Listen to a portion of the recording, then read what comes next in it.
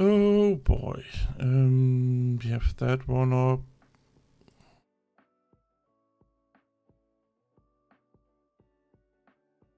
We have that one up. And we have a thunderstorm.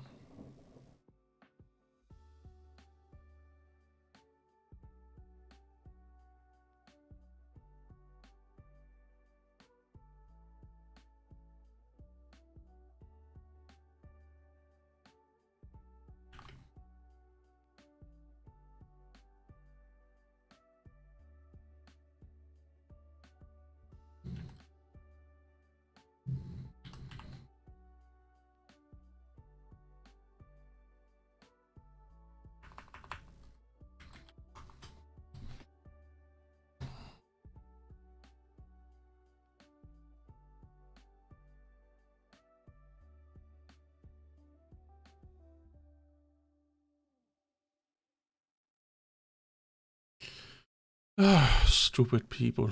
What a joy. Okay, let's see. I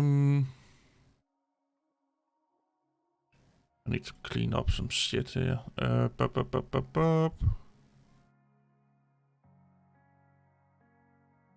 that one going.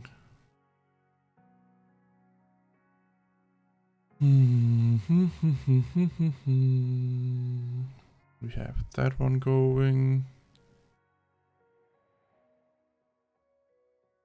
And looks like it's okay.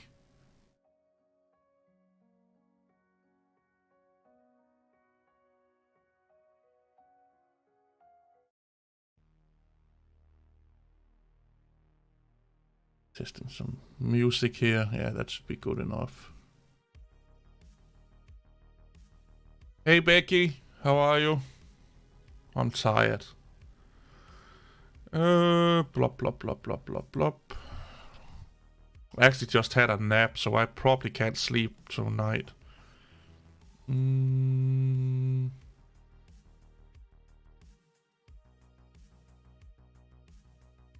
Oh yeah, I updated this one yesterday. Settings. What are you doing?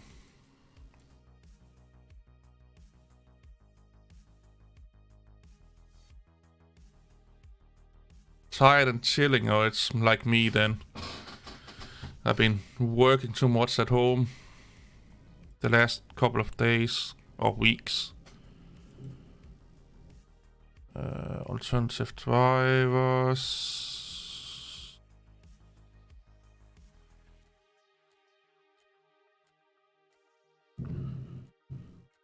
Wow, there's really thunderstorms outside. I love it. Hey, Mr. Barber.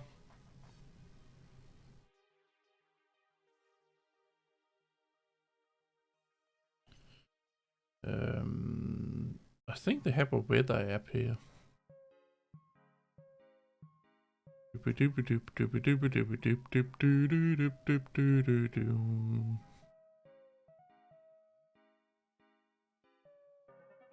Didn't Ubuntu used or GNOME used to have a weather app?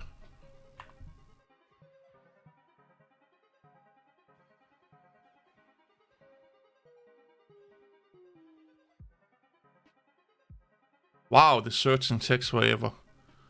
Come on, baby. Wake up. Windows have found it in like 5 seconds, but anyway, let's not bash-mouth Linux just yet.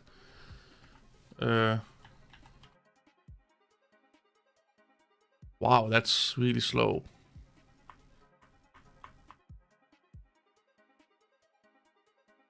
So it can Hey, Duster. That's weird. What if I install uLauncher? Oh, I hate that I have to do this.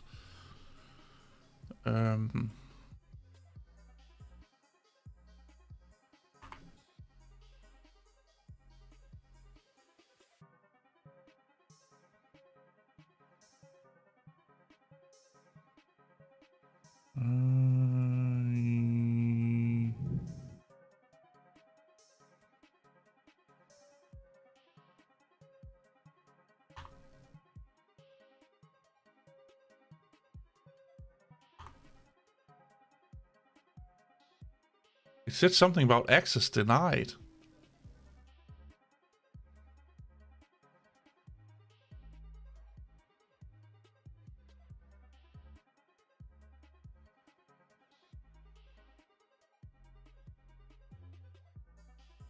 Control space.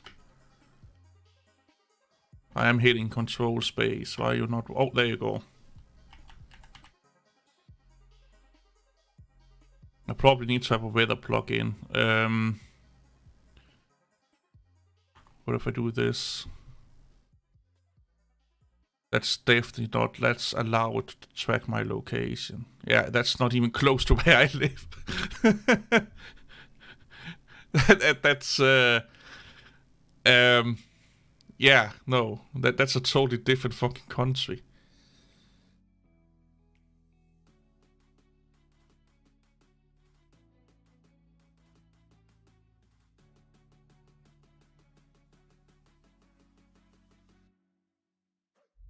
Yeah, no, it's not another country, sorry, but well, it's kinda this here. What is it outside?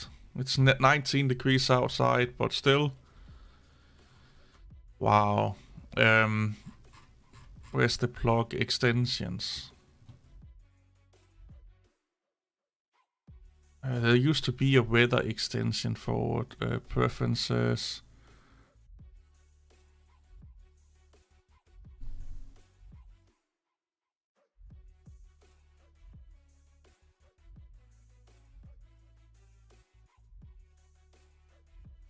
I actually don't really use this type of things, to be honest.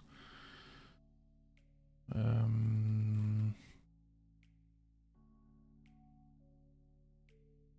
can add in a shortcut here if you want to.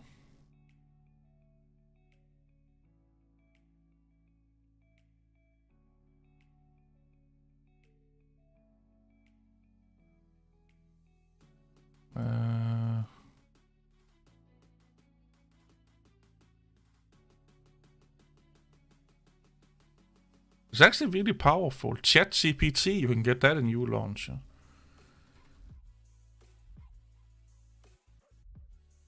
NuGet search, nice. VS Code, ooh.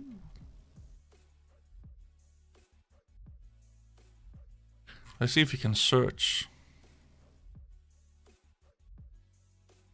Is that what? Wait, there's no search option. What? That's just stupid. Like, that's really stupid. There's no search option. Wow.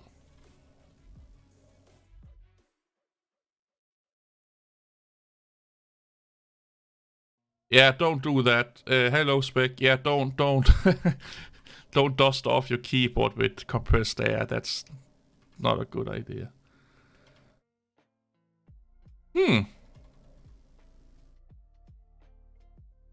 So we have to basically just manually search everything. Well, we could put it under alphabetic order, though. That would probably... No, we can't even do that. This is the... Oh, God. Is this the most unusable fucking site ever built? How can someone be so fucking stupid to not understand that when you have like probably hundreds of add-ons, someone wants to probably search it. And they probably also want to sort it in alphabetic order. Oh God, sometimes I'm baffled with the stupidity of people that think they are smart. Holy shit. Oh, we can get a Spotify player, that's neat. But hey, this is open source, so let's not complain. Yay. Firefox history. Yeah, that's not probably something you should not want it in a fucking launcher extension. With all your Pornhub searches and donkey penises inserting into cakes and whatnot. That's not a good idea. Windows selection could actually be a good idea. X Windows switcher could also be a good idea. I don't think there's any weather app in here. /stalker. Wow, this is really limited. XFCE screenshot extension. Two-factor authenticate. Yeah. So, having a security tool that shows you security code by just doing this here, and then type a word in, like 2FA, and then it shows you the two-factor authenticator. I hope it's not doing that, because that's probably one of the most unsecure thing I've seen in my whole life.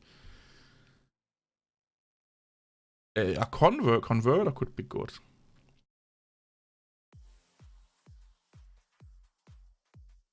IP lookup or lookup. Yeah. Password generator. Yeah. Emojis. Yeah.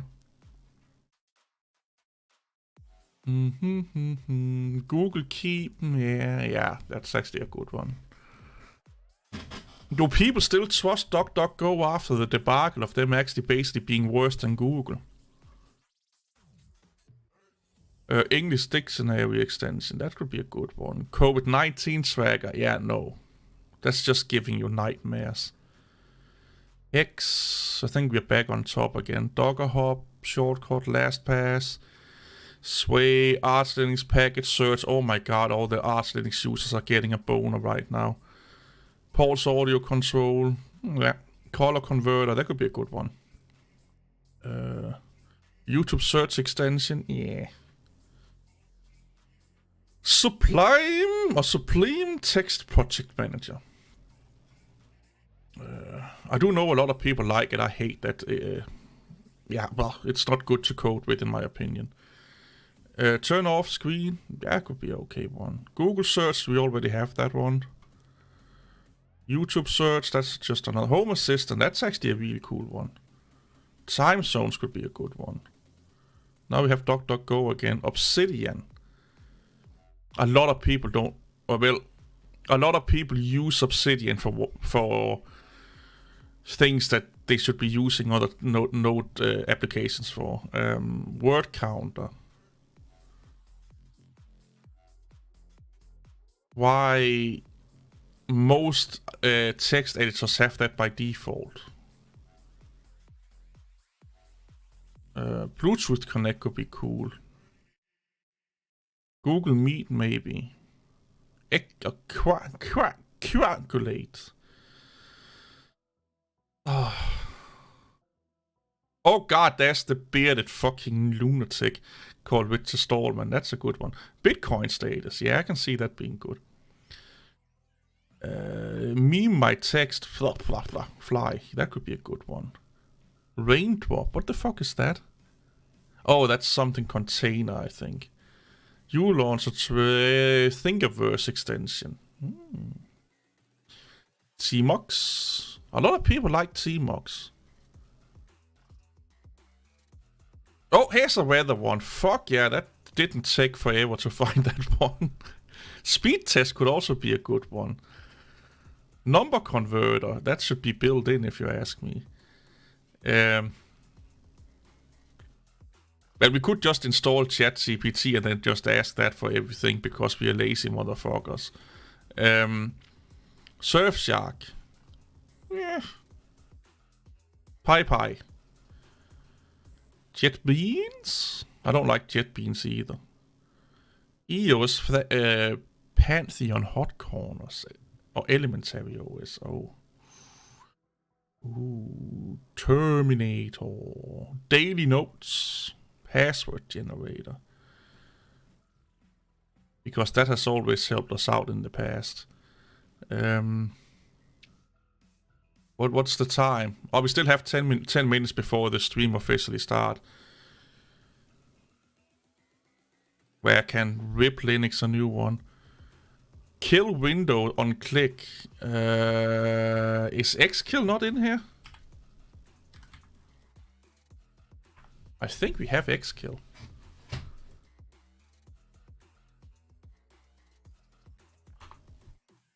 Yeah, select a Windows you want to kill with button 1. Wait, what? That's not working.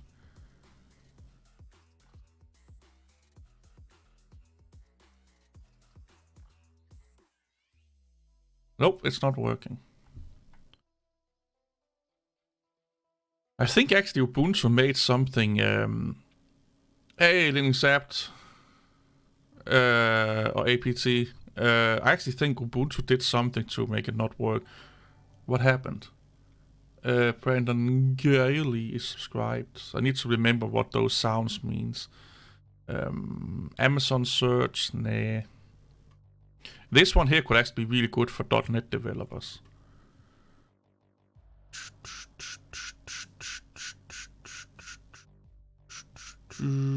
Bookmarks or bookmarks, not book big. I think about Big Macs. I could really use a Big Mac. Random number. That's it. We looked all the extensions.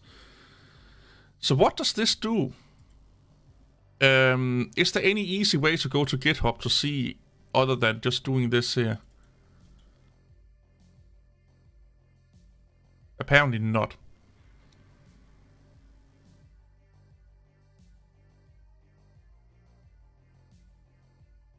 Yeah, but what does it do? Does it just show the two-factor authentication number in my window?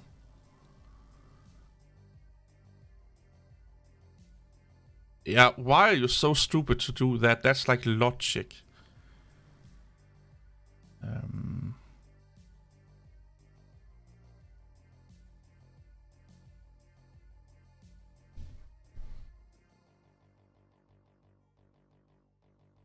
Okay, so you need to click on them to see the OTP token, but that's still way too convenient and easy.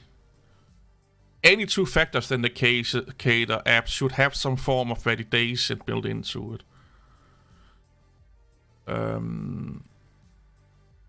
Conversion. Average tech hunt enjoyer, yeah.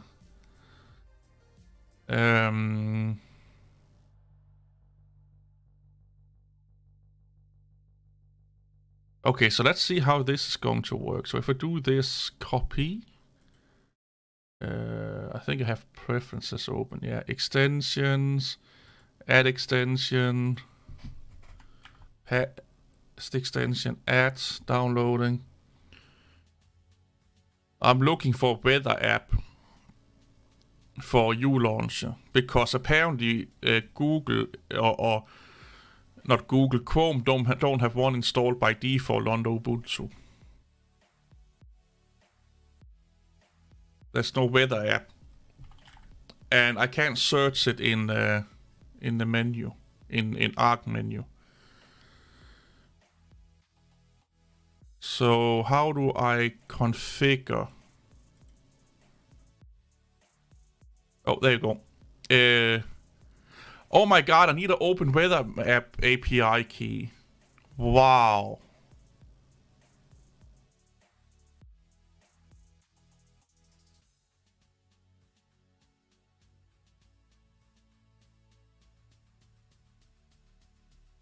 Yeah, workaround. Yep. Yeah, a workaround.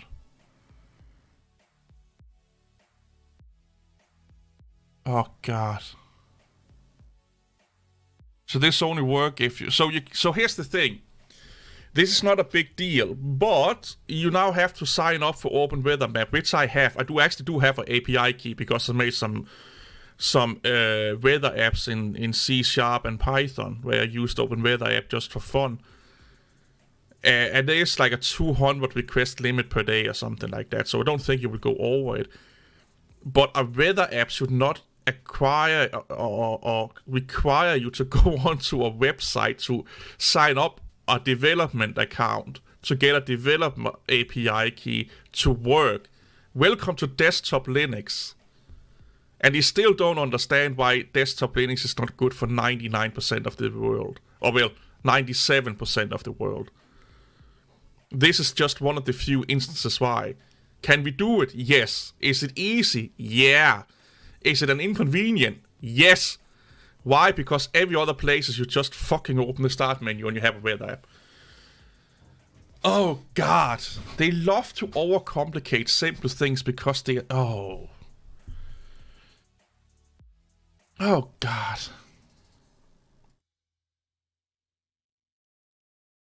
Like when you start up a computer, you install something as simple. I know there's other programs you can install and just get weather really conveniently. But this is not uncommon in Linux. So when you install a computer and you set it up, you don't want to sit and micromanage every little fucking program. You want to set it up so you can start working. Like, people care about getting from this much and then to a full-blown desktop where they can do work or entertainment. They don't want to sit and be like, oh, now I have to nurse this little program to make sure it's working. Now I have to nurse this little program to make sure it's working. And then maybe in 5 hours I can start to actually write my fucking notation paper. It's the disconnect to reality within Linux is driving me mental. Let's see what happens if we add the speed test. Oh, I was so angry I actually closed the window. That's maybe not a good thing. So let's add extension. Like, I like how easy it is to add extension. But why can I not add extensions from within the window or just by clicking a button and then it's added? It's all of these conveniences here that's just... They get... Like, this experience here is like 80% where people want it. And then they're missing the last 20. And they're like, why are people not using it? It's because the last 20 is where it make or break the app or the experience for most people. Most people don't want to sit here and copy, paste, and blah, blah. They want to go on to maybe an external website, click a fucking button, and now you have the extension on your app. Yeah, it's oh, it crashed. Yeah. Oh! Try install this module manually. pip3 install pi notifier user and restart launcher.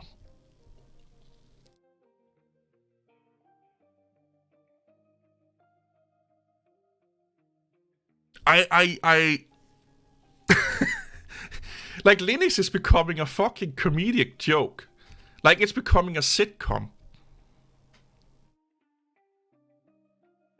Well, yeah, you're right. At least they actually told me what to do. That's a good thing.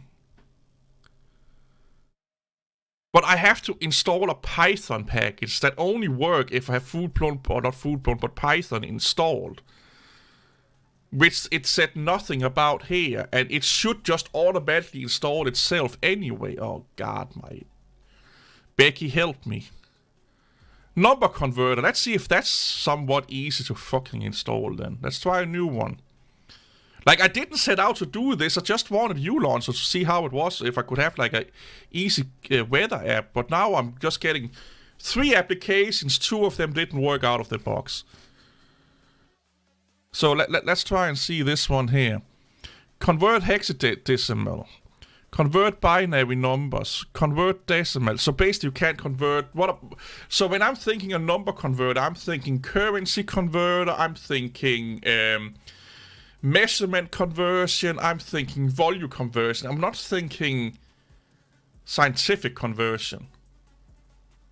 So basically this is useless for 99% of the populace. So at least this one works, but it's useless for 99% of people.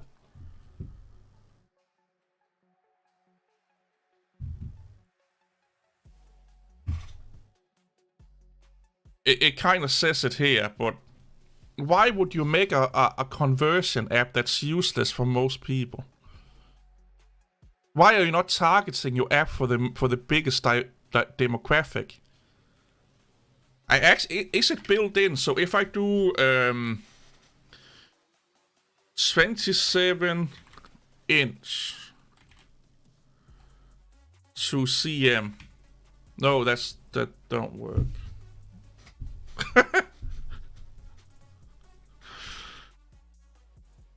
Oh, fucking hell.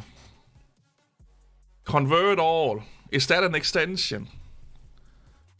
But here's the sweet thing, low spec. Here's the sweet thing. I now have to read every fucking item until I find it in here. Because you can't sort, you can't search. So now I have to make sure that my brain can read, convert all, or find it in this list here. Oh, God. Is it even a fucking U-launcher?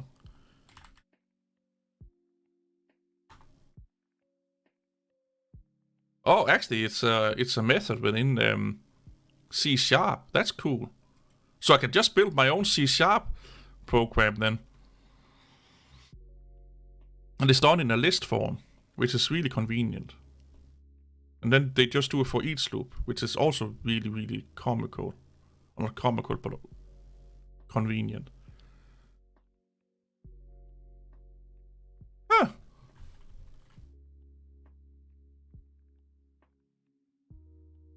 Yeah, I don't know, man. It's 1600 hours. Let's start to shit on fucking Linux. So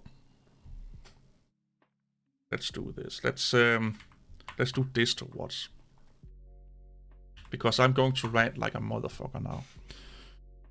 Oh, Magia came out with version 9. I actually really like that distribution.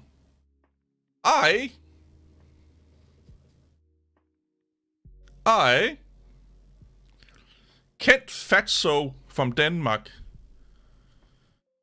is publicly announcing his retirement from desktop Linux. That's right. I have no interest in desktop Linux whatsoever. I have no interest in whatever the stupid, pseudo-intelligent community have to say about desktop Linux because they are all fucking wrong. I am done. 1000% done. I am not going to help anyone with Linux anymore other than people in my Discord. I am not going to make help videos about Linux anymore. I am going to make videos making fun of Linux because that's fun. I am going to make reaction videos because it's fun. If I'm going to make a video dedicated to Linux learning, it's going to be corporate. It's going to be IT work related. Because those are the only people that have their fucking heads screwed on right when it comes to Linux. I am so fed up with the community ruining desktop Linux, holding desktop Linux back. Yes, you heard me right. Microsoft is not desktop Linux worst enemy. It's not proprietary software. It's not Mac OS. It's not some fucking magical fairy sitting in the corner masturbating proprietary software into your brains. It's the fucking Linux community. And the way that the Linux community is gatekeeping, wall gardening what they think is Linux in the name of ethos and political fucking activism and fuck a fucking donkey up my ass. It has no fucking influence on desktop Linux whatsoever. I am so fed up with it. Every fucking year, Linux do something great. I see the Linux community ruin it. Every year, I see more and more people go to Linux. I see almost all of them go back to Windows or Mac OS because the Linux community ruined it for them. And I am fed up with being yelled and screamed at by the Linux community for saying what everyone is telling me. If you watch my videos and you look at my criticism, there is a single Linux community. The Linux community is one thing. It's every Linux user. You're part of it. If you're a Linux user, you're part of the community. And if you are not doing anything about the people that are actually hurting said community, you are part of the problem. It's like watching someone beating an old lady and you're doing nothing but standing and watching and say, well, I am not beating that fucking old lady. It's that person over there. It's the same fucking thing. No, that's not an absurd generalization. It is a generalization. It's something you now, again, this is the problem with the Linux community. I don't do bad things, but these people over here do bad things, but because I don't do bad things, that's not my issue. That's not the whole community's issue. That's true. But if the community, the users, that is the community, are doing bad shit, and you don't do anything about it, you're just as bad. Like I said, it's like watching someone beat up an old lady and doing nothing about it. I live in Denmark. I am part of the Danish community, even though I am not talking to many Danish people, but I am still part of the Danish community. I'm also part of the community in what town I live in. You can narrow it down. But if you look at it in the broader scope, in like the biggest fucking plus you can find and you can write with, everyone that use Linux is part of the Linux community. That's how it works. And I'm sorry if you are so fucking stupid you can't see that. I'm tired of people making crazy ass excuses because they just can't see it. I've been doing this for 26 years. I don't care. Excuses don't fucking count, okay? If you want to make excuses, go into your bubble, go into your echo chamber and talk to your yes men and yes girls, and only talk to the people that say things you like to hear. Be that close-minded, narrow-thinking person. I don't give a fuck anymore. No, broad processing is not for simpletons. That's reality. That's how you define a community. You are part of something. You cannot say that I live in Denmark and I'm not part of the Danish community. Even though that we are talking about every Danish person. Is it a simplification? Yes, but it's also true.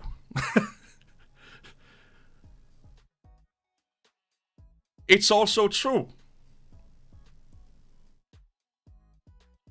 The world is bigger of them. Yeah, I'm also part of the community that's called humans that lives on Earth. You can be part of more than one community. I'm also part of the Mac community because I use Macintosh or Mac OS.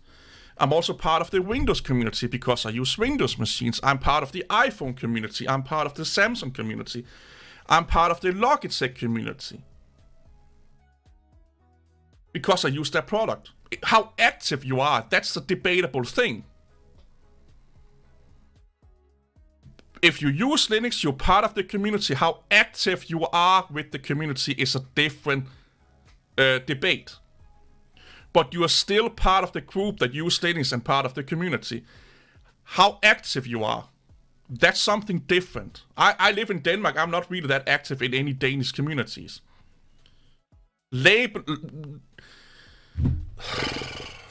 Listen, do you listen? Yeah, everything is a label. Your name is a label. Your name is a label. Your plot type is a label. My point is that if you listen to what the fuck I'm saying, you'll see what my point is. I am saying the Linux community is the one holding Linux down. And if you let me fucking talk, I will go into greater detail about it. But you got offended because you kind of think there's something about it. Because here's the thing. When someone gets offended by something they hear, that's because they have an unresolved emotional reaction to that said thing. And it makes them uncomfortable. So, if you don't like me saying fuck you and dicks and whatever the fuck it is, like, get your fucking ass out of here. I have worked my whole life with grown-ass people, okay? This is not drama, this is facts. I'm probably double your age, but anyway. So, let me explain. Why is the Linux community holding Linux back? Yeah, if you don't like what I'm saying, get the fuck out of here. Again, I'm tired of pandering to woke-ass fucking my feelings means more than the truth kind of people, which Linux is kind of fucking entrenched with nowadays. When you talk up, I can come with concrete evidence about something with Linux, and then it's like, oh, my feelings, my opinion. That's not facts, that's just you don't like what the fuck I'm saying. So if your feelings are getting hurt of me saying dick sucking, swinging monkey, you know where the door is. Go hide under a blanket and watch My Little Pony and get your mom to get your fucking coffee. Well, coffee's probably too strong for a sensitive soul like you. So go get, like, let's say, a strawberry smoothie or something like that, okay? A Mac user will be part of the FreeBSD. No. Mac and FreeBSD has nothing, well, they almost have nothing with each other to do. Okay? The Mac OS users are not going over and mingling with the FreeBSD users. So again, if you all just would let me explain before you all go fucking nuts. Okay? Let me explain why I'm saying the Linux community is hurting Linux. Because you all right now are getting really angry because you're probably not going to like what I'm going to say. Again, what did I say about people getting offended? You have an unresolved emotional attachment to what I'm talking about. Okay? So, calm your titties, calm your dicks, tight up your assholes, and let me explain why the Linux community is ruining Linux. Okay? I'm not talking... Drama is talking about two people having a beef. Drama is talking about someone that peed in a public place. Drama is talking... You need to learn your English, I'm sorry. But, yeah, anyway. So, why is Linux... let me try again. Why is the Linux community ruining Linux? So, let's again boil it down to its simplest thing. We can kind of say we have two groups. There's, everything is not black and white, but let's just, for the sake of this argument, you're a native speaker and English teacher, my friend, then you should know that this is not drama. I'm sorry, you should know this is not drama. I'm talking from 26 years of experience dealing with the Linux community. I'm talking with information I have gathered from talking to hundreds of people within Linux. The closest you will call this is personal opinion, not drama. Look up what drama is. Should we look up what drama is for the English teacher? What is drama?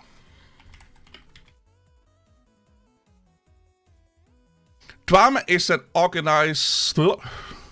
Oh, I can't spell. Why? Oh, I spelled it wrong.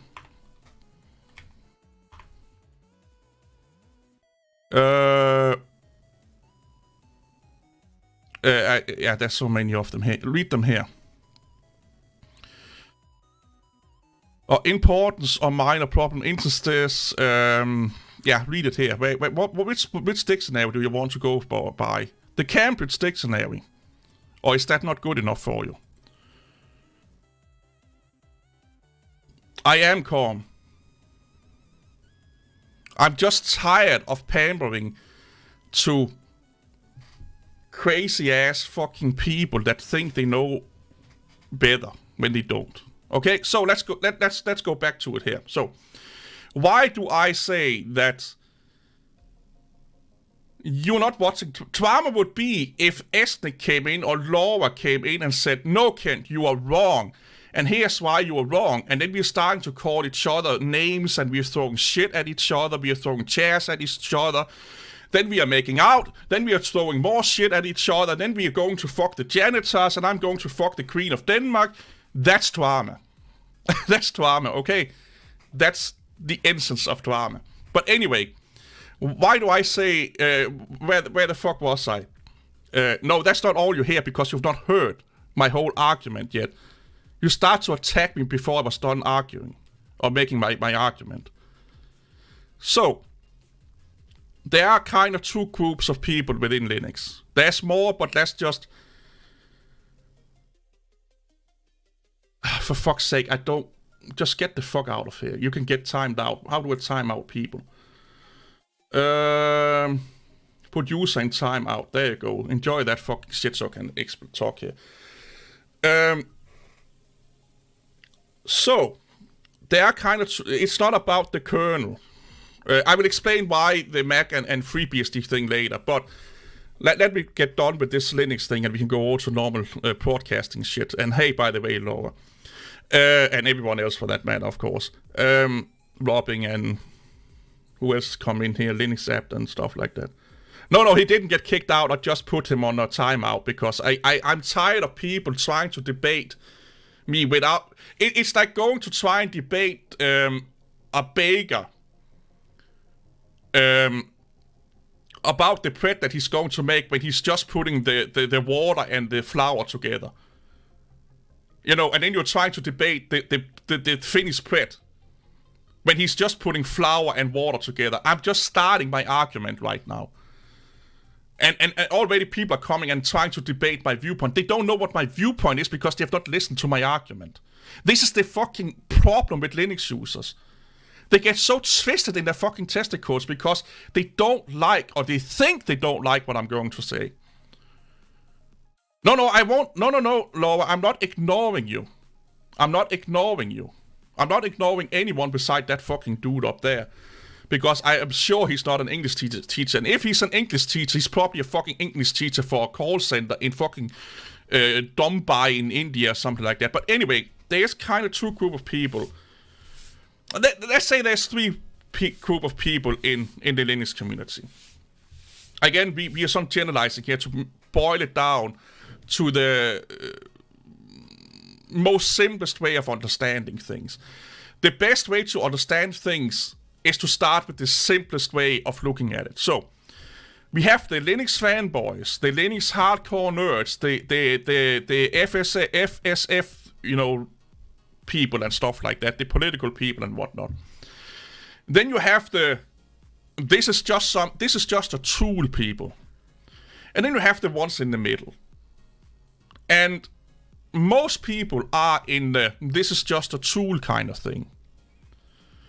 Maybe a little bit in the middle. They prefer the idea of the open source kind of thing. They like a little bit of the philosophies about Linux and what goes into it, but mostly it's just like, well, I use Linux because it does what I need to do. I use it at work, and blah blah blah blah. Then we have the ones that you would call the toxic Linux users. Let's call them that. The political activists, the crazy ass fucking people and stuff like that. Yes, they are the minority, but they are the ones speaking loudest. They're the one yelling loudest. And therefore, they are the one being heard the most. Therefore, they are the one that are hurting Linux the most. But here's a kicker. Like I said about the old lady getting kicked on the street. If this is just a tool kind of people are not telling the other people to, hey, step down a little bit here, folks. You know, calm your tits. That's not how we do things. We understand that you look at it like that, but don't you understand that you are hurting the message that the majority of Linux users are trying to convey? That we just want an alternative. We just want things to work. We just want to be happy. We just want to do nice, cool, amazing fucking shit. But you over here are going on to all kind of videos and yelling and screaming at people, even videos that have nothing to do with Linux. You're going on to Windows videos and Mac videos and yelling and screaming and blah blah blah and being toxic like a motherfucker. Those are the ones that are hurting Linux, but indirectly, this is just a tool people, if you're calling them that.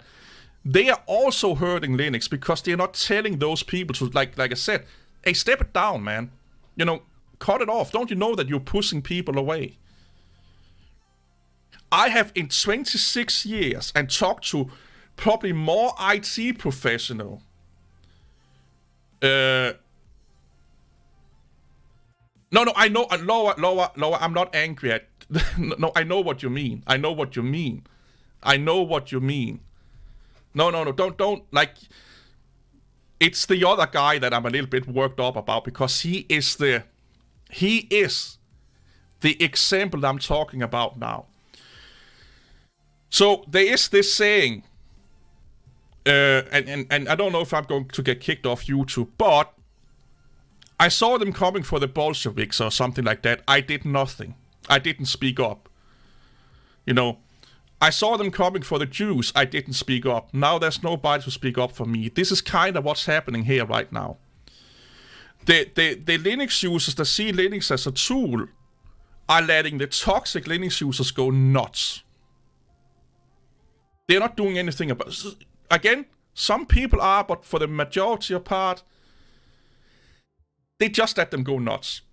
And then they can't understand that Linux has the reputation of having a toxic community. This is not me saying this. This is the perception the populace have towards Linux, is that Linux is toxic. Okay? If people from the outside in are seeing Linux as being toxic, that's a problem. That's a problem. But if we, the tool people, are not doing anything about it, we are indirectly helping them. You get what I'm saying here? So, you may be an amazing Linux user, a great teacher, a great spokesperson and stuff like that. But if you let those nutheads going nuts, basically, is helping them. You are not helping the community. And when people get into a new area, they're learning a new skill, they're trying a new thing, they want to expand their horizons, they don't want to deal with negativity. They don't want to deal with toxicity. But like I said, if you go watch any fucking video that has anything to do with Linux, or even Windows, this is a really good example. My good friend Christian Lambert, he made a video why he moved from Linux to Windows, because it made sense in his professional life. There are comments on there that you can't see because he deleted them. To this day, he still gets amazing fucking harassment from the Linux community by not using Linux. A personal choice that are not going to hurt anyone. He is getting, maybe not so much anymore, but at least the first year of that video being published, or the first 6 months, he got bombarded with negativity and toxicity from Linux. A few Linux users went in there and say, yeah, that's okay. But he got bombarded to the degree that he had to make a public statement saying that he had to moderate his fucking comment section because it could then hinder his channel.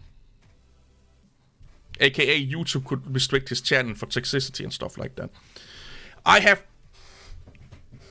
in all my years on YouTube, never seen that amount of things happening with someone going from Mac to Windows or Windows to Mac. I have been on YouTube since the day, or maybe the week YouTube came out. Hey, Lamer. So, when did YouTube came out?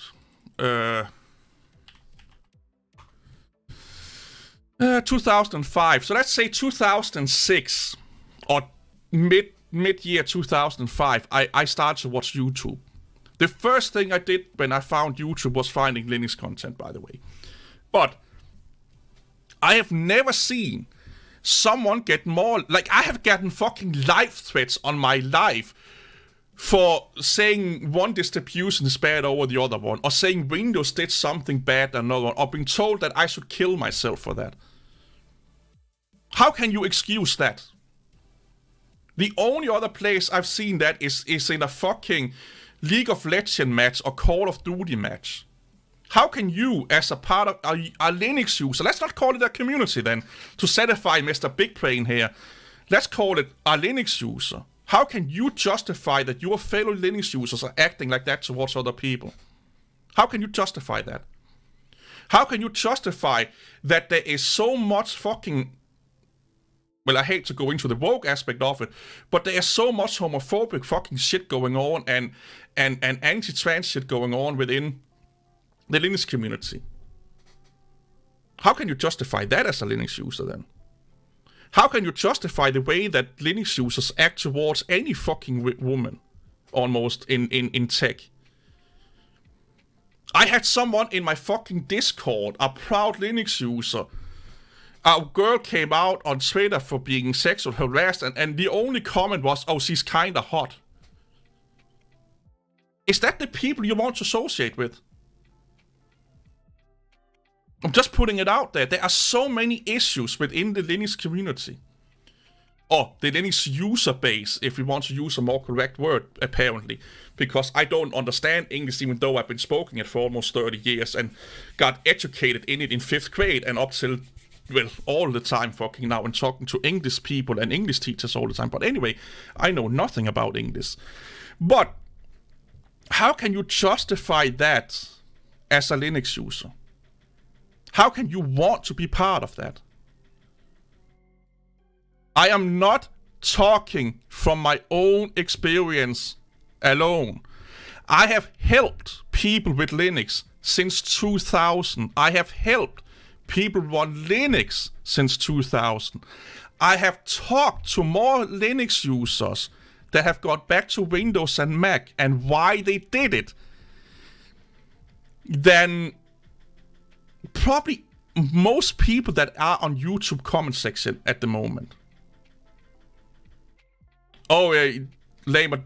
Yeah, I think I can still see what they are saying. No excuse. Yeah. No, so here's the thing. If I just ignore you, you are going to taint everyone else's experience in here. I don't kick you, I time you out. I time people out 2 or 3 times. The third or fourth time, it's a kick. No, this is not a freedom of speech. Understand freedom of speech. My YouTube channel is not a public forum. My YouTube channel is not a governmental entity. The only place freedom of speech has effect is anything that has to do with a government. Go read about that. We are following the Americans' ways of freedom of speech because it's an American company. That's what is in effect. Go read up the Constitution of freedom of speech in America. I can do and say and moderate whatever the fuck I want in my own space. The government cannot go and regulate you. That's kind of the broad aspect of it.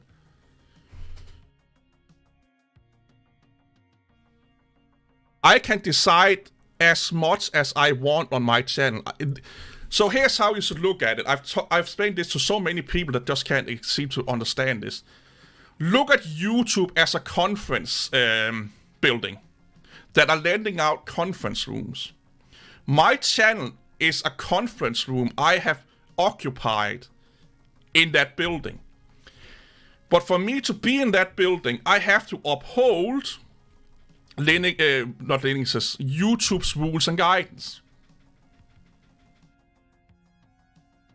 When you go into the room I have rented or occupied, you now have to uphold YouTube's rules and guidelines and mine. And if I deem someone to be a disturbance to the creator piece or the subject and stuff like that, I can do whatever. I can ban you for just not liking your fucking avatar. And you can do nothing about it. I can ban you for using the wrong emote. The live chat on my stream and anyone's streams is not a law, it's a privilege. You're privileged to be allowed to speak in it. I can use this as a dictatorship, yeah.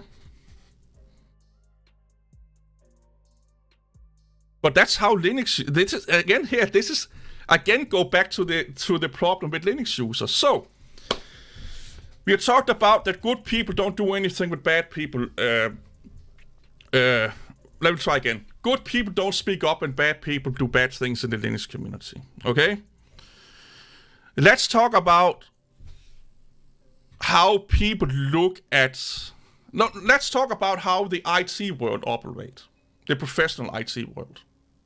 Okay? X company want to work. Yeah, go fuck yourself. Go to your call center. So, where was I?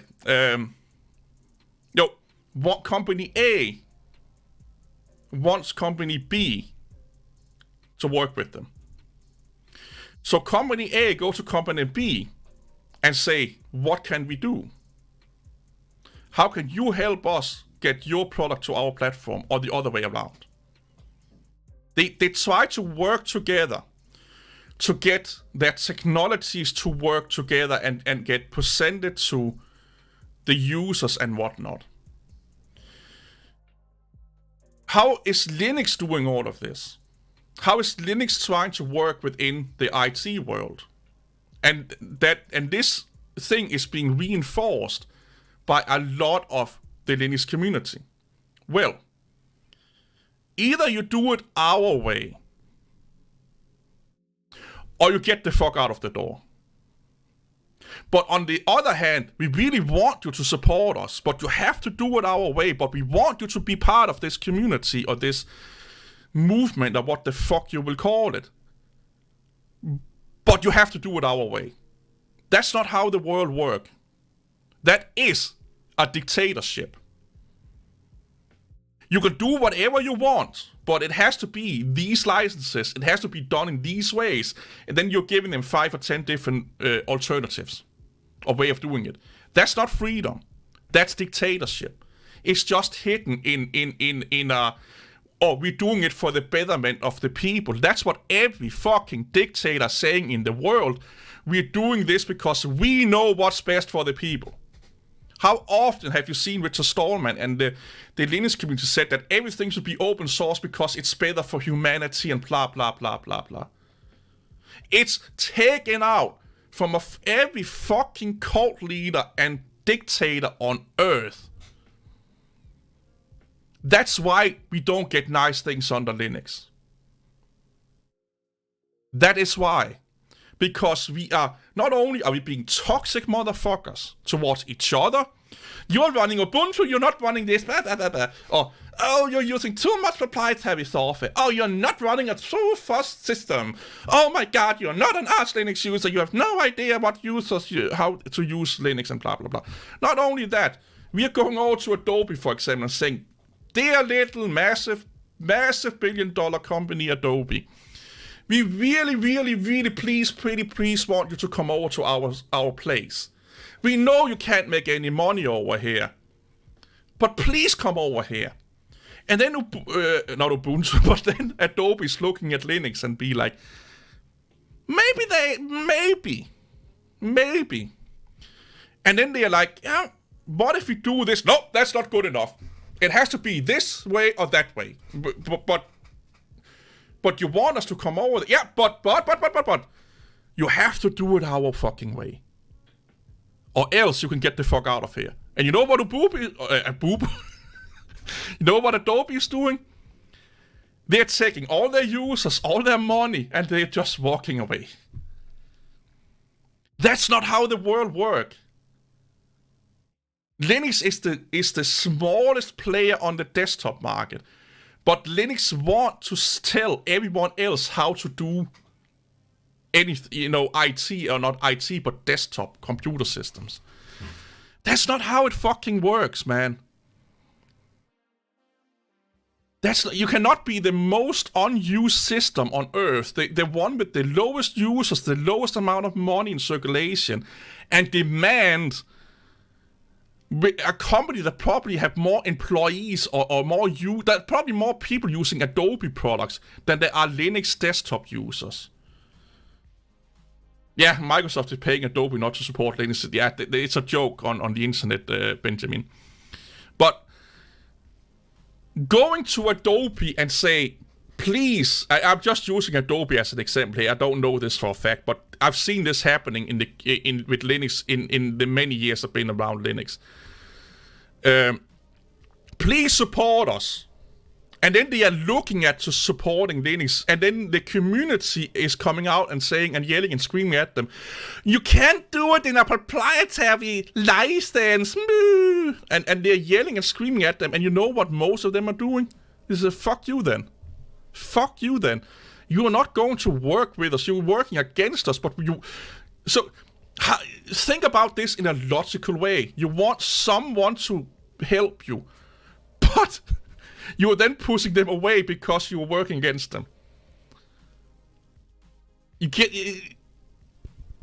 Like, I am old compared to many people on the internet, okay? I remember when SUSE, yes, that was before it was called OpenSUSE and was split up in 2 companies and all that fucking shit. OpenSUSE was the first distribution to support Active Directory. Why did they do that? Well, the customers of, or the users of SUSE wanted Active Directory. You know what SUSE did? They went up to Microsoft and said, how can we make this happen? They didn't care about what fucking license it was under and stuff like that. SUSE Linux got yelled at for a few years by the community. It got ragged on. SUSE was paid off by Microsoft. Microsoft owns SUSE. Nobody should use SUSE anymore because they support Active Directory. You saw videos after videos. You saw articles after articles attacking SUSE for giving the customers, the users, something they want, and to go up to Microsoft and say, our customer base want this. How can you and I work together to give them that?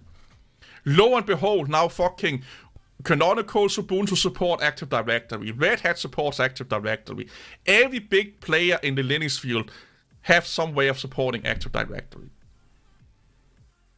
Again, the community, the Linux users, are hurting Linux. Yes, not all, but a fucking big part of them are. The loudest part of them. You get what I'm coming at here? That's something I have seen with my own fucking eyes, and you can go and research this yourself. There was a lot of speculation about SUSE being owned. Fuck! There are speculations today that Ubuntu is secretly owned by Microsoft because Ubuntu is the biggest distribution and have a lot and do a lot of in-house things. So therefore, automatically, because Ubuntu is being run like a business and Microsoft is being run like a business, it has to be owned by Microsoft. Hey, Seth. How on earth can nobody see the fucking stupidity going on right now? You want to know why it took... Let me look at it like this. No, let me finish this thought here and then we can go on to another one. Because I'm all over the place today. I'm really angry about this shit today. I'm really worked out about Linux users today. Let's talk Ubuntu again. Ubuntu had something called, or they still have, I think it's called Launchpad. Is it Ubuntu? I think it don't quote me if it was Launchpad or what the fuck it was. But Ubuntu made, I think it was Launchpad, and it was proprietary. Again, the Linux users, the Linux community, Mr. I am an English teacher, by the way, hassled Ubuntu for a long fucking time to open source Launchpad. Then we can contribute back to the project, we can see the source code, we can do all of these nice things. And Canonical was like, you know what, people? We have heard you, man. We have heard you. You want us to open source, I think it was Launchpad, but I could be wrong. But let's just figure the right technology. But they have done this, and again, there are evidence of this on the interwebs. You know what, community? Let's open source it. They open sourced it. The Linux community got the biggest nerd boner they could ever fucking have and swung it around their fucking own heads. It was Launchpad. Thanks, Lamer. I think there is only one fork of Launchpad in existence. One or two. Today. And this was made in 2005. So the community was yelling and screaming and forcing and pestering Ubuntu, or Canonical, to open source a product in the name of open source. It's a... Launchpad is a software cooperation platform that provides bots. It's basically like GitHub. Like another way of doing source repositories using Bazaar and Git and stuff like that. A source code control mechanism, testing mechanism and stuff like that. And almost nobody... Yeah, that's correct, Cobalt MK1. You're so right.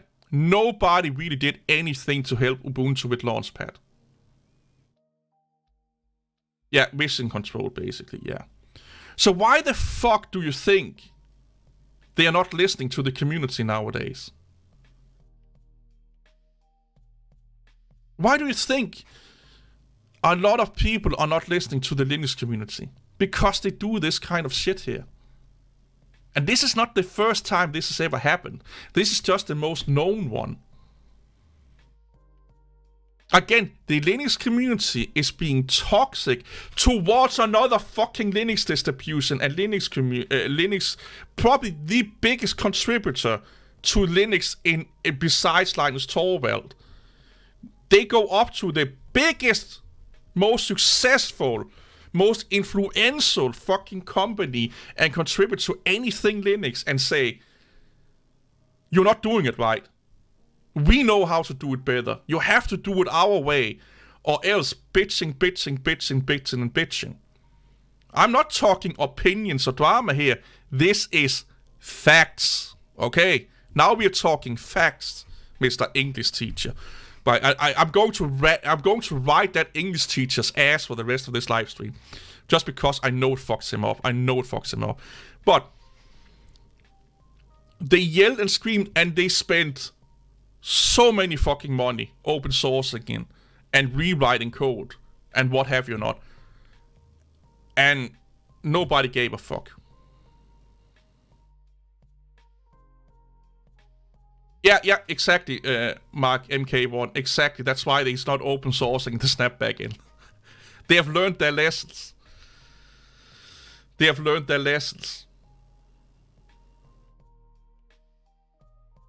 You know, and this is not the only time I've seen this. What have the Linux community done with the open sourcing of the NVIDIA driver? We got the preacher himself, Destotube, coming out with his bald fucking shining head of glory, telling that the world has, or the Linux world have won. We are on the right side of history because of open sourcing NVIDIA drivers. It's the right side thing to do, and you're on the right side of history. We are doing humanity a favor, and blah blah blah. What have he done? What have any fucking Andy in their basement done to the Linux open source driver? Oh, sorry, not the NVIDIA open source driver coming from NVIDIA. Probably nothing. I've not heard anyone talk about it since he went out in his garden and farted his way around his fucking tall grass.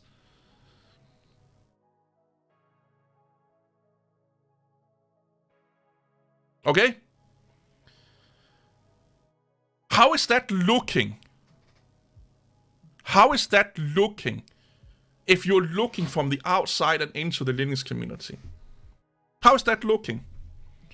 You see a prominent guy in the Linux community running around like he just fucking won the lottery, and then judging and looking down on the biggest fucking part of the computing world, the proprietary with Windows and Mac world, and telling them how bad they are, and Windows has a massive fucking win here, and it's going to explode the Linux world and stuff like that. How is that looking? And that's not how you work together in the IT world. This is not how you work together in the IT world.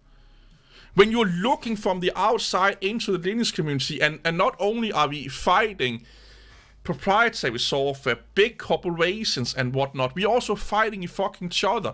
We have the user base fighting Ubuntu all the fucking time.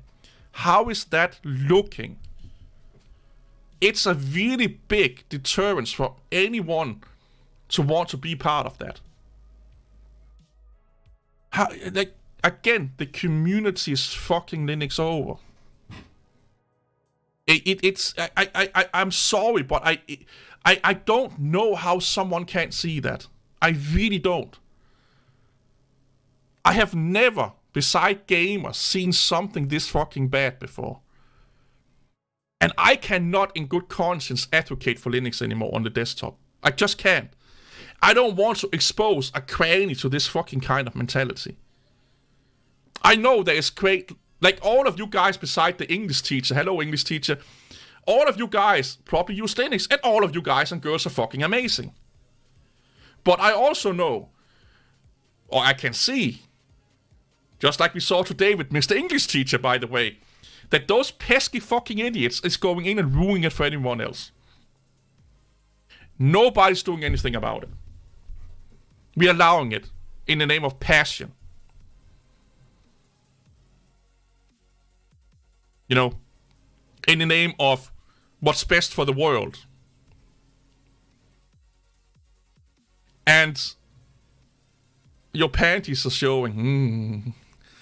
And I have seen, and this is probably my biggest fucking problem here. I used Linux as a teenager. I think I used Linux the first time as a 15-year-old kid, installing it with no internet. Okay? I fell in love with what Linux had to offer back then. I thought it was amazing. Was it better than Windows? No. It was different. I like people to have options. I may not use them. You may not use them. But the more options, the fucking better, in my opinion. And I have slowly seen this amazing thing being ruined over and over and over, and everyone that gets a little bit excited about it, leaving it, every company that not every, but a lot of companies that are thinking about supporting it, not doing it because of the fucking community. You know. And it's not the professional community, it's the desktop Linux users. There is nothing more vile than I think I'm smart and have a high IQ Linux desktop user. And it drives me fucking nuts. It drives me nuts that the Free Software Foundation and those, and yes, it is mostly Free Software Foundation's fault, because a lot of the things that I'm talking about here is actually what the Free Software Foundation wants to happen. They want everything to be open source compatible. They want Linux to be the only thing, or GNU Linux to be the only thing, and blah blah blah blah blah. And then you have all of that disciples that is most of the people in the toxic Linux community are associating themselves with the Free Software Foundation. Just a fact. Look at DistroTube. Love Richard Stallman. Man Loudlaw, love Richard Stallman. You know, I could go on and on and on. I have seen something that was meant or was looked at as this is something different than Microsoft or Mac OS. This is kind of cool. To become something that's not only is eating itself from the inside and out, but is in war with everyone else. Here's a newsflash. Here's a newsflash for all of you fucking Linux nerds out there. The only one that's at war with Linux are Linux users. Mac OS, Apple don't really give a fuck about Linux. They really don't. Windows, like the last 10, 15 years, don't really give a fuck about Linux anymore. They thought Linux was a threat in like the 90s and early 2000s, and then they found out that it really was not. And instead of then fighting Linux, they are now working with Linux. But of course, or open source, let me put it that way. But Microsoft is of course doing what big corporations do. They make sure that their ecosystem, their products, works best or only within their own ecosystem. So when Microsoft do something, if it's open source, they prefer you use it under Windows, and they prefer you use it with other Microsoft technologies. That's how the world fucking works. Okay? The only one that is at war in the OS world, the OS desktop world, is Linux users. Windows users don't give a fuck about Linux. They even probably use it. They don't give a fuck about open source. They probably use it. You know, the same with Mac users. They probably also use open source software. The only one that are pointing fingers and are angry and blaming everyone else for the lack of success is Linux users. Or Linux desktop users, sorry. How is that productive? Help me out here. Laura, come with your wisdom and tell me if I'm right or wrong here. How is being in a constant combat mode and in a constant negativity mode towards everything else in the world a good thing? It's not. Linux users on the desktop, they have this really great ability to live in a world of if only, maybes, it could happen. They're not looking at what is actually happening today. They build systems up around Linux becoming the dominant platform. They are building systems and UIs and ideas up around people wanting to use Linux and alternative software more than non-alternative software, which is not the case. That's not the case. What Linux should do, and Linux users should do, is work with everyone in the world we work in. And they just can't seem to grasp that because they don't want to budge.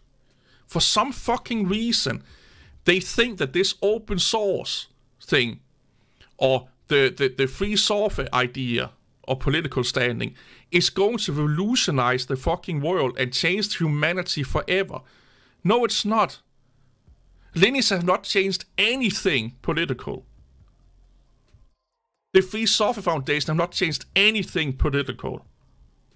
They have changed something in the computing world, but not on the political landscape. Your local governments are not having debates about free software and open source and Linux as a means to combat political issues.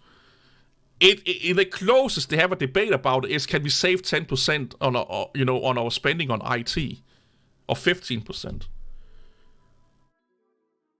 That's the closest Linux have an impact on anything political locally or in the grand scheme.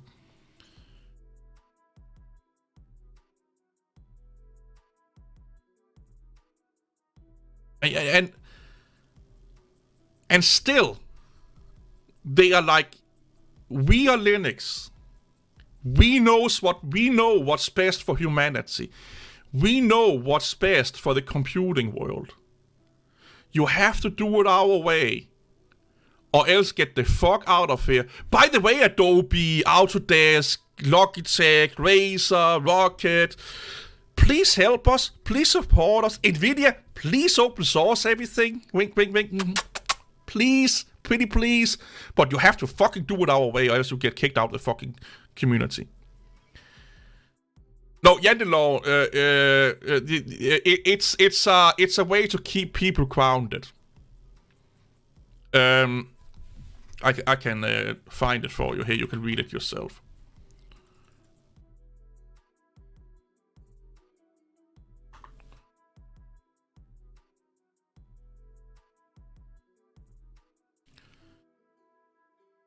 This is basically what it is in, what it's about. It's kind of like an unofficial. It's kind of a way of life in Denmark for a lot of people. It's one of those unspoken laws or unwritten down laws that we have. But anyway, can honestly, how is that going to work? And I've seen this again plenty of times, where companies and organizations have reached a hand out to Linux or trying to do something with Linux, but then it just don't make financial sense and they stop supporting it. And then Linux users get angry and yell and scream and become toxic and be like, oh, well, then just let the pesky Microsoft users pay for it. Well, then, okay, apparently Microsoft users are okay if they pay for your free shit then, or for your shit. Or you should support us even though that you're losing millions of dollars a year because pro Linux, you know. And it's I'm done. I'm fucking done. I'm done being part or being active with a group of fucking kids and dictators. Because like I said before, all of these things is what dictators and cults act like. That's what they do. You don't have an option. They can make you pretend that you have options. But they don't. You don't have an option. Because they are it's like me saying that, well, we have a democratic election. The person with the most votes get elected. But I am the one choosing who you can vote on. Then you don't have a democracy, you know. You don't have any options. I'm just finding, let's say, 5 people that I know will support me, and I'm like, here, vote on those fucking idiots. You know. Here, vote on those. It's the illusion of choice and freedom then. And that is what Linux is. It's an illusion. It's a massive illusion. And I am so fed up. I am so fed up with the Linux mob being who they are. I am so fed up with them attacking me. Like I have someone where I kicked them out of Discord. They stalked me on Instagram just to tell me how wrong I am. You know, just for having an opinion that they didn't like. Just like Mr. I'm a teacher, by the way. I have, like I said, and I know this sounds arrogant, but this is probably the truth. I have probably the YouTuber, beside probably DJ Ware, that have helped and converted more people over to Linux than you can ever think. I have just not done it publicly. I'm not done it in YouTube. Because I did it before YouTube. I went to fucking go into stores that had computers standing on them and debate every salesperson for an hour why they don't sell Linux and they should. I went to every IT department I could fucking get my hands on when I was working to spread the word of Linux, to promote Linux, not yell and scream, but debate them why they should use Linux in their fucking offices and in their environments. And they all had really good fucking counter arguments. Hey, my friend, we know you're passionate about this Linux thing, but do you really think us professional IT people have never heard about Linux before? And do you not think that if it was really better and cheaper for the company, that they have not thought about converting? Of course they have. It just don't make sense. That's what I'm being told all the time. I have probably talked to more people in places where they could make a change about Linux than anyone on YouTube besides probably DJ Ware. Because most people on YouTube, they have not talked with people that buy fucking IT products. They have not talked about people that could actually make a company change the fucking infrastructure of operating systems. They talk to a fucking random idiot on a forum post. They talk to a random guy or girl on the street. They are not talk to people that could actually implement this fucking shit. I have. And I've done it for over 10 years before I realized that I was just being an obnoxious motherfucker. That was just pushing an idea that I thought was right and didn't allow people to do whatever the fuck they want. I couldn't accept a Windows computer where I worked. I would be going, and not every day, but probably every week, I will make comments about, oh, look at all these fucking pesky Windows computers. You're probably filled with fucking viruses and backdoors. I would go around a company I work for and saying that shit out loud. In hope they will come, oh, Kent, you smart fucking idiot. Tell us what to use, you enlightened one. And I'm like, use Linux.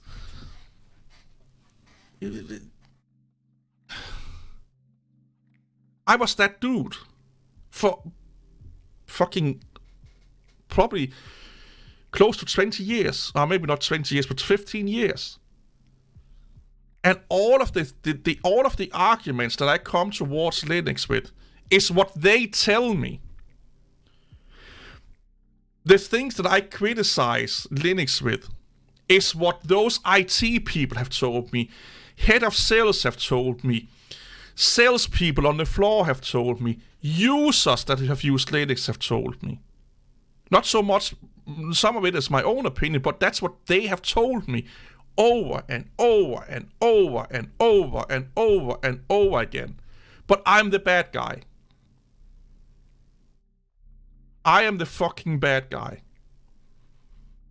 The new argument is Linux is great for most people just using the web. Yeah, but here's the thing. Most people don't just use the web. The web is the most used on a computer. But the second someone goes and wants to buy a new peripheral or they want to install a new program they find on the web, they're shit out of luck. But if you can only restrict yourself to only doing web stuff, I will kind of agree with you. But most people don't just do only web. They don't. Most people do other things. They just do a lot of web stuff. And it may work for a long time until you go, they go and do other crazy shit. And I'm tired of being the fucking punching bag, to be honest. I'm going a little bit DSP, Dark Side Phil here, and be like, I'm tired of being... Let me put it another way. I don't want to advocate if even a small part of the community are the way that the Linux community is. Because I don't care who you are. If you get into Linux, you are going to experience what I'm talking about with the Linux community at some point. May not today, may not tomorrow. But I will guess within a year, you have experienced exactly what I'm talking about with Linux and the Linux community. I cannot be part of that. I don't want to be part of that. I don't want to be part of a place where it's okay to throw manuals in the face of people that have, real concerns and questions.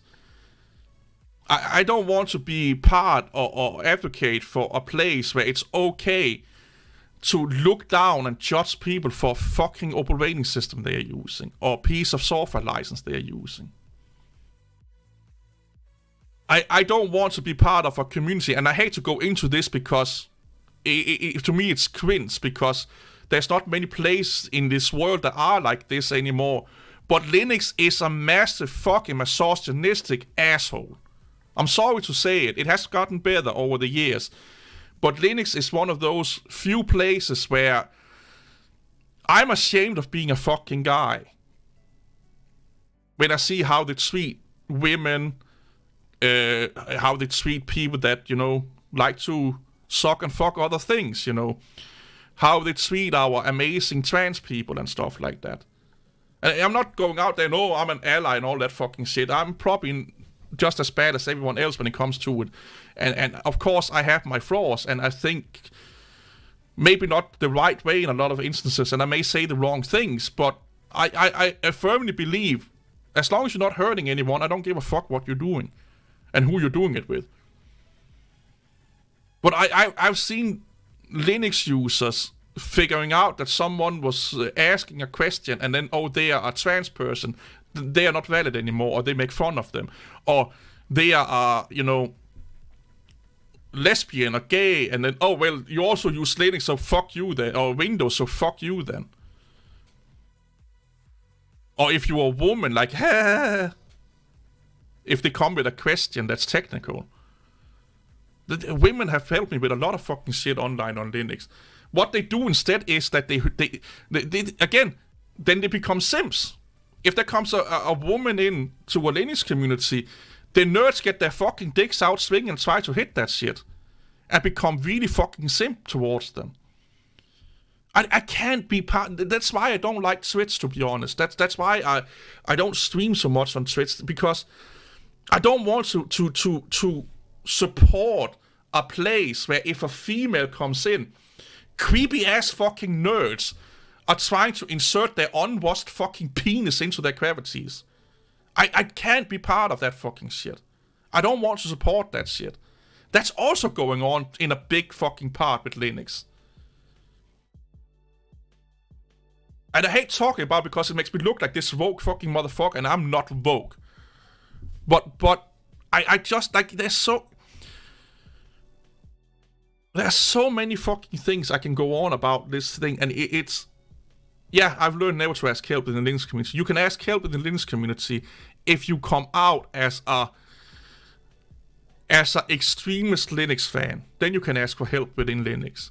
But if you come out as I'm a OS agnostic person, or I'm a pansexual OS user, then you're doomed.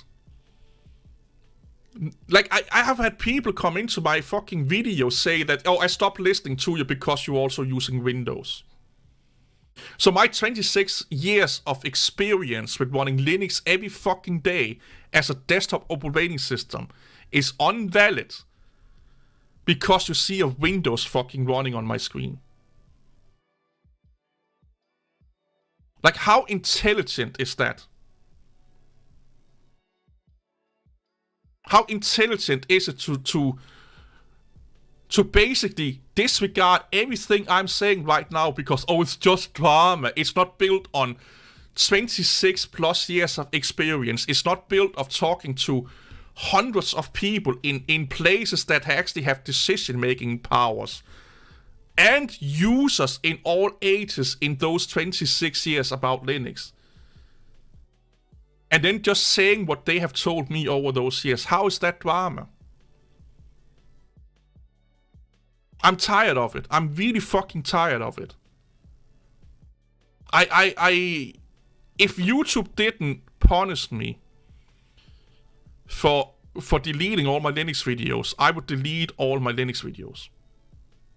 I have more than once said and have ticked on all my Linux videos and almost clicked the delete button. But if I do that, YouTube think my channel is dying. YouTube think that I've given up on my channel and it will be hammered into the ground. Hammered into the ground. I can't delete my YouTube videos on Linux. I can't even unlist them until I get way more Windows and Mac or any other videos that have as many views as my Linux videos, because then the algorithm don't think that, oh, this channel is dead now, or he's deleting his channel and then just slamming it into the ground. And I've debated for the last year if I should make a new fucking channel and just give up on this one here. But I have over 14,000 subscribers, probably only 1,000 when I'm done with this live stream. But I have built something up here. I have built a Discord community. I have amazing people in here, And I just can't give up on that. I just can't. Even though sometimes we disagree, I still have amazing people in here. There are people I talk to daily. There are people in here I wish I could talk to daily. Hashtag Laura, by the way, wing. But there are people that have been a massive influence on my life in a positive way that I've met through my YouTube channel. And I just can't throw that away. And some may go over to the new one and some may not. But we all know we are big creatures of habits. We tend to stay with where we are, you know. And it's sad. But yeah, if I could, I would delete all my Linux videos today. If I knew YouTube would not punish me for doing it.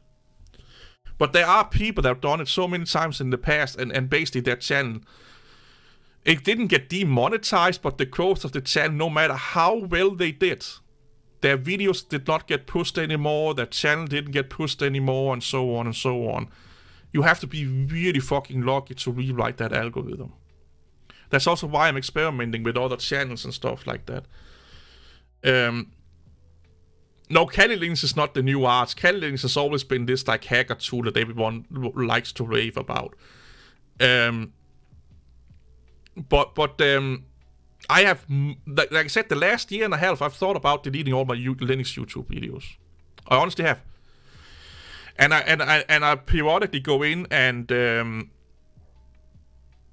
delete the low viewed ones. Or like slowly, so again, not to trigger the algorithm. So here's another thing, and this is actually why I made this channel here, Wilson. I would say about 90% of all of the information that you're getting on about Linux on YouTube is false. Or at best, a massive oversaturation. Sorry to say it, but you know that when you know a little bit about Linux, you will see that and understand that when you have experienced Linux for as long as some people like me have. But the sad reality is, again here, is that it's really difficult to find a lot of Linux users that have used Linux more than 3 to 5 years. It's even tougher to find Linux users that have used it for 10 plus years. Finding someone that has used Linux for over 20 years, that's almost impossible. There's probably not, like, maybe hundreds of us out there. On YouTube, there's probably less than 50 that has channels like that. Like, there's probably under 50, if not even less, Linux channels that have that long of experience of Linux on the desktop. DT Ware is one of them, Esnik is another one of them. And then there's me. That's a fucking sad statistic. Another way of thinking, another really sad statistic is that in 10 years, Linux has grown 50%.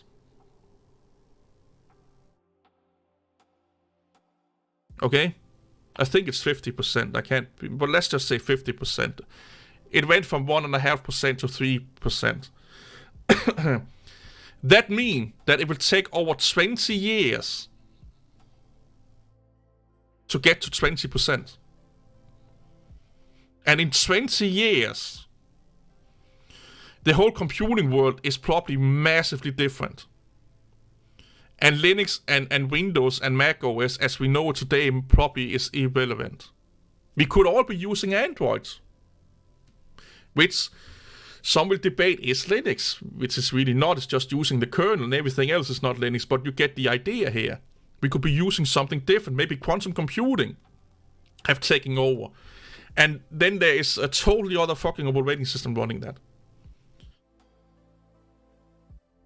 There are so many statistics that shows Linux is a massive failure. But you cannot talk about it. You cannot have an open debate about it. Because Linux users, like I said before, are really good at isolating themselves from the rest of the world and only talking to people that are sitting and circle jerking themselves and only saying yes, yes, yes, yes, yes, yes, yes. There's not room for someone like me in the Linux community. I have to acknowledge that. There's not room for someone that is pansexual with the OSs or agnostic with OSs. There's not room for someone that looks at Linux as a tool and then be a consequent about Linux. There's just not room for it. Yeah, you probably can't fucking... more than likely, the OS is in the cloud. You know, it's a web... You have a terminal you log on to or something like... you plug your phone into a hot or whatever the fuck it is, and everything is done remotely. You know, every computing is done remotely because the internet is so fucking fast that in 10 years, the internet is probably as fast as you would think you were running everything from your local hard drive and SSD. That's probably how fast the internet is in 10, 15 years.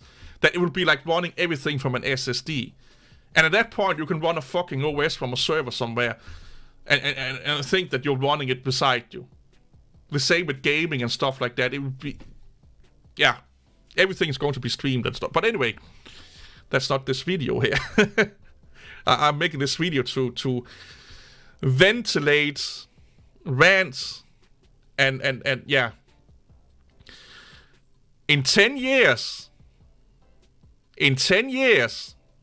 everyone has internet. Maybe 15 or 20 years. Because a lot of the internet is going to be done up there. You don't need wire anymore. Just look at your mobile phone, how good that is. Like your data speed on your mobile phone is enough for most people. So in 10, 15, 20 years, access to the internet is everywhere. It's just, again, who can then afford to pay the bill and stuff. That, you know, there will always be poor people, and there will always be a lot of poor people. But having access to it, or have potential access to it, would always be there, and it will be everywhere. It's just a matter of the people living in that area, can they actually afford it? Which I really hope. Heck, we could even come to a future where basic internet becomes a human right. There have been talked about it here in Scandinavia, that every household should have access to basic internet over taxes. So we got like a basic, really like, let's say a 50-50, 50 megabits down, 50 megabytes up or something, you know, 50 megabytes down, 50 megabytes up. That should be just automatically given, no matter where you live in Denmark. They've talked about this for years. It's just never, gotten to more than talks. But that I think that would be also part of the future, that every household would have an internet connection. It would be like, every household today have a phone line. We just don't use it, but every household have a phone line. And that would be like that in the future. It's just a matter of, and here's the thing, it's going to be free. Right now, the phone line is not free, but this internet is going to be free.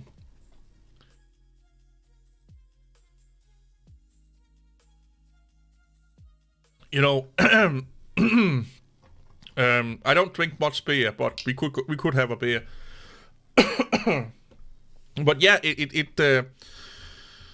we don't know, man. But here's another thing, that this is also something we have to think about. That could happen something in 2 years that drastically change the operating system landscape.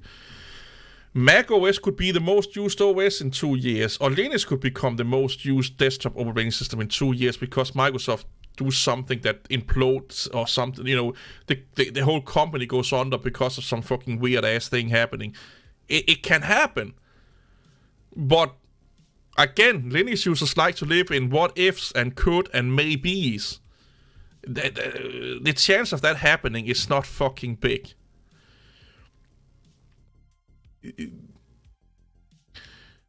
The most likely thing to happen is Apple, Microsoft, and Linux is going to coexist forever. Or at least they are going to coexist with each other until something new comes along, and then all of those three systems are being outdated and not used anymore. And if you cannot work together, you will always be doomed to be the one being left behind. And again, you see that in the IT industry. Why is Linux great on servers? Why is Linux great on IoT devices? It's because those companies that makes those systems, make software for those systems, are really good at working together. Okay? People in the IoT market, they work together to make Linux and its software work well, proprietary, non-proprietary. Yes, there will be small companies here and there that do it all for, we are an open source only company and stuff like that, but the vast majority of them, they're just doing whatever needs to be done. What makes sense, and they are working with proprietary software vendors, closed source software vendors, Linux people, Windows people, Mac people, to give the consumers and build a product that is viable. Or give consumers what they want, is what I want to say.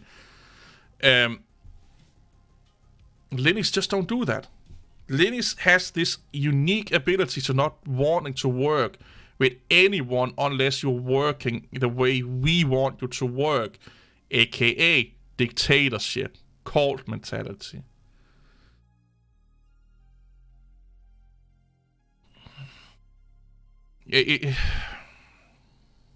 So let's address the Mac OS and FreeBSD thing that Laura brought up, like who knows how long ago.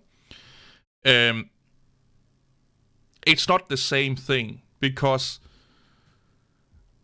the vast majority of FreeBSD users or the FreeBSD community has nothing to do with Mac or Apple, other than maybe using an iPhone. And most, if not almost all, of the Mac OS and Mac community has nothing to do with FreeBSD. That's only developers. There are probably a lot of Mac developers that are doing a lot with FreeBSD, and a lot of FreeBSD developers doing something for Mac and stuff like that. But as a broader scope of the community and the user base, they have nothing to do with each other, even though they have like a really... they have part of the same DNA. Calling macOS FreeBSD would be like calling Android Linux. That's how that they are. There's probably less FreeBSD code in macOS nowadays than there are Linux code in Android.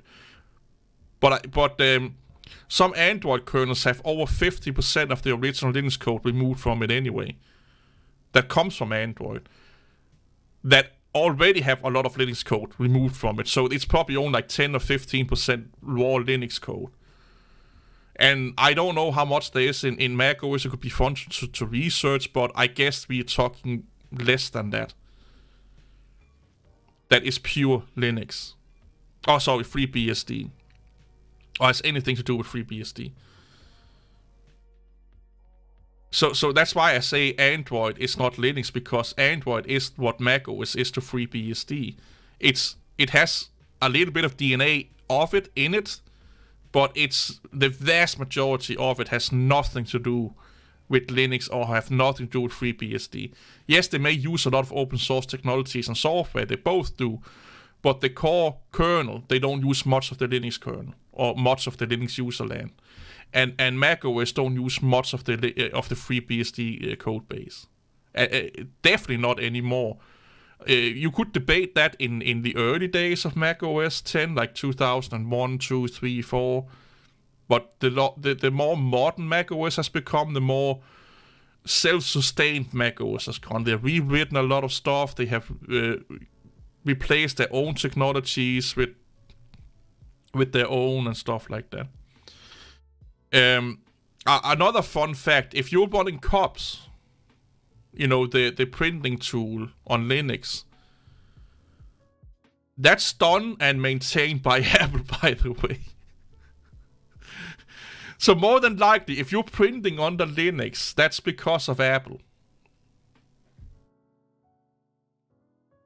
They own that shit. Yep.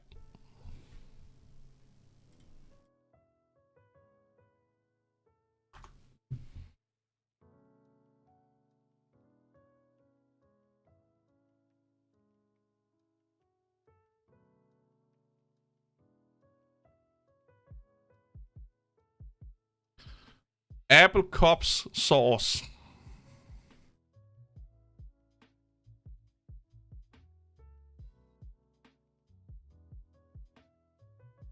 And here's the thing. This is another thing where if you look outside and into Linux community and you have just a little bit of understanding about how all of this works, a lot of Linux users are so anti-corporation, anti-big organizations and stuff like that. 90% or 98% of whatever the fuck, just, some arbitrary large number put in there is done and maintained by massive organizations and corporations. Mostly billion-dollar corporations, meaning that without them, the development speed of a lot of the things that you use under Linux would crawl to a halt or slow down massively. Like back in the 90s, a new graphic card came out. We had to wait probably 2 years to get proper driver support for it, if we were lucky. Nowadays, we're talking weeks. That's largely because of NVIDIA, if it's an NVIDIA card, or AMD, if it's an AMD card. And both of those are massive billion-dollar proprietary companies. A lot of the hardware support that you get under Linux is done by said hardware companies or sponsored.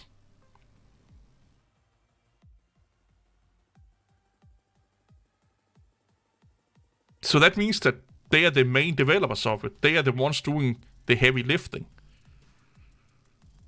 not the community. Linux has not been a community-driven OS probably for 20 years, if not more. But again, the big brain 10,000 IQ Linux users are sitting here and saying, I am using Linux to fuck it to the corporations, while Linux is a massive corporation in of itself. Thanks, Photolem, by the way. So yeah, I'm sad that Law is about to be kicked out of the boss battle up there. But yeah,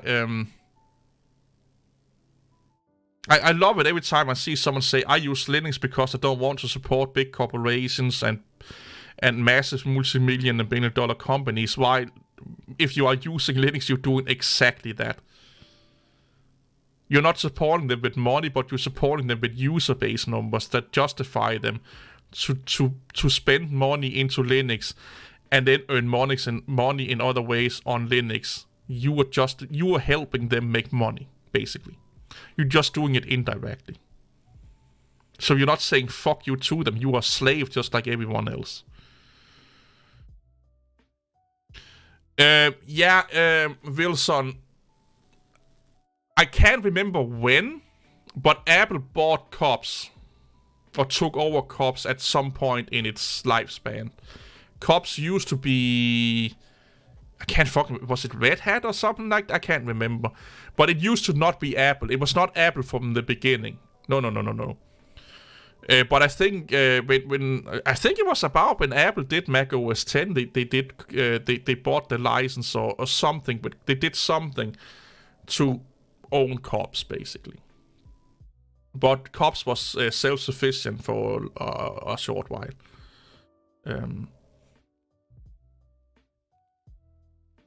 Yeah, just look at the kernel, contributors to the Linux kernel. That gives you a really good idea.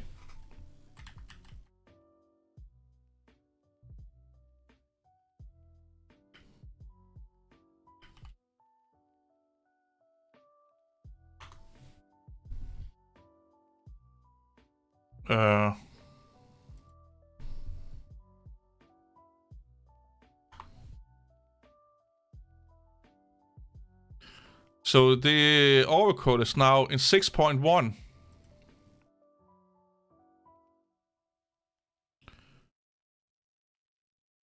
Here. By changes, I can't remember who. I think this dude here is associated with the company. That's a journalist.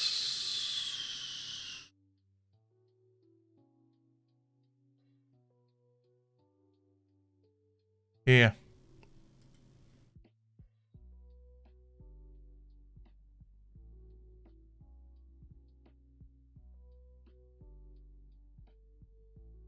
This is my limited German understanding. So he works for Linao. It's an open source ARM-based company. So it's a proprietary company, basically. He's the biggest one by change sets. By lines of codes, we have this dude here. Oh, that's individual developers. Oh, sorry. This is employees.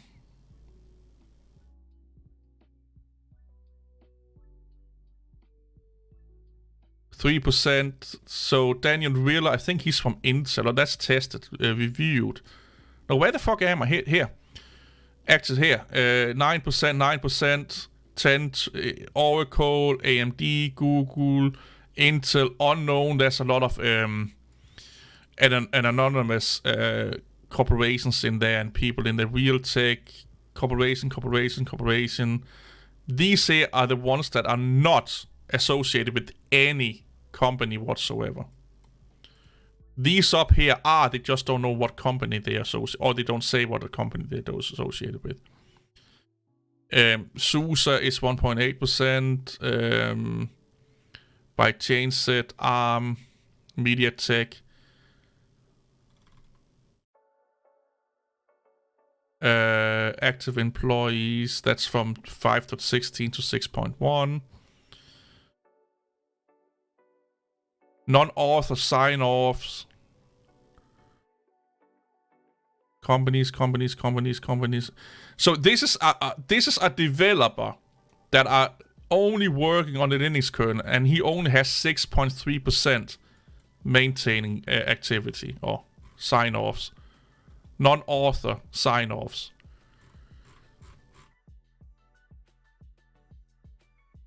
Yeah. Huawei is a big one. Here, Huawei. Nvidia, Red Hat, Meta, so Facebook, MediaTek, Semiconductor SUSE, Marvel, not Marvel Comics, but Broadcom. It's yeah, and most, if not all of these people here, individual developers here, they more than likely work for a company. More than likely work for a company. And more than likely a massive proprietary big corporation company. This illusion that I'm running Linux, so therefore I'm running this OS for the people, by the people. Or by the people, for the people. That's a lie. Hey, Esnik, man. I thought Cops Origin was on. Hey, you could be right, man. You could be right. I hope you're doing well, my friend. What distribution is my favorite? Right now, I use almost only OpenSUSE and sometimes OpenSUSE Tumbleweed. And then sometimes I use a little bit of Ubuntu.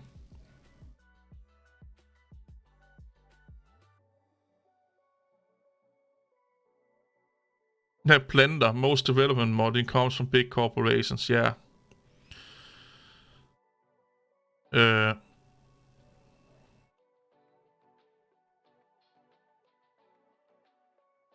You're not a pro Linux user.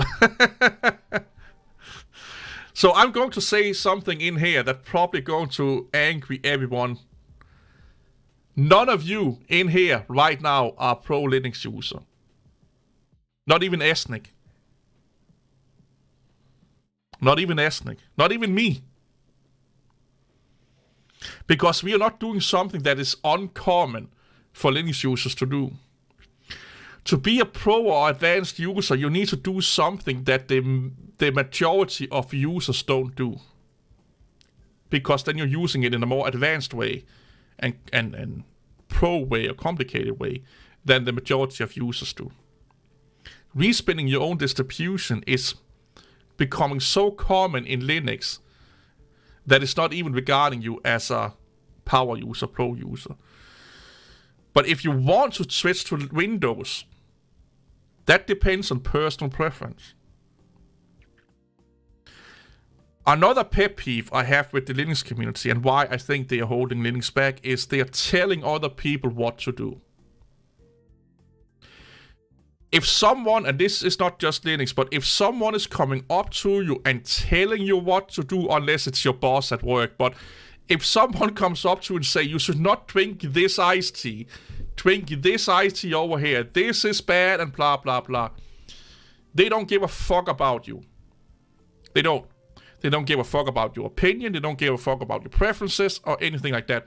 What they do care about is promoting that thing that they want you to drink or use. So if anyone comes up to you and say, you have to use this software and then give you all excuses in the world, or you have to use this distribution and give you all excuses in the world, they don't give a fuck about that what you actually are using right now is the best thing for you to use. What they do care about is to getting you to use that thing. They are basically a salesperson for that thing. They are a shill for that thing.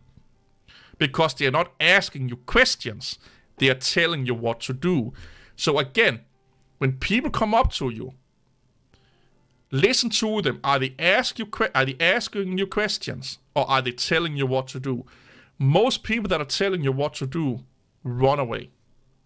Unless it's your boss. But you get what I'm saying here. People that are telling you what to do, most of the time, run away. Because they are now trying to sell you something. Because they think it's the best thing, or they have the opinion that it's way better than what you're already doing. They don't give a fuck about if what you're doing right now is actually the best thing for you to do right now.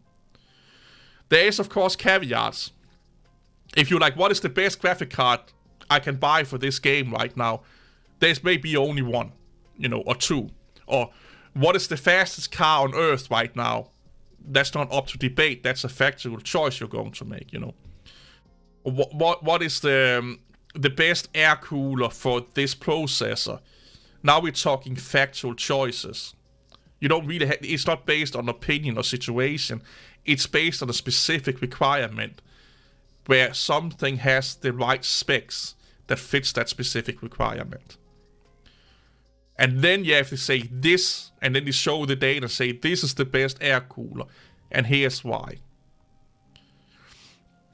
Then you should listen to them. But if they're saying to you, you have to wear that watch, you have to have that clothes, you have to use this system, you have to use this and this and that, they don't give a fuck about you. They just want to sell you that thing. They want you to use that thing because they basically become a dictator or salesperson. They only care about promoting that thing or spreading the narrative about that thing. It's a really big red flag when people are telling you what to do instead of asking you why. Why are you using this thing?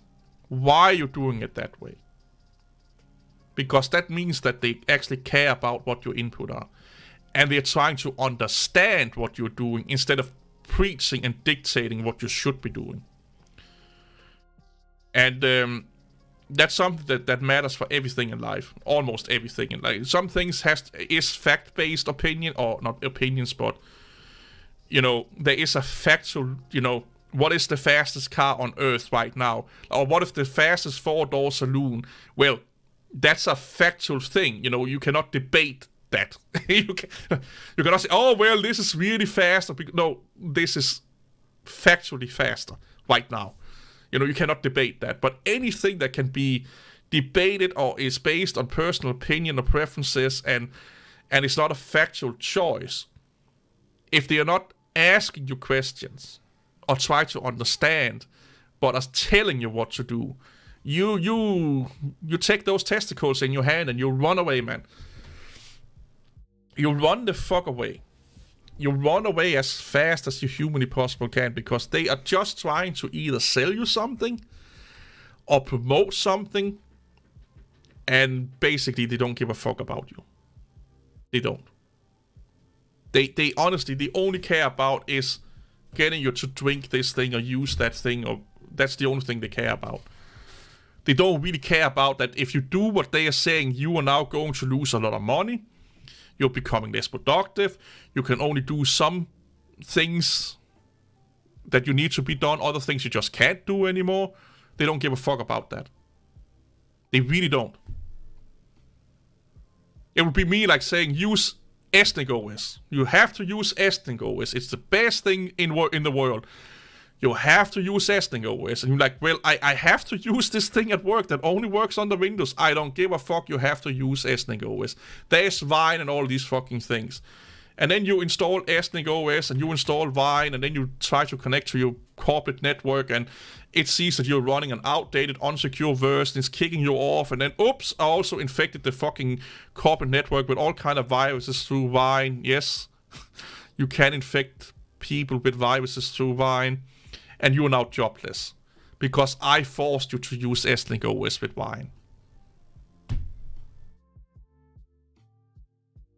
And what do most Linux users do, or most Linux YouTubers do? They tell you what to do. You have to be on the right side of history. You have to do what we tell you to do. You have to be... We know what's best for you and everyone else. Do I really need to fucking draw it more clearly how bad the Linux community is? In a big part of the Linux community is. And how batshit crazy they are. Again, our dear, amazing... I'm a teacher, by the way. English teacher, by the way. That don't understand drama. But I'm an English teacher, by the way.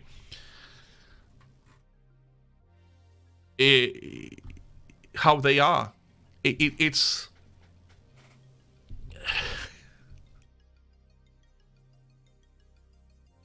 It's...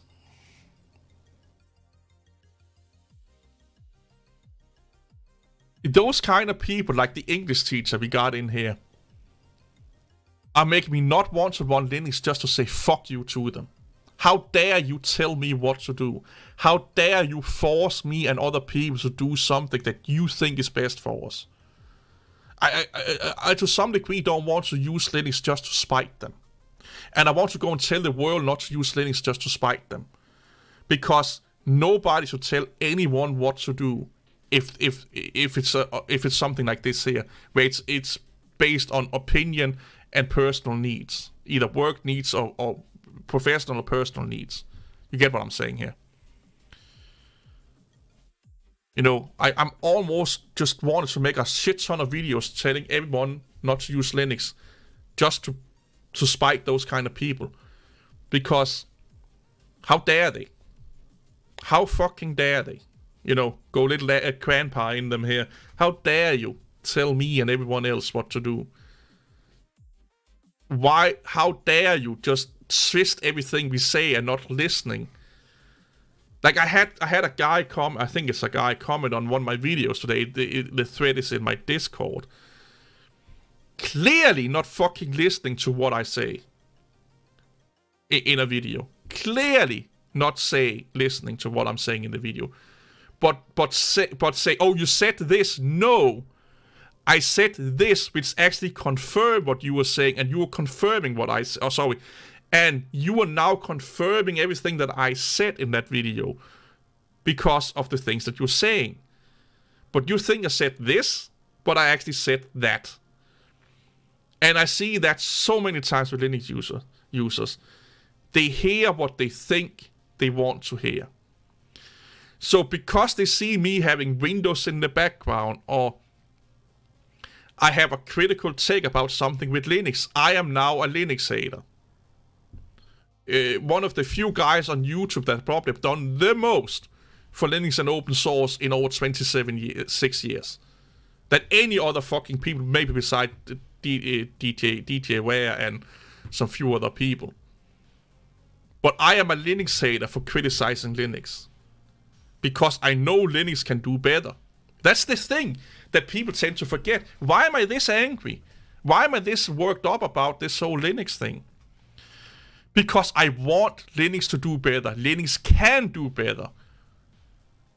But we have something holding us back. If I didn't give a fuck about Linux, if I was a hater about Linux, I would be not talking about it whatsoever. You know, I would just be like, yeah, fuck it. I would go to the gym, go and stalk Laura a little bit extra more, and see if she finally wants to fucking acknowledge my existence and talk to me. I really sound like a creepy asshole. I love it. I love creeping people out. It's a little... She knows that I'm doing it for fun. I hope she knows I'm doing it for fun. But anyway, you know... yeah, there's so many other things I could be doing. So many other things. Yeah, criticizing Linux is bad, okay? And they tend to forget that. The most critical people about Windows are the people that want Windows to be better. The most critical people about Logitech or Rode microphones are people that want them to do better because they fucking love that product or something like that. Those are the most critical people. They want it to succeed, or else they would not give a fuck about it. They would not talk about it. So when I hear DistroTube talk about Linux, when I hear Chris Titus Tech talk about Linux, Mental Outlaw talk about Linux, and everyone else just talk about Linux in a positive, overly, gosh, it's arts. You know, the people that are praising Linux as being this best thing on earth and stuff like that, they don't give a fuck about Linux become better. They like the idea of Linux. They like the philosophy of Linux. They are more invested into being a Linux user than actually making Linux better. Because if you wanted Linux to become better, you will be talking about a lot of the things that I'm talking about. You'll be wanting it to be more accessible. You will be wanting it to be more compatible with more things, so more people could enjoy and experience the amazingness that is Linux. But they only care about the prestigeness and the preserved notion of being intelligent that being a Linux user gives you. And they are more interested in, like I said, the idea, the philosophy of Linux, maybe a little bit the political aspect of it. They don't really give a fuck about Linux actually becoming better. They don't give a fuck about giving more people a viable choice in the operating system market. On my channel, how often do I talk about macOS? And if I talk about macOS, how often do I talk about macOS being overly good or overly bad? Not really much. Why? I don't give a fuck about macOS. You know, I honestly don't give a fuck about macOS. Because I don't use it much. I have a machine I haven't opened in a couple of months. But I don't use macOS daily. If I used macOS daily, I would be making videos about how bad shit crazy some things were, how good some things are. I make videos about Windows, how bad it is and how good it is. But I don't talk much about macOS because I'm not exposing myself to macOS, so I don't really have an opinion on it. And therefore, I don't really give a fuck. I would probably give a fuck if I get a Mac Mini. If I do. I'm still debating it. You know. And then I may be giving a more fuck. Why do I not talk much about... I've used an iPhone for over a month right now. I actually made a video about using iPhone for a month. Why don't I talk much about that other than a little bit in my Discord? I don't really give a fuck. I really don't. iOS, Android, I don't give a fuck. Does it have some things that I prefer over Android? Yeah. But if I do publicize that video, that's basically a video talking about the things that I wish iOS did that Android do better. I think I should release that, to be honest, now I'm thinking about it. There's a lot of things my Android phone does that I actually miss still to this day. But I really don't care that much about iOS or Android or macOS as I care about Linux. Like, I probably care more about Linux than I care about any other operating system. I just happen to use Windows and Windows and Linux probably Windows more nowadays because I also work with it at work. But if in my perfect world, I wish I was working with Linux all day. I wish I was developing for Linux all day. I wish everything I did at work and at home was Linux-based. It's just not the case. And I don't particularly dislike Windows. I don't particularly dislike Mac OS. I just prefer Linux better. And that's why I'm critical about it, because I know it can do better. Linux have had potential to do better so many times and shown the world that it could do better so many times, but fall flat on its ass. Basically dropping the ball over and over again. Linux had so many opportunities like ME, Vista, heck, Windows 11. Nothing has really happened. Because of all of the things I just talked about in the beginning of this video here. And by the way, this video is monetized. This video is not going to be a members only video. This video is going to be for everyone on my channel, so they know where I'm coming from. And I know it's a long one, but from now on, if everyone has something to bitch and moan about me about Linux, they can watch this long ass fucking live stream here. So yes, I am milking the Linux community for views. Because if they can shit up and down my back, I can get, 1 penny out of them or something like that. If they treat me bad, I treat them bad. And I do that by getting money from. I don't know, most of them use fucking, ad blockers anyway. I never met a weird Linux fanboy in such a quantity. I think 5% of all desktop users are weirdos. And it is so about 4%. I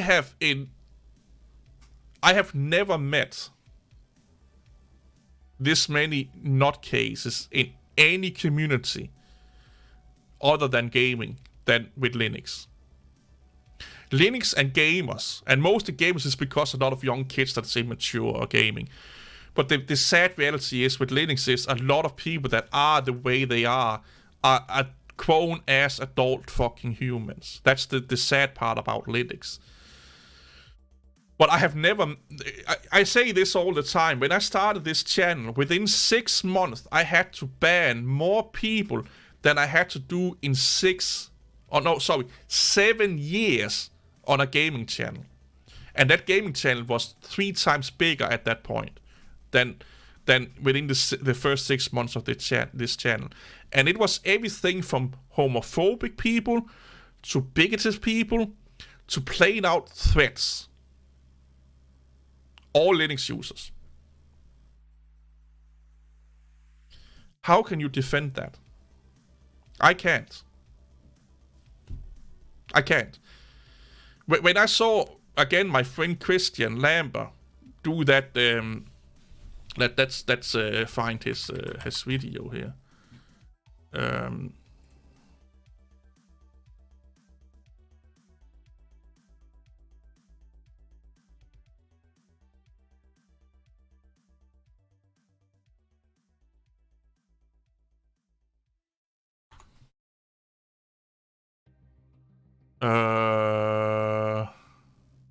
Lampard, not Lambert.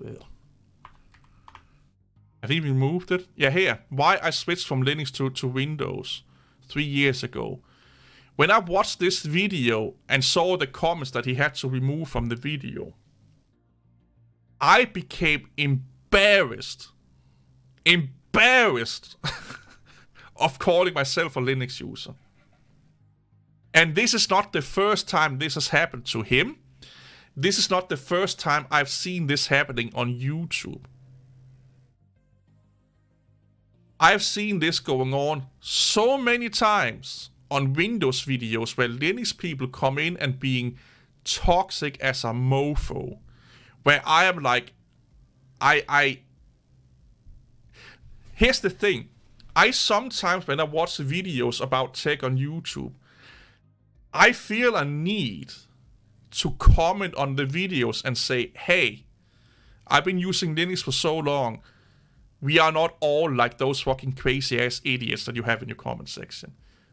And then give them some pat on the back and say, you're doing great, do whatever fits you, and so on. I do that when it's really, really bad. I've done it like 5 or 6 times now.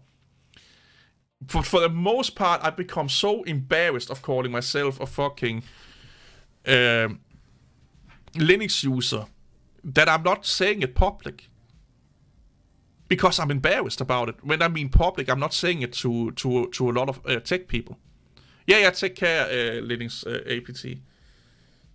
I'm not. It's not something I brag to any other tech and nerd people about, because I know how they look at it. They either think, oh, you're that tinfoil hat that ass deep into conspiracy theories and blah blah blah blah blah. I'm like, no, I'm not. Oh, you're this highly political driven idiot that are yelling and screaming at everything proprietary. I used to be when I was a kid, but not anymore. It's you still play. I haven't played RuneScape in 10 years or something. And I never played RuneScape. I played with a guy from Arizona, Essex neck of the woods. And he got me to play it for like an hour, 2 hours. I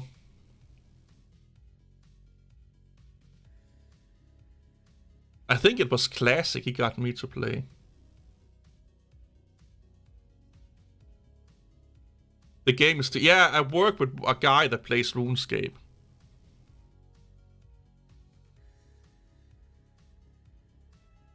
You switch between Mac and Windows. Yeah, I actually made a video about why a lot of Linux users switch over to Mac OS. I need to edit.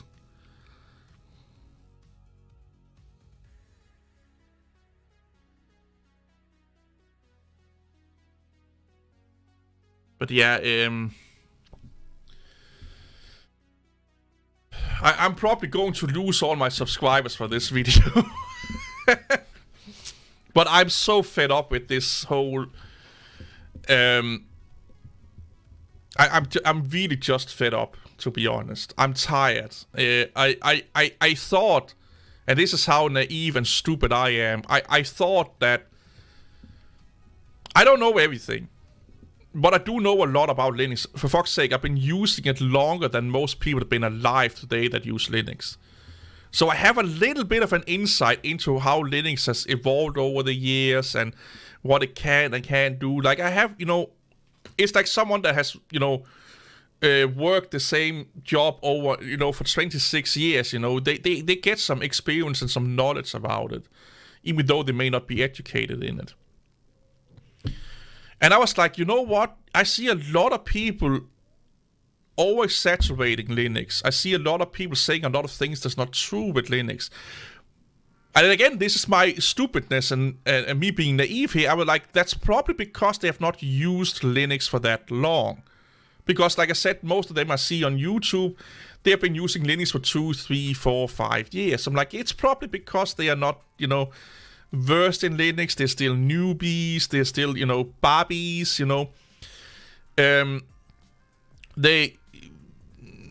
I can understand that they don't know a lot of things about Linux. I can understand that. So I was like, you know what? Let me make a a channel talking about desktop Linux coming from over 2 decades of experience. How fucking wrong, how wrong was I? It's probably the stupidest thing I have ever done. Granted, this is my most successful channel I ever had. It's the channel with not the most views, by the way, but it's the most successful channel I have ever had, subscriber-wise. My gaming channel have had way more views before I started to delete old videos and stuff like that. I had way more views. I think at one point I had like 1 million plus something. Right now I think I'm hovering around 1 million views. But subscriber-wise, this is my most successful channel, not view-wise. But how fucking ignorant was I to think that the Linux community actually wanted someone with experience, someone that have talked to a lot of people about this, both professionals and non-professionals, and someone that, you know, have built up a repertoire of experience over 26 years to say that, you know, this is actually what's going on, to relay, you know, what I have learned from other people and other users over that lifespan, or that span of years. I thought they would love to hear that. They would love someone to come in and say, this is an oversaturation, this is kind of true, not really, and this is a niche case and stuff. You know, they wanted someone to basically say, you know, no bullshit. No, I thought they wanted someone to come out and say, yeah, forget about the bullshit, this is kind of how it actually is. I'm not saying everything I say is right, but you get what I'm coming at here. I've never been this wrong in my whole fucking life. Like, honestly.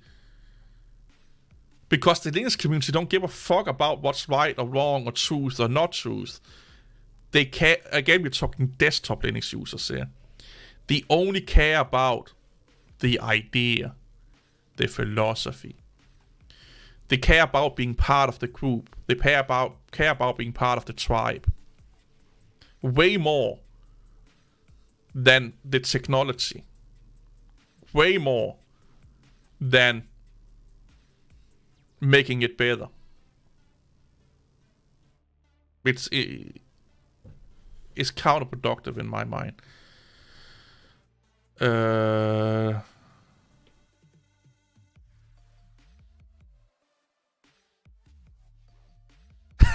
If you call out that distro is dying. yeah, but here's the thing. If the numbers are saying it, if they are not updating the distro other than every 4th year, yeah, the distro is dying, you know. You know, if you can see it in the user numbers and user base and all statistics and metrics is showing you that this is not an active distro and it's either going into hibernation or dying, there's not much to debate about. But again, Linux users don't like to actually know what's going on. They just want to be told a shit ton of lies. Linux users remind me a little bit of crabs that be, you know, when you boil crabs, you put them into low heat water so the crab don't know that it's being boiled alive. That's how I think about Linux users. They just want to be fed some imaginary world that don't exist, so they don't know or acknowledge the world that we're actually living in. You know?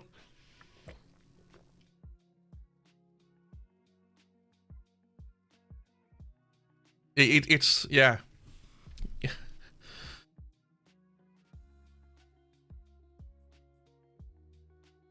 Just because I'm based in Denmark. Are you also for Denmark, Robin? By the way, who talked about the Ender law? I hope you got the information about that Ender law. We can. Yeah, take care, Joel Wayne. Take care. We can talk a little bit more about the Ender law if you want to. Or Janteloven, as it's called in Denmark. Or if any of you other guys want to. Norway, that's right, yeah. I follow a streamer, she's from Norway also, she's really funny. Every time I go into a stream, I'm like, yeah, we all know Norway is fucking bad and Danish people do it way better and stuff like that. It's so funny to mess with her.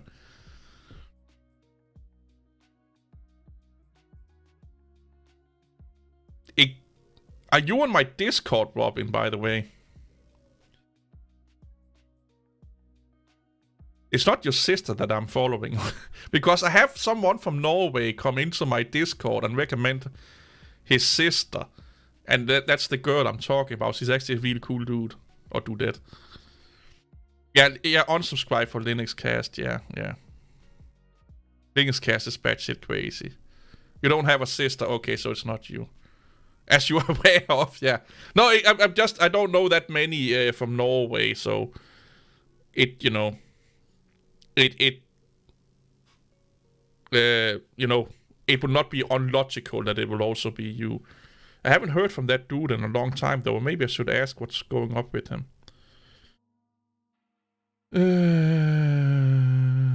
Kind of challenging for some user who wants to try to get much beyond using. Yeah, exactly. Terry. Exactly. And again, so here's the thing. What you just said, Terry, that's not negative. That's not bad towards Linux. It's just that, we have something we need to work on. But if you say that to a Linux user, you would thought that you just fucked their sister and their fucking pet dog in front of their eyes. And their mom. And gagged their fucking dad. And shoved a cyst off his ass. That's how crazy they're going to be if you tell that to a Linux user. Instead of them saying, oh, you think? Let's think about it. Maybe we have something to work on here. You'll be overprotected as fuck. I think it depends on how your sister are, to be honest. You know, yeah, it's fun. It's activating the screensaver when I use the mouse. Converting her to arts. Don't do that. Don't do that, man. Don't do that.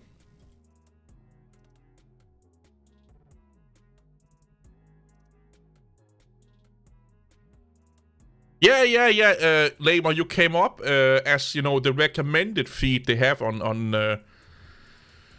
or, you know, the one that they follow these people, and it's people that either are following you or following some of your friends. And I saw your name, and I was like, oh, that's Cody. So I followed you there. I think Becky has come up on my Facebook page once in a while. I don't know how the fuck it knows. It's probably because she's following me on Instagram and she has Instagram connected to Facebook. So that's probably why she comes up as my recommended on Facebook. I even got Laura recommended on my Facebook one time. I have no idea how that happened. But I'm a little bit afraid of following her because she must think that I'm a massive creep. Laura, that is. Becky wouldn't mind, I don't think so. You're not using Linux anymore, you're tired of it. A lot of people go that way, man.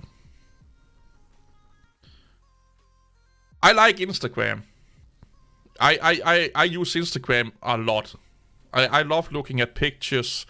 I'm following a lot of nature pictures, people that take nature photograph. I love following people that are into like a weight loss thingy. I love to following people that are doing, you know, workout or working out, not fitness people, but just everyday mom, dads, you know, that are doing workouts. I love doing that. Yeah, I can't use threads in Denmark. It's not allowed in Denmark. It's not published in Denmark yet. It's not published in Denmark yet, so I can't use it, but I have heard about it, yeah. Yeah, I follow good people, yeah. And I don't give a fuck about, like, I follow fucking... Like, if they're good people, I get a lot of spam people following me, like catfaces, you know, like, they look like fucking hot models, and, oh, hello, handsome, follow me, and, you know, I just block them, but I don't give a fuck if it's a guy, a girl, or everything in between. If they seem like a cool person, I follow them. You know,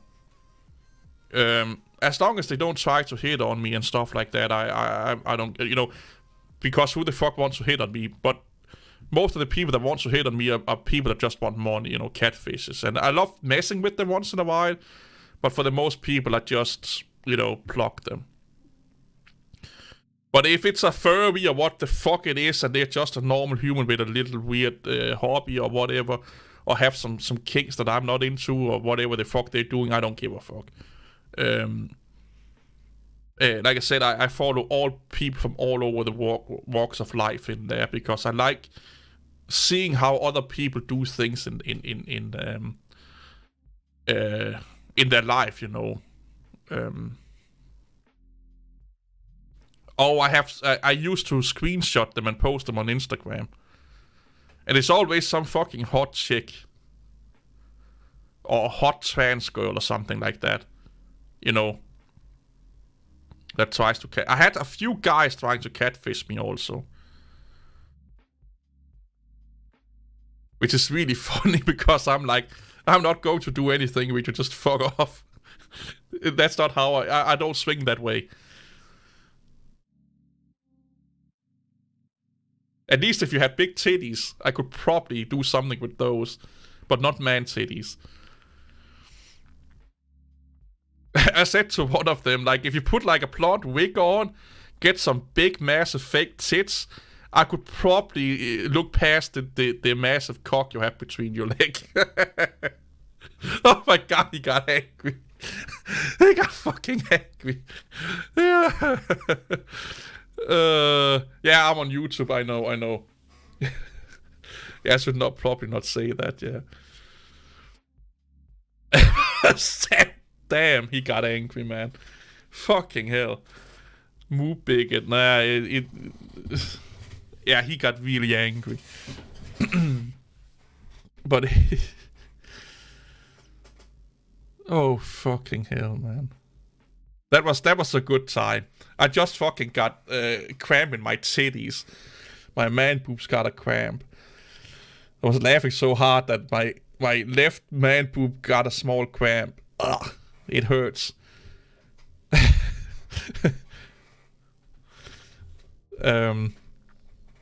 Yeah, I'm done with the negativity of Linux users, man. I need to do better on my channel. I need to get away from Linux. I need to step away from it so fucking badly because it's not doing anything but productive wise in my channel, in my life at all.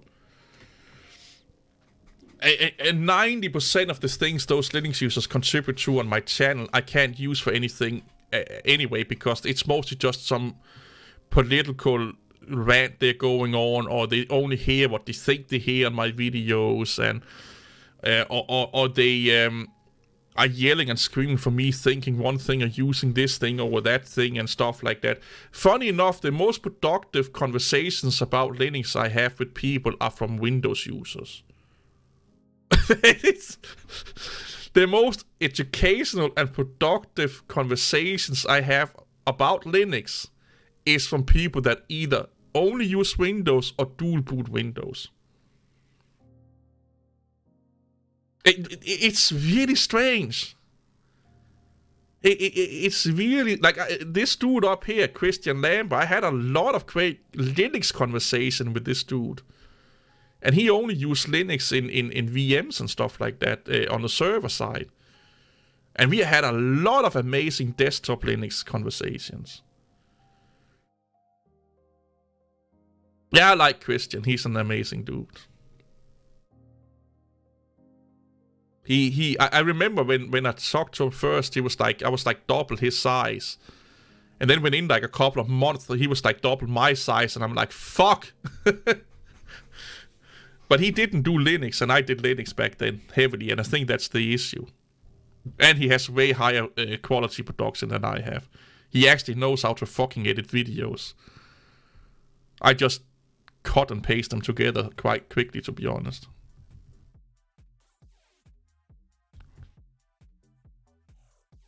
I would love to fucking be able to pay off our editor. I would love to be able to do that. But it costs a lot of money.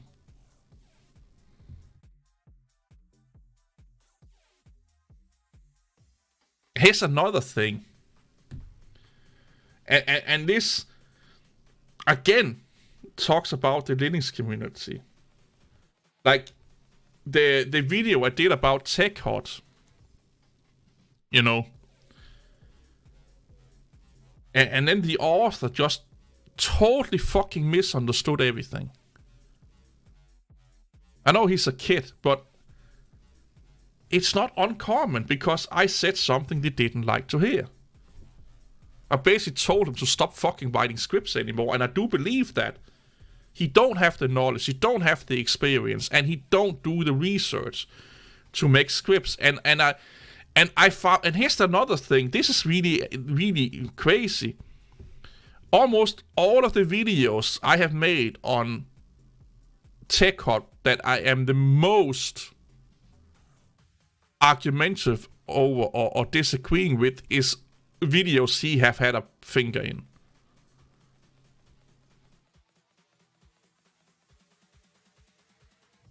I don't understand how you cannot look at that and say, oh.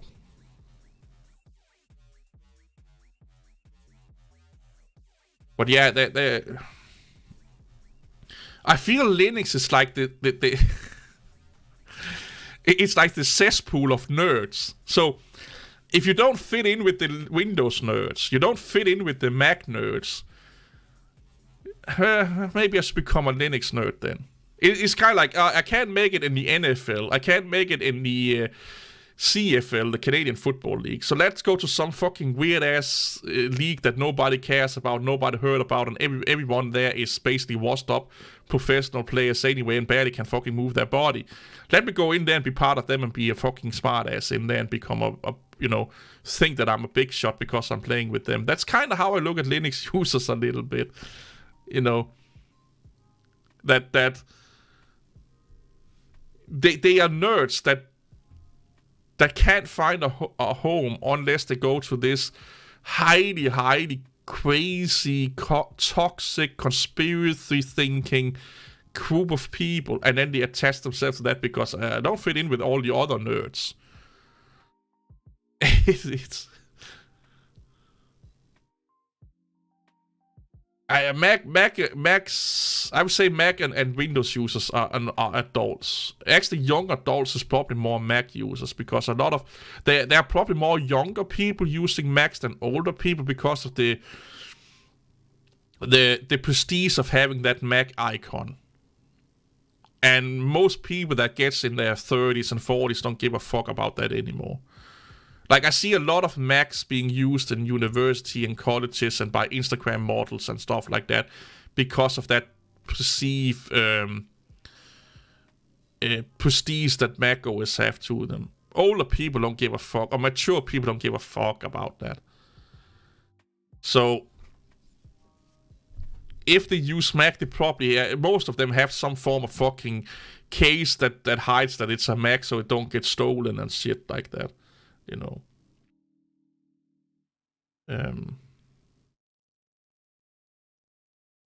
Yeah, Kristen has been switching to Mac for a long time.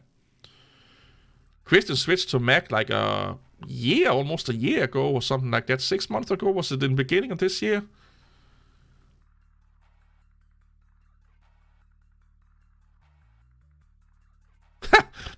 So close egg roll made Neboer, and Neboer, oh god.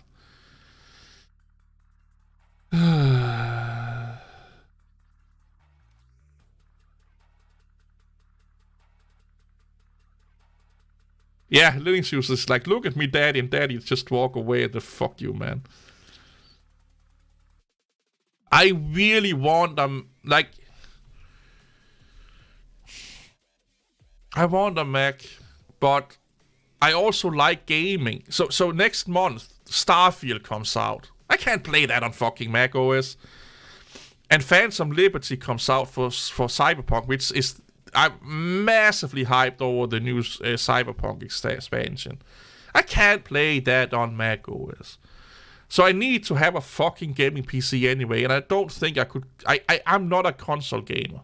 I'm just not a console gamer. I could have a Mac Mini and keep my computer here, and then just, when I need to game, I switch over to my gaming PC and then do everything else on my Mac.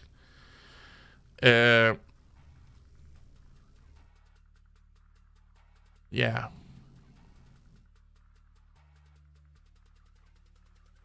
But I would love to have a Mac Mini to be my daily driver beside gaming.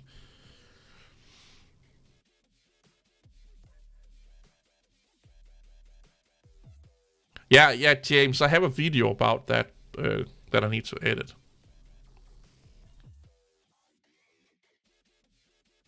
Yeah, older people love Macs, but they don't flash them around. Like I said, they more than likely just, put them into a case. Stallman and Torvalds are my friends, and we cuddle each night. That would be a weird cuddle because Stallman really hates Torvalds, and Torvalds really hates Stallman. Like, hate. And it's mostly Stallman hating Torvalds. Because Torvalds is kind of like me saying it as it is and calling a lot of bullshit out about Stallman, and he don't like that. But if you're able to connect the love triangle with your massively manly body there, and make them just become all fucking fuzzy on the inside and just be one place of fucking erotic enjoyment, you have some superpowers, dude. Like, you have some amazing superpowers. I kind of wish I had those kind of superpowers, to be honest.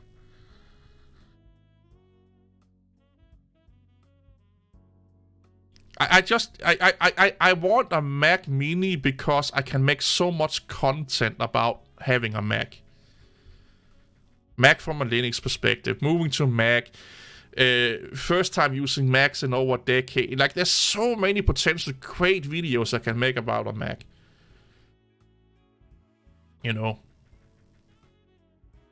And that's how I think about it. And I want my channel to be more than just a one OS channel. Like, I don't want to be only Windows based. And now that I'm more or less kind of fucking kicking Linux Penguin spot out of my apartment, I need something else. And FreeBSD is too niche. Haiku is something that I do once in a while, and I need to look into Haiku again, by the way. But macOS could be that other thing that I do. You know. Well, Haiku is BOS, so. And also, think about all, like, they're putting macOS up against Windows. Like, how many amazing videos I could make about that could help people make the right decision and stuff like that. Like, that's how I'm thinking.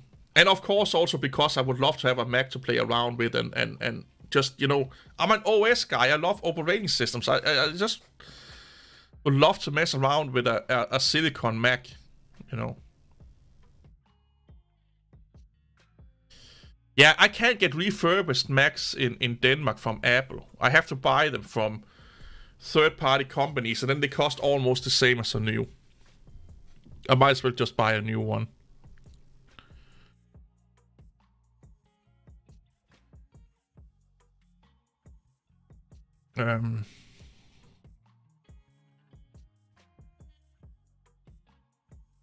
Yeah, recording on Linux is a fucking issue. Yeah, that's an issue, man. OBS and stuff like that on Linux can be a really big issue.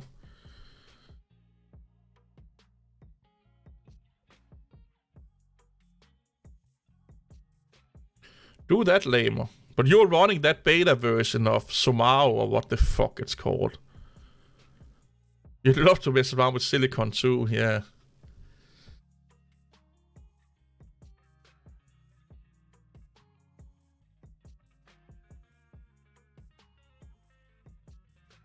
I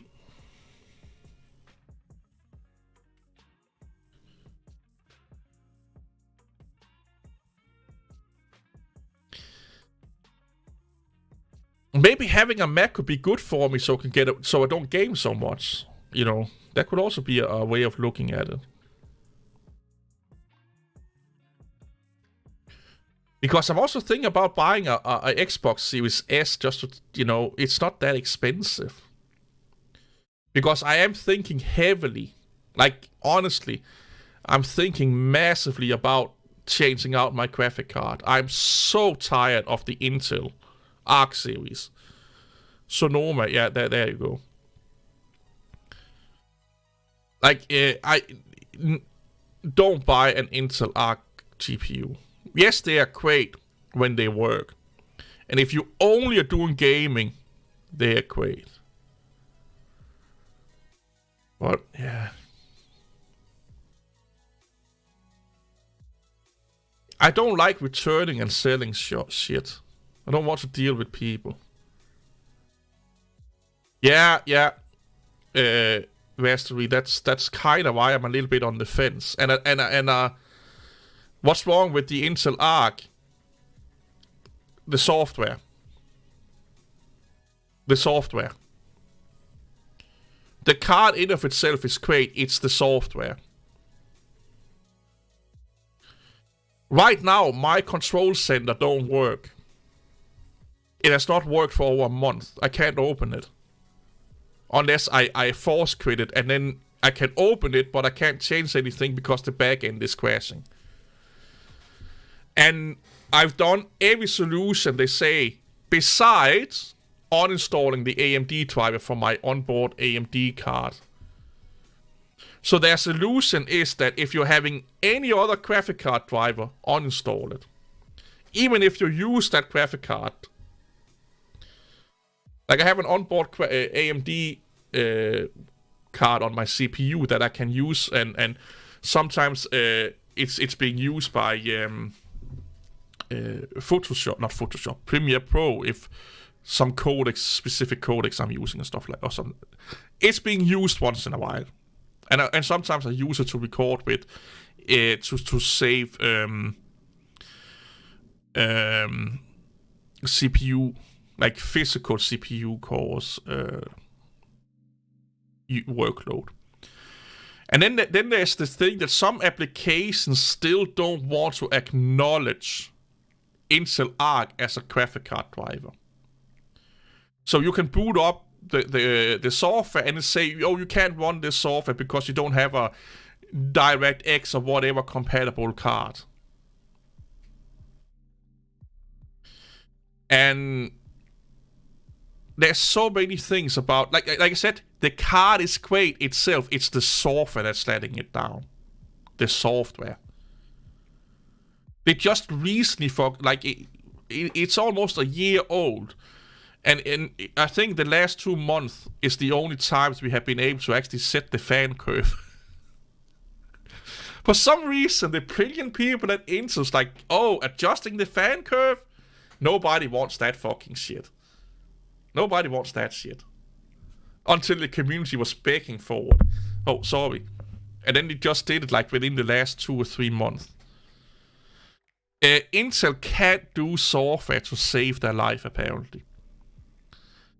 But if you were rendering and doing productivity stuff, it's a great system also. But here's another thing that I get into. If I'm watching YouTube and stuff like that, the Intel Arc driver, the decoder, makes the YouTube window buffer. So, it seems like it's stuttering, like it's stopping and starting, stopping and starting. And it's because the software can't keep up. It's software issues again. I have had screens planking in and out because of the software. There's so many software issues with it. It's the software that's holding it down. If I have 2 YouTube videos running at the same time, or a YouTube video or 2 tabs open on one part of the screen, and I'm scrolling on the other one, the graphic card driver makes the video stutter like shit. So if I want to do something research on the web and watch a YouTube video, I have to do it in 2 separate browsers. And I've tested that out by connecting one of my screens to my AMD card and do that on my, have one video where the video was running on the AMD card driver or AMD card and scrolling on the Intel card and the other way around. No issue. No issue whatsoever. No issue whatsoever. There are so many software issues with the Arc GPUs. It's not even funny.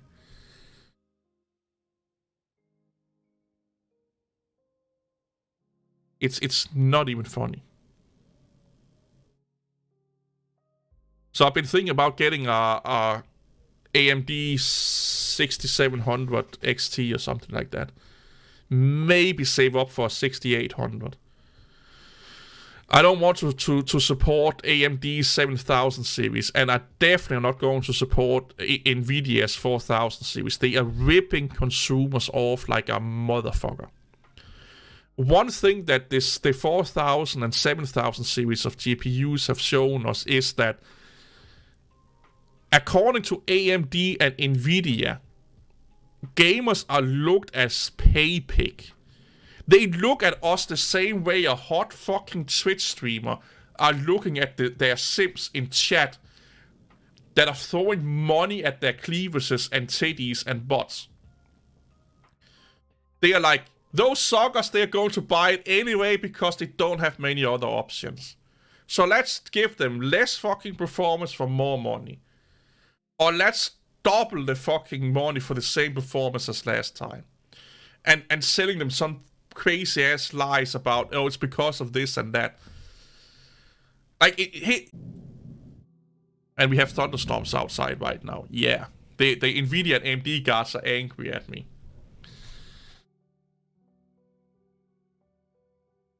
It's...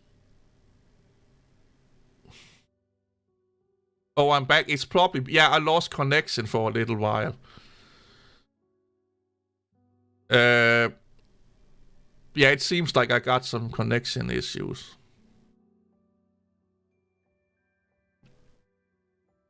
Yeah, maybe the thunderstorm. I don't know. I have really bad internet connection here anyway. Not when I mean bad, the stability of it is really fucking atrocious. Because the box that my cable goes into is a really bad box, apparently. You know, the box on the roadside. And they don't want to fix it because I think most people are going over to fiber anyway. So they're like, why fix something that's going to be outphased in like the next 2 or 3 or 4 years? I think that's how they look at it. Is that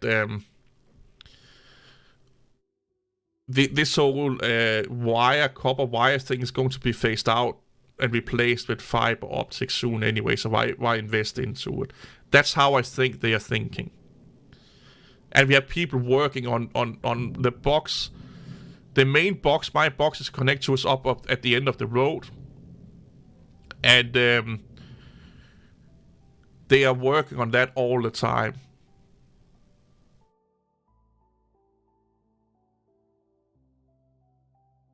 The people I know that have fiber optics has no problems with it. I think it depends on how it's being done.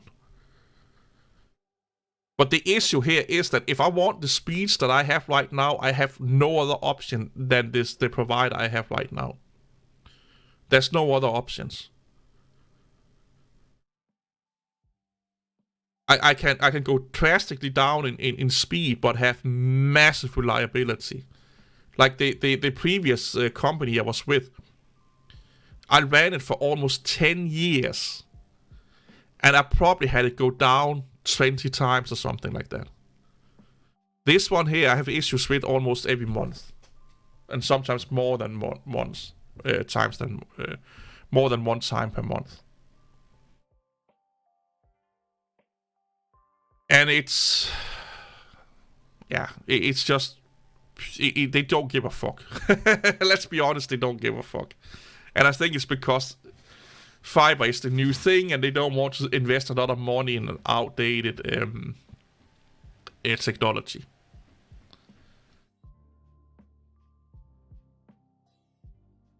Yeah, I really want fiber. But as it is right now here in Denmark, from the box to the house, or from the box to the apartment, that's something the apartment complex has to pay for. And because people that runs apartment complexes don't give a fuck about anything than the bottom line, and don't think about that fiber optic would actually make people move into their fucking places. They're like, oh, it's good enough. They don't think about people are downloading and streaming and gaming and all that fucking shit. Oh, it's good enough for Netflix, so it's good enough for everyone. That's how they think, to be honest. Because I talked to my ISP about it, and they say, well, you can't get fiber. It's just that your landlords or your apartment organization have to pay from the box into your apartment, and then from up to your house or up to your individual apartments.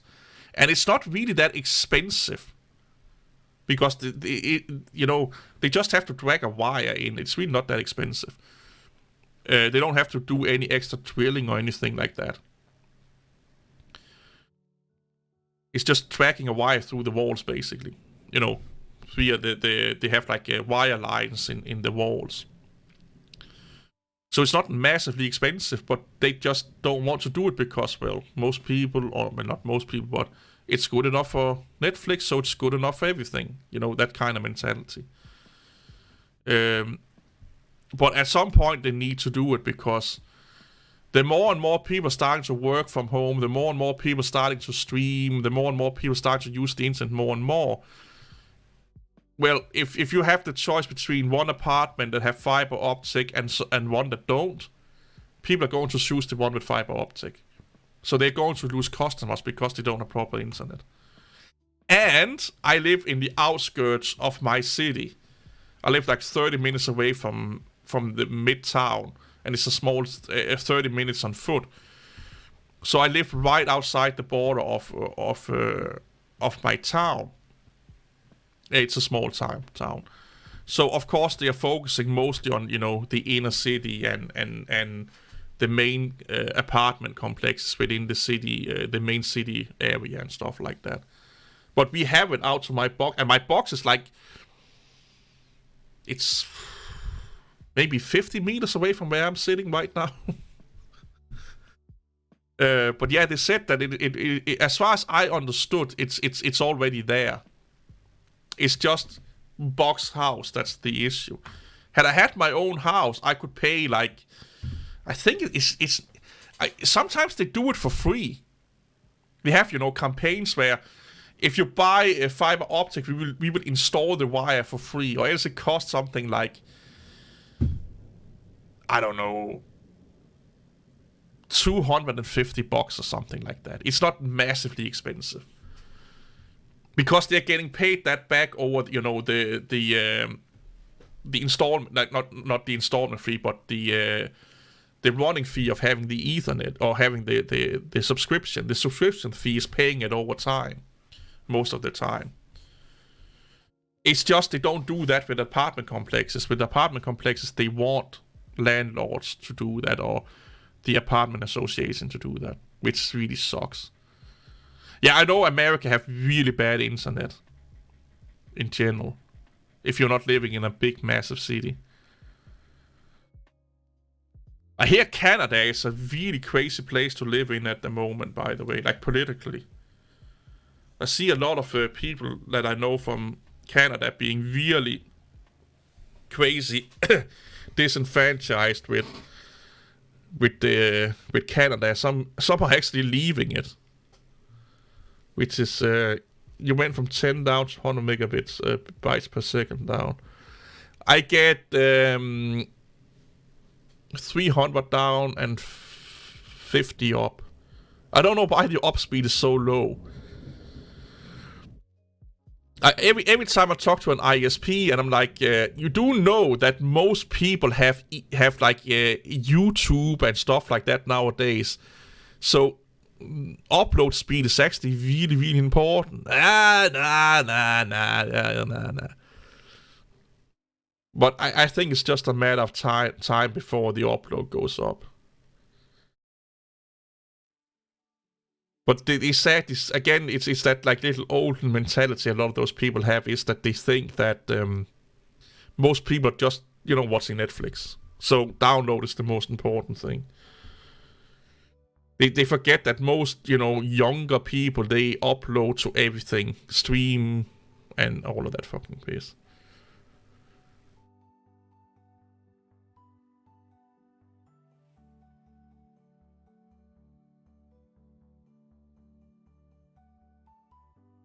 They want $100,000. That's crazy.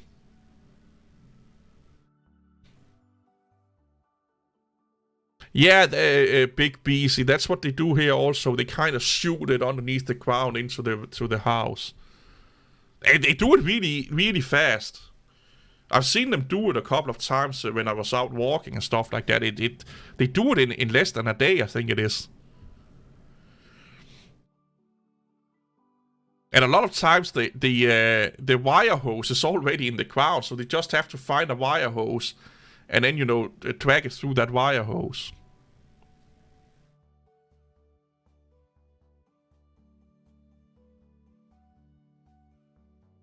Holy shit, you only have 3 megabytes up.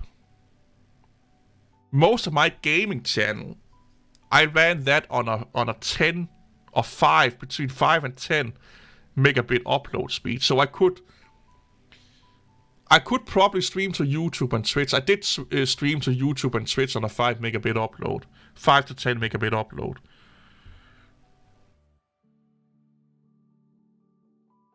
But having a 50 megabyte download with the size that games are nowadays, it's fucking unbearable. And now they just upgraded me to a 300 megabyte down.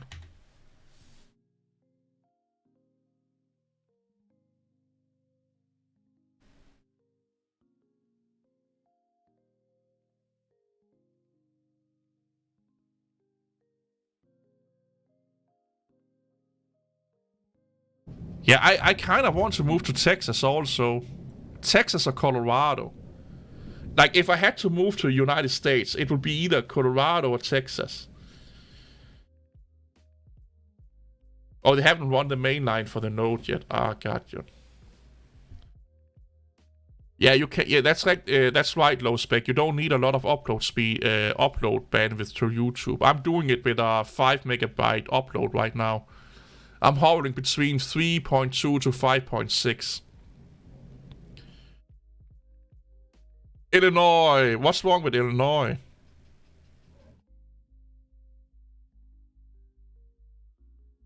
So I love hot. I love hot. I do way better being massively warm than massively cold.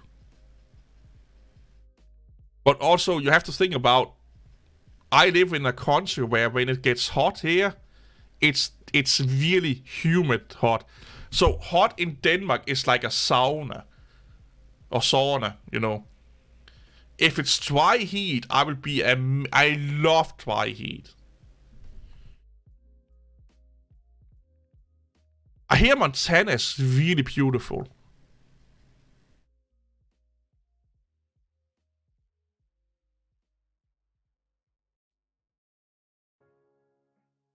Colorado can be hot also.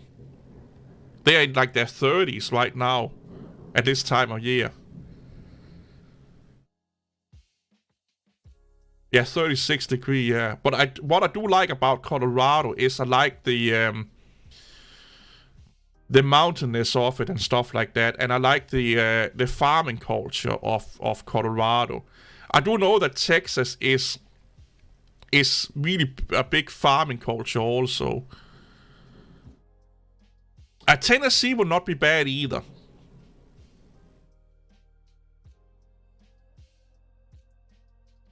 Yeah. So big BC or BC. I think people that have not experienced really, really, really cold winters would appreciate how more convenient being hot is. I know it sucks to be sweating your balls off, but if you have to take 2 or 3 coats on to go outside and your face is like melting off your fucking bones because it's so fucking cold, it's unbearable. It's really not fun. Michigan, I've heard a little bit good about, yeah.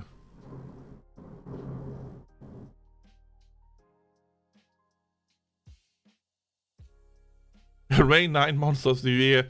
Yeah, that sounds like Denmark then, Washington. It sounds like Denmark.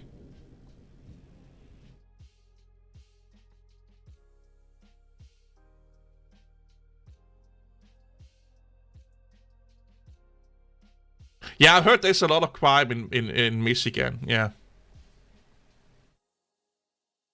Yeah, Colorado is really beautiful, yeah.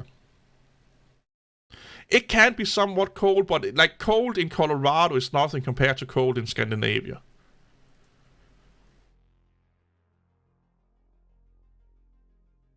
Yeah, New England. Yeah, that's kind of like in Denmark. Yeah.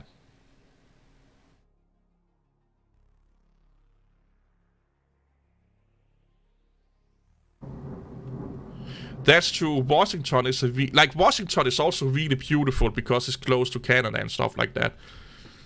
And I think I would like Washington a lot also. But if I should move, I need to move a place where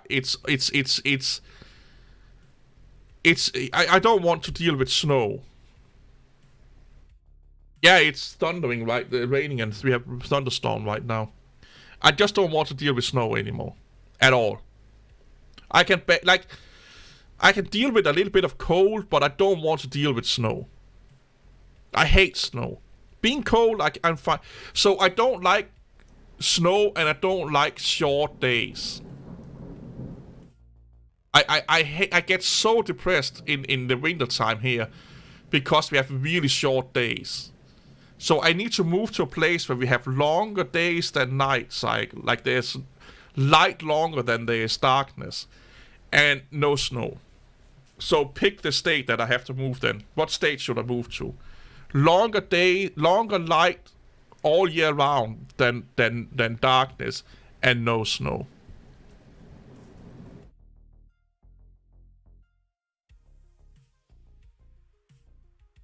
Georgia, yeah, that I thought about that, yeah. Yeah, Texas, of course, yeah. Florida. But people from Florida is fucking batshit crazy. So,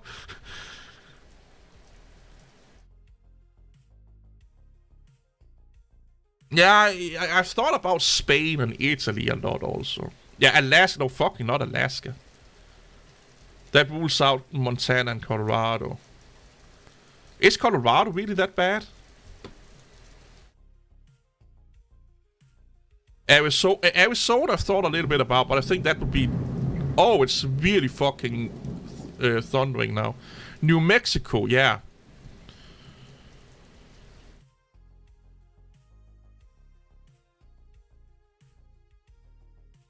Let's see if we can find a map of the states.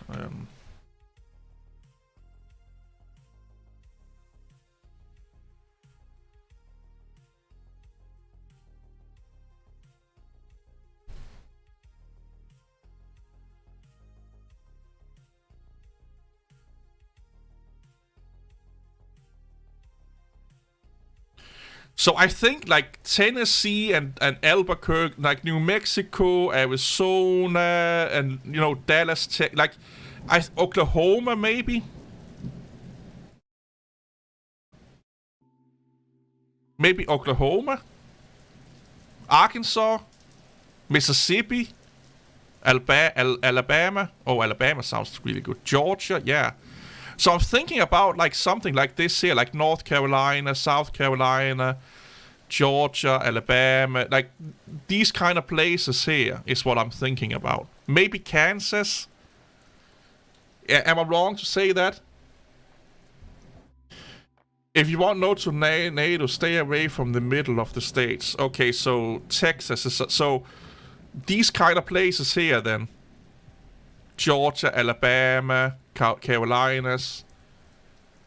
Yeah, I've heard about Tornado Valley. So like this area here, maybe Kentucky, maybe?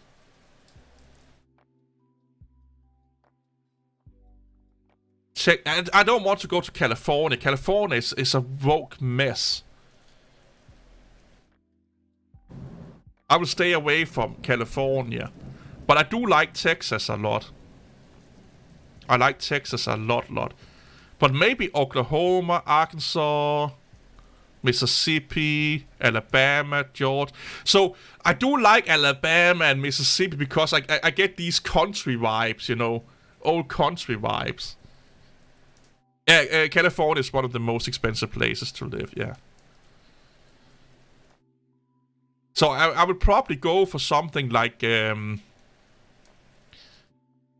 Amarillo, or like northern Texas, Oklahoma, maybe Arkansas. Arkansas, I'm a little bit, but Mississippi. I'm not against Mississippi. I'm not against Alabama. I'm not against Georgia. South Carolina, I could also live with. I just hear that South Carolina is highly, religious. West Virginia, where the fuck is that? Oh, we're getting we just got a flash, a lightning. Now, boom! Now it's coming. So Oklahoma, Arkansas, Mississippi, and Alabama have some crazy people too. Yeah, I just, from everything I see, I just see not Texas, but Florida. People from Florida just like.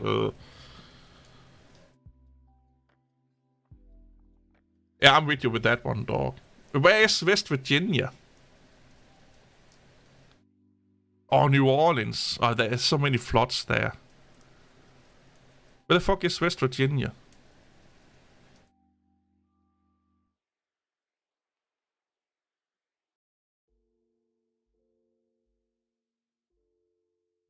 Why don't I know? I used to know where fucking...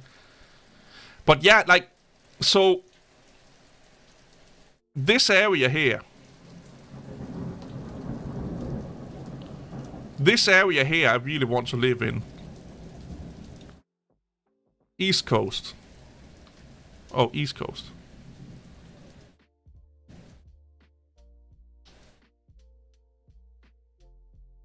So here where you see the Queen... This is probably where I want to live. So Tennessee, North Carolina, Oklahoma is like the top end of it. And Georgia, Alabama, Mississippi, and Texas is the southern part I want to see. Can't see the mouse. Where the fuck can't you see the mouse? How the fuck can I, Give me a second.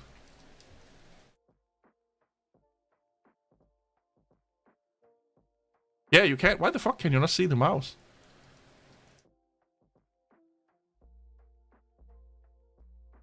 I tried checking the OBS setting. You should be able to see the mouse. Yeah, but so... North Carolina, Oklahoma, and Texas, everywhere where there is Queen. So to Abilene, or what it's called here, all the way over to like Myrtle Beach or Wilmington. That's kind of the area that I'm looking at. Louisiana, maybe.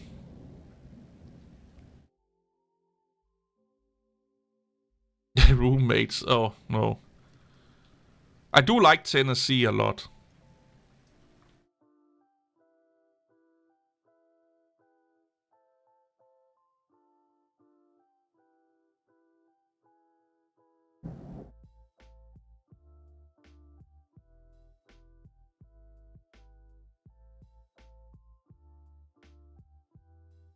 Oh yeah, I know that.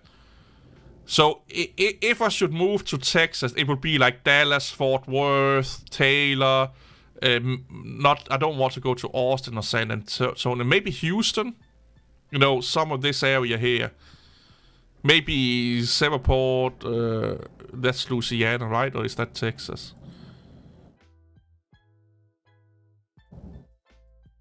That's Louisiana, yeah. But in the Queen area here, I would want to live. In Texas, where it's Queen. West Virginia is just north of Tennessee. And that's too high up. I don't want... Tennessee is the top where I want to live. Oklahoma is also the top of where I want to live. So no higher than this, like Oklahoma and Arkansas and Tennessee. Maybe Atlanta, Georgia. Maybe Atlanta.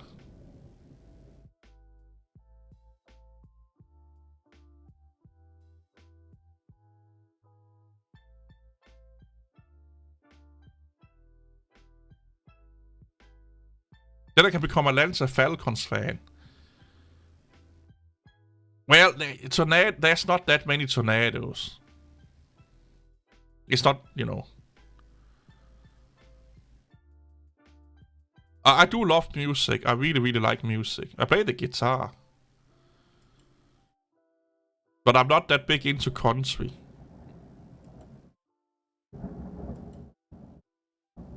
Oh, that's neat. New Orleans, I think there's too many issues there with flooding and all that fucking shit. Savannah, Georgia, yeah, that could be a good one, yeah.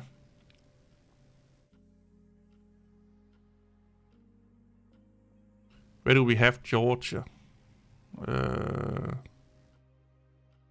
But yeah, South Carolina or North Carolina would not be bad either. Georgia.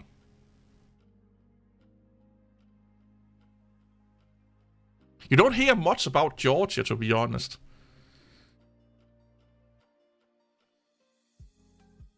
Oh, that's some nice houses.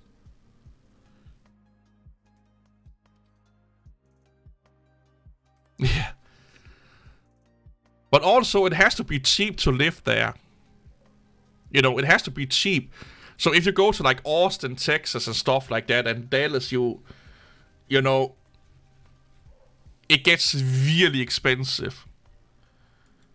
So what of the southern states has the lowest housing price market? Where's it's the cheapest places to live? Oh, this is nice. Charleston, I could probably live there in South Carolina, yeah.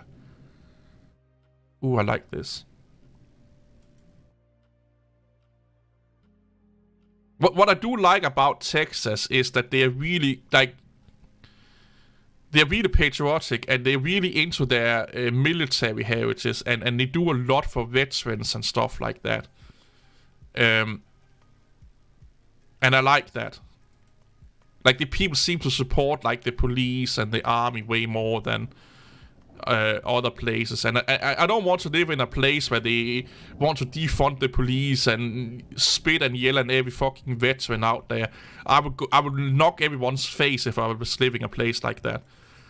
So it has to be a place where they value their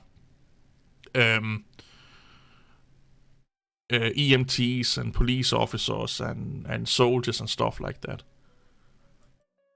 I didn't know Mercedes had a stadium.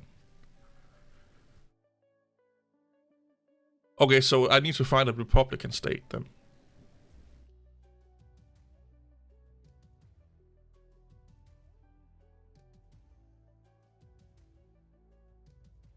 I just can't deal with people like defund the police and then someone is mocking them. They call the police for help. Like, come on, dude. Like, get your fucking head out of your ass. It's almost like talking to a Linux user.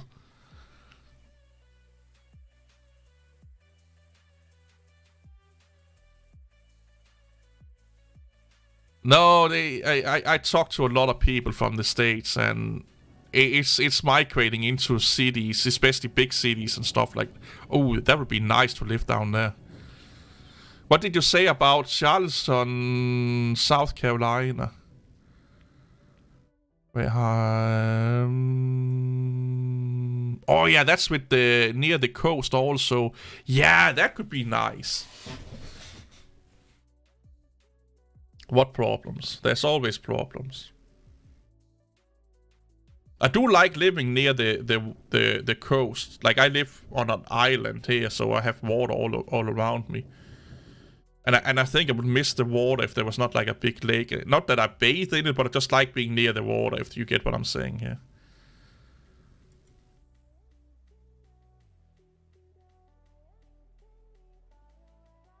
Oh, that's beautiful.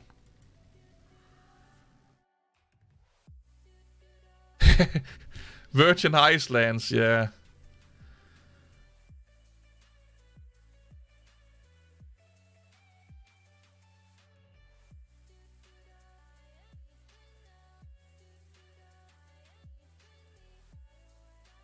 Ah, really, Fotoland? Yeah, I don't like fishing. It's too boring for me. Well, maybe I like it now. I didn't like it as a kid. Maybe I like it as an adult. You know, I don't know. Fuck, I want to move. I need to make a shit ton of money on YouTube so I can move to the States. That will be the dream. But also, like, I'm fucking 40 years old. Like, who wants to move to another country when they're 60 or something like that? Maybe I can do that. I saw a YouTube. I followed one of those traveling YouTubers. He takes flights, airplane flights, and review them and stuff like that. And he's like in his mid-40s, and he just moved his whole family to, I think it was Texas. Yeah, Texas. Start an only tech fan. I'm actually thinking about doing that. We were talking about like doing sexy tech on OnlyFans. I just need to do it. I need to do that.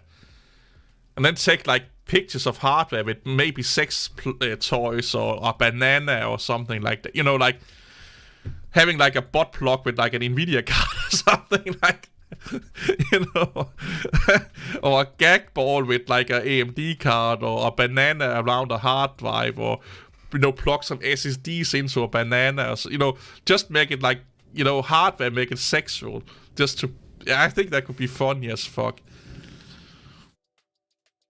I have to buy a shit ton of sex toys then. Where the fuck do I do that? Like, we used to have a sex shop in my town, but that closed like 15 years ago. Well, we have the internet, but that looks like something from Rome. No. Van living is such a fucking scam, man. It's so difficult. Like, have you ever went into the woods and been there for extended period of time in under a tarp? That's our van life is a little bit better than that. A little bit better. How to unlock Nvidia bias. There's a lot of guides to do that online.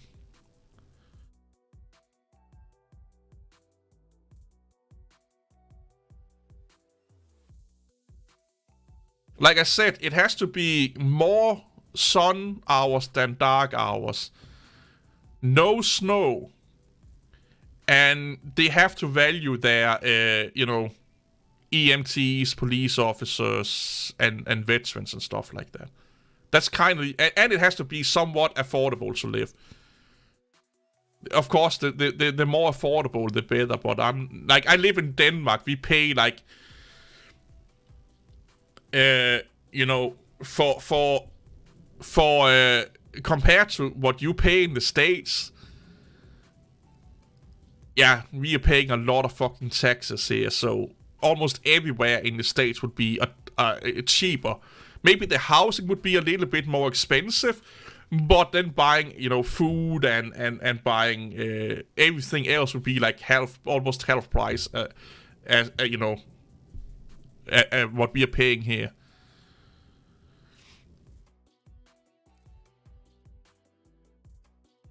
So a Mac Mini is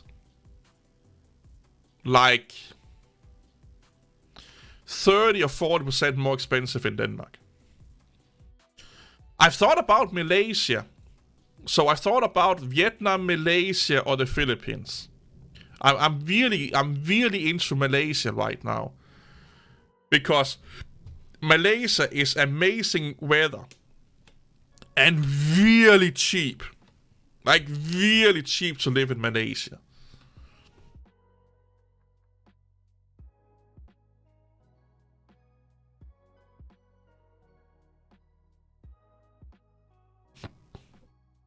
It's both import tax and governmental taxes we have on almost anything here in Denmark. Almost anything in Denmark has at least 20% 20% taxes on it.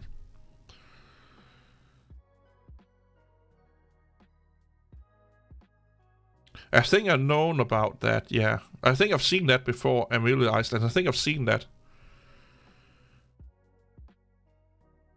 I'm not going to move to India. India is a messed up place. There's a lot of amazing people in India, and there's a lot of great places, but India to me just looks...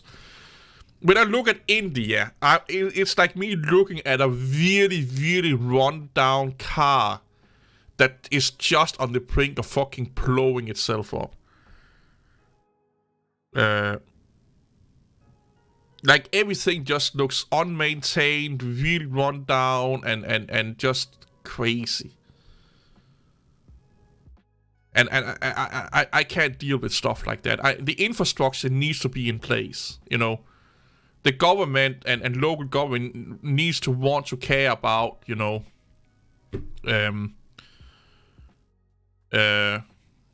stuff like this here. That it don't look like we're fucking, you know, running a 30-year-old car that's about to explode. Oh yeah, it is. India's always in tension. Yeah, they landed on the moon and then devastating. Yeah, and the bridge collapsed, yeah. Just lost a ton of Indian viewers after that. I don't give a fuck.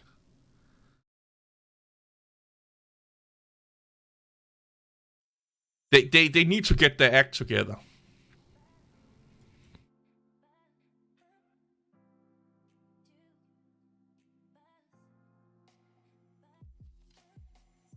You have no IKEA or idea.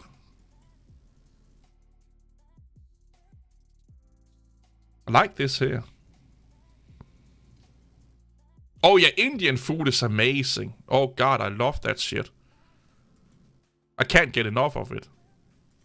I could live over 24/7. And I love the people. I've met so many Indian people that are amazing people. It's just the government I can't deal with. And to be 1000% honest here, moving to America is not even my first choice. Because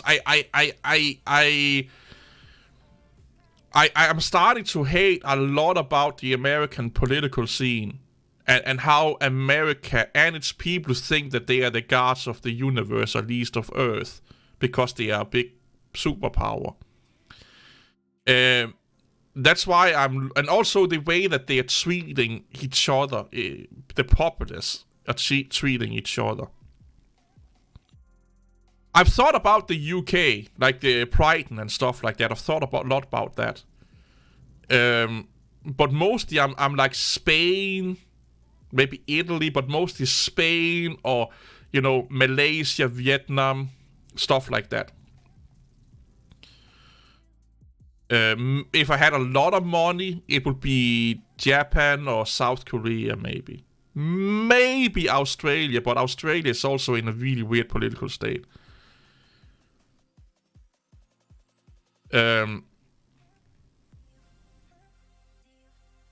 But right now I'm really into Middle Asia, Singapore, but Singapore's massively expensive. So Singapore, Malaysia, Vietnam, and stuff like that. I really would like that because everything I see from that area of the world, it's super beautiful. The people are so fucking nice and friendly. It's like, it's almost anyone you talk to, you're like part of the family if you just say hey to them, you know. And it's super fucking cheap to live and eat and yeah, live there. They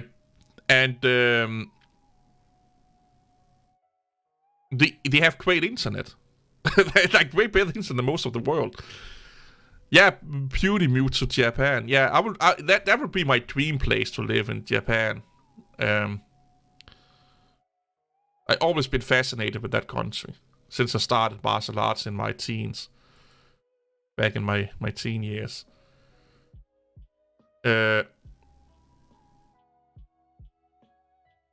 I can handle spicy food.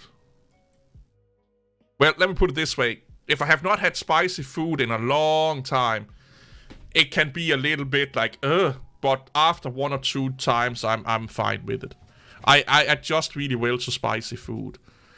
But Spain and Italy, if you go down to the southern part of Spain and Italy, can be really, really, really amazing also. And what I do like about Spain and Italy is that they are still part of EU, so a lot of the benefits that I get in Denmark is transferable to any country in the EU state. So I don't think that visas is that big of an issue. And let's say I get government benefits like pension and stuff like that, that automatically just get sent to where the fuck I live with inside EU. No, I'm not going to move to Cambodia. I've seen a lot of veterans move to, like I said, Middle Asia. So, Singapore, Malaysia, Vietnam, Philippines, and stuff like that. Thailand is also a popular place. Okay, yeah, probably, yeah. Yeah, Singapore is expensive, yeah. It's really expensive. I would probably go for Malaysia, and even if you live in Kuala Lumpur, what the fuck it's called, their capital city, it's like super fucking inexpensive to live there. It's not even funny how expensive it is to. It's super cheap to live there, and it's like living in New York or London or a big Berlin and stuff like that. Move to Iraq, yeah. But I don't like Spain that much because Spain seems to be it really depends where you're moving in Spain, because Spain is so it's kind of broken, and also some places they do a lot for the infrastructure, and other places they don't give a fuck. It depends a lot on where you live in Spain. And also it's a highly bureaucracy country, just like Denmark is. So there's you have to do a lot of things for almost nothing.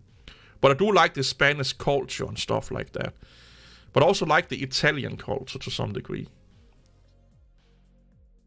So if I should stay within EU, Spain is probably the cheapest place to live. And the hottest and the most beautiful. Well, maybe not the most beautiful place, but that would be like Austria. I wouldn't mind living in the Austrian Alps or something like that.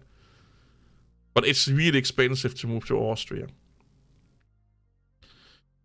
But England, maybe, if I can get like in a smaller town on the outside, outside of a smaller town, yeah. Yeah, Ireland is a beautiful place, but it's a weird place. It's still a weird place.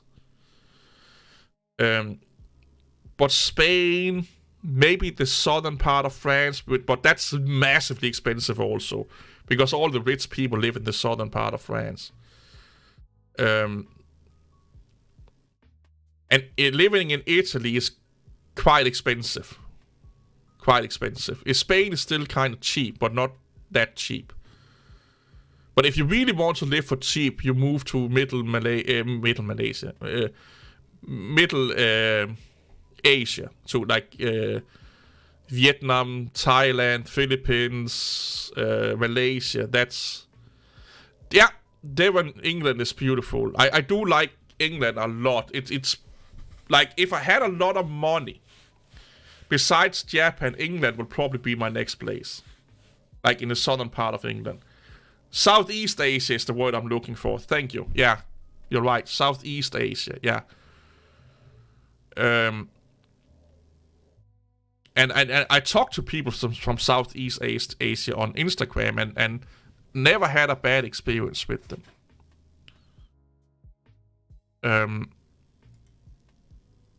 I'm just a little bit fed up with the Western European culture, to be honest, and it's not the culture that the food culture and stuff like that. It's the political culture. We are more keen in fighting each other than actually just helping each other. And it's anti-male this, anti-woman this, anti-whatever this. Then we're angry over this, we're angry over that. We're always angry up here. In the States and Europe. We're always angry over something. And I don't like that. We don't do much, we're not so much in touch with our roots anymore and traditions. I'm not saying we should live like oppressed women and all that fucking shit, but there's still a lot of traditions we just have thrown fucking away. Cultural traditions that could be fun to still have around and stuff like that. And Southeast Asia and Asia in general, they do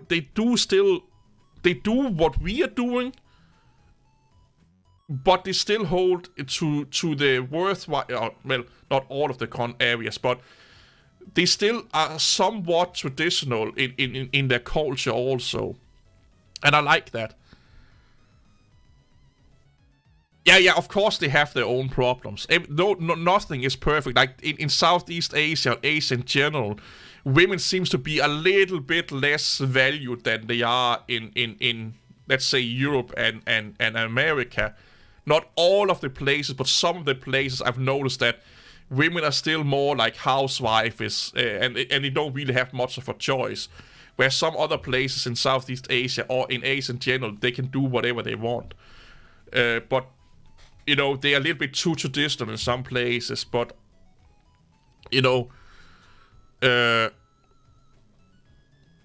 China is an issue for everyone. China and Russia is an issue for everyone. That's kind of the issue. The issue is that they're an issue for everyone. I think the only one that China and Russia is not an issue for is China and Russia and North Korea. But a lot of people have issues either direct or indirect with China. And then there are people that are like keeping their mouth shut and not really doing anything. Or, like just playing neutral or being like, this is too close to comfort, or, you get what I'm saying here.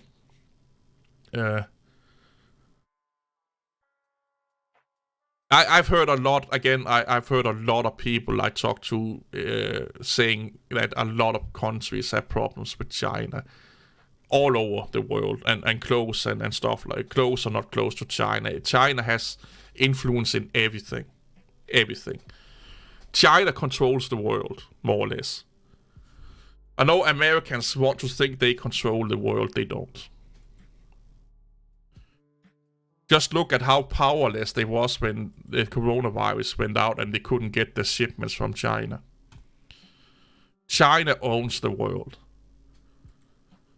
At least the production and industry world, and soon they own the political world also. Oh, China has already taken over the world. They have just taken over the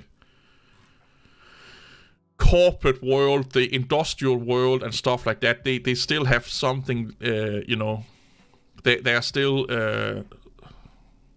room left in the political world. Maybe I should move to Kazakhstan. Yeah, TikTok. Yeah, you're right.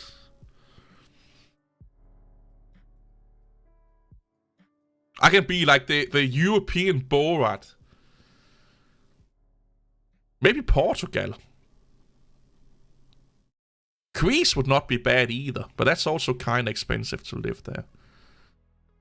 I do like the Mediterranean here. I love history from around this area here, like Greece, Italy, Malta, and Cyprus, and Lebanon, and Syria, and Turkey, Jordan. I love the history and the architecture from these places. This is kind of like the birthplace of like civilized humanity to some degree.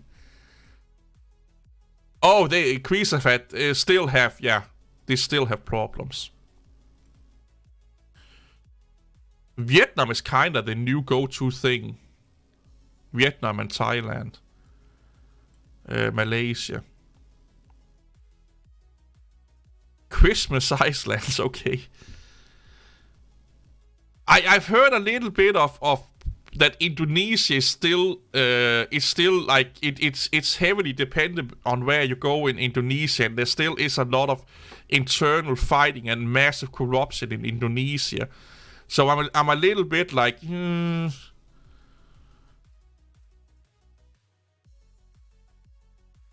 But again, that's just what I have read and heard. But I've heard it gotten better. Yeah, I don't like corruption would really fucking tick me off.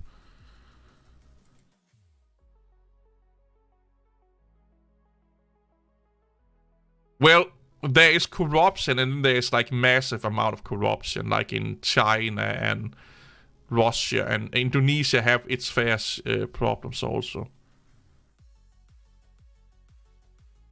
Oh, don't come and visit me. Yeah, Prague. I really want to visit Prague also, yeah.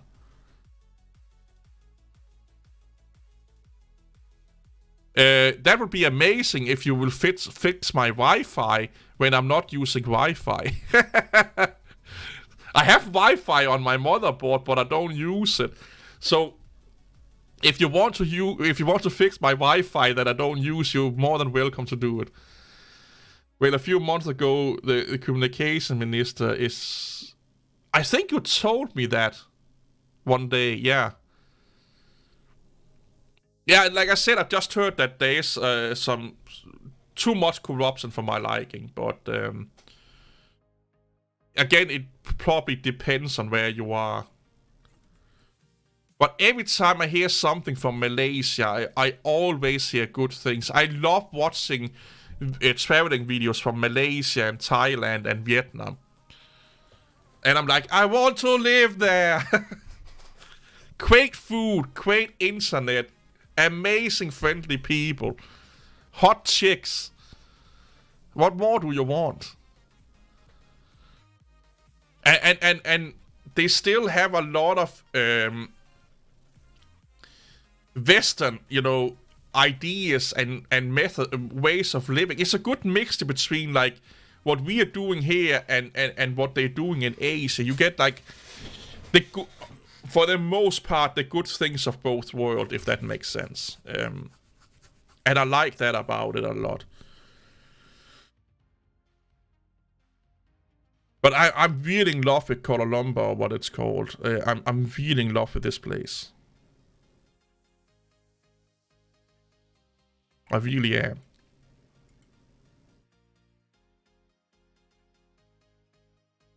Then again, it could end up being too different from what I'm used to, that I would not like it.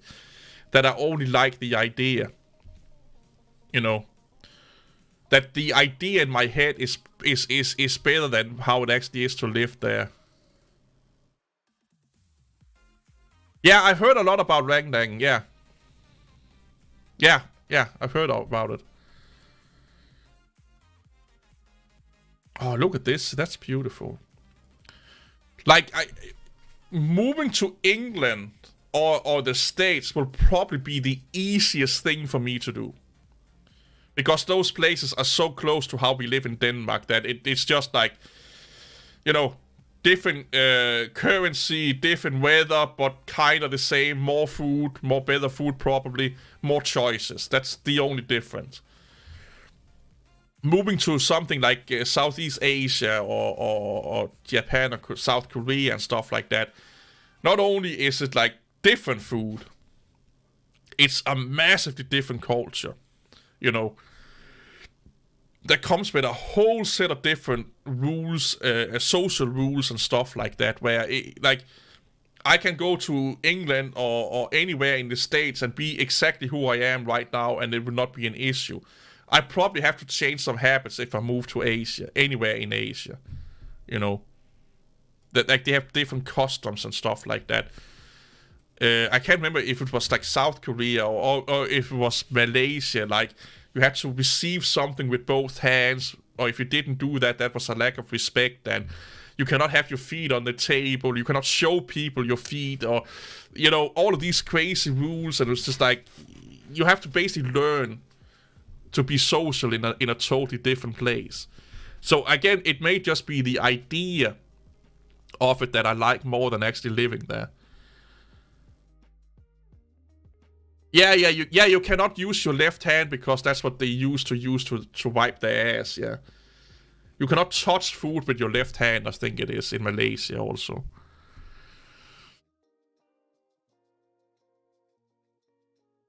It's all of those things that you have to relearn. And that may be, you know, too much that it's just like, fuck, I don't want to deal with that. I don't know. Where, again, if I move to anywhere in Europe, or almost anywhere in Europe, or to the States, it's like, it's just Denmark, better weather, better food, better people. You get what I'm saying here? Oh, it's religious reasons. Yeah, but I heard that religious reason is because your left hand is unsanitized, because they used to use it back in the day for, you know, yeah, well, wipe your ass. I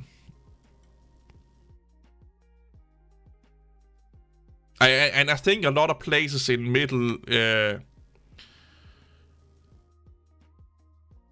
in the Mediterranean, it's the same thing. You can't use your left hand because in religion, it is deemed as a dirty hand because it was used to do dirty things with.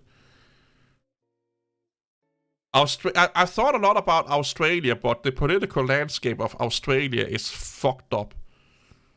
It's almost worse than fucking California. Yeah, cows are a mess in India, yeah.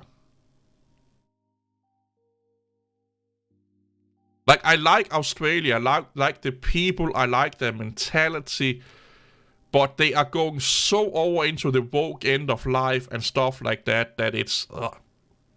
Well, Denmark is cold, it's too dark, it's too expensive.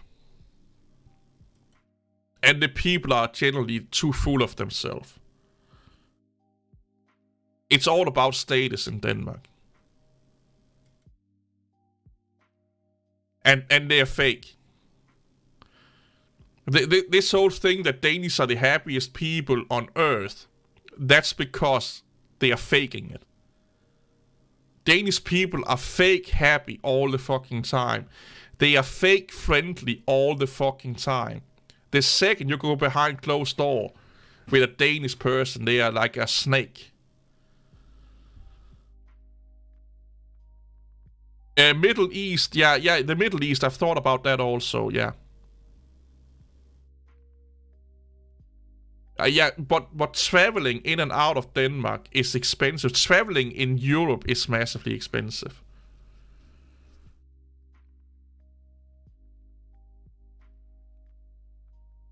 Yeah, but cows has a high religious belief in India, if I'm not mistaken. We are mostly assholes, yeah. Antarctica, yeah.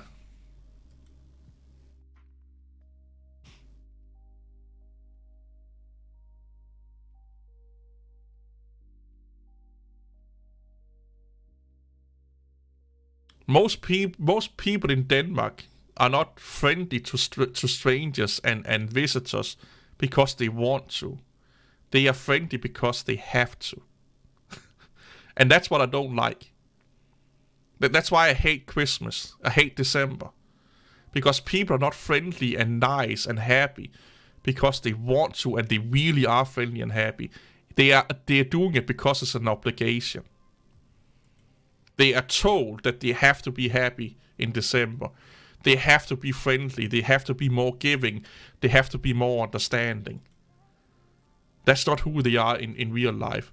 When I go to Southeast Asia, or not go, when I see people and talk to people from Southeast Asia, they are happy. They are more put together. They don't seem as... I'm not saying there are no fake people there. They don't pretend as much as everyone else does. And it's that... I'm so tired of this pretend world we live in, I'm so tired of watching a YouTube video or stream of, hey, welcome all of you amazing, happy people, you make my life so fucking amazing.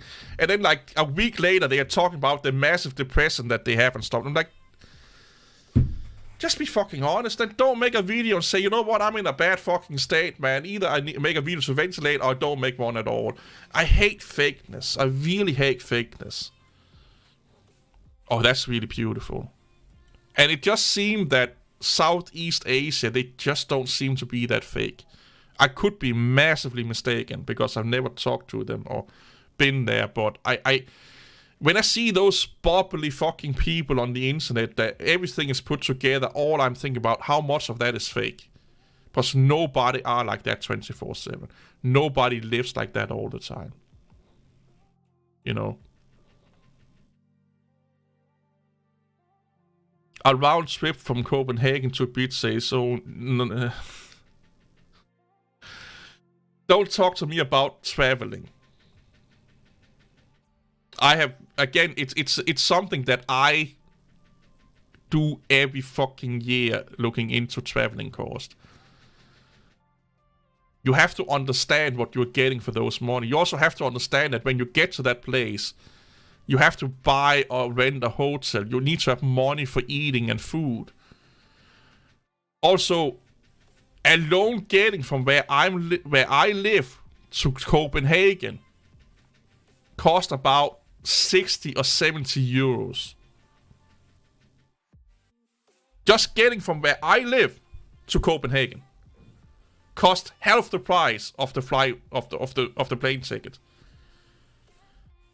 I can get to London from a place in Denmark for less than a meal. But it's more expensive to get either a train ticket or bus ticket from where I live to that city to fly to London. Yeah. Unless you're really lucky and you get one of those, we call them orange tickets here. But you can't guarantee you can get one of those. It's either a reservation that's been cancelled or they have too little booked seats, so they sell them kind of cheap. But more than likely, you have to order them like 6 months ahead or something like that, and you can potentially do that. But an average ticket, like a normal ticket from where I live to Copenhagen, cost about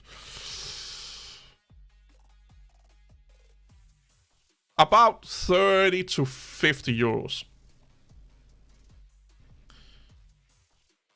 That's just one trip, by the way. That's not a return trip. That's just one trip.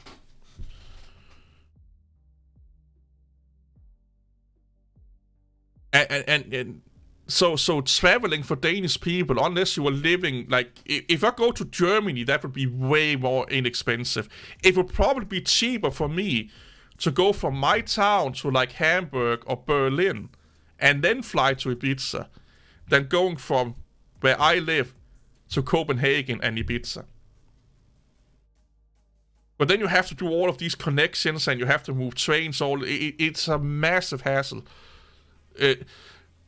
Transportation in Denmark is a mess. I know about Queenstown in New Zealand and Brisbane in Australia. I've talked to a few people from both places. A lot of people, they don't understand the dynamic of traveling when you're from Europe. You just look at a train ticket, or they just look at a flight ticket or a plane ticket. Because we live in an area where a lot of things are massively old, we can't just say go from A to B. You have to go from A to B to C to D to E to F to G, and then you are at your destination. It takes way longer for the most time, and it's way more expensive because of all of those broken up connections, and you have to wait a shit ton of time for the next connection, and so on and so on. Because we are living in a so densely populated place that also has a lot of old buildings and, you know, stuff like that going around it. It's taxes. It's like I said. It's because you can't just easily go from A to B. It's not like in America where everything is so big and so spread apart that, well, going to a train station, you more or less can just take a straight line to the next big major city. A lot of times in Denmark, you have to, or in Europe, you have to go around mountains, and then you have to go around old cities, and then you can't go this way because it's a historical fucking place, and monuments this, and you put in, meaningful shit that governments do that to save the culture and stuff like that. So instead of going straight lines, we're doing a lot of these fucking crazy ass things, So it becomes a fucking hassle.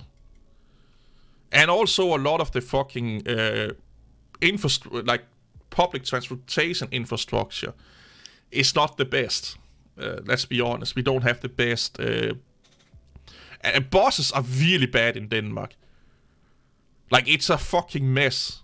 And they are really expensive.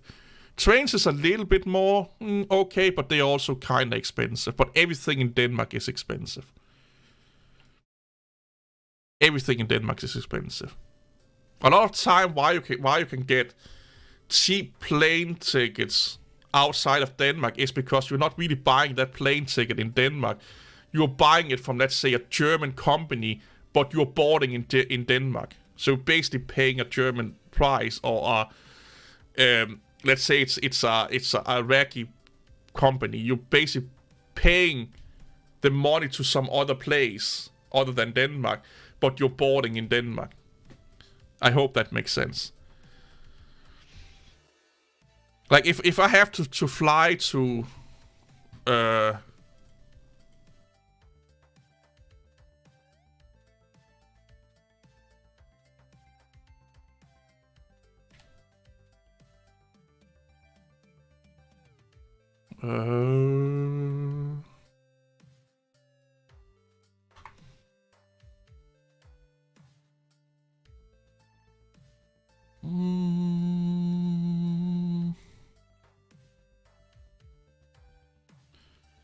So, let's just say 500.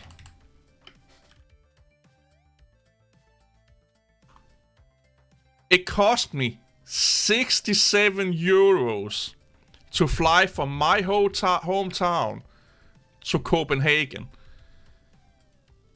It takes 35 minutes. 35 minutes. It's probably cheaper to fly from my hometown to Berlin. Let's figure that one out.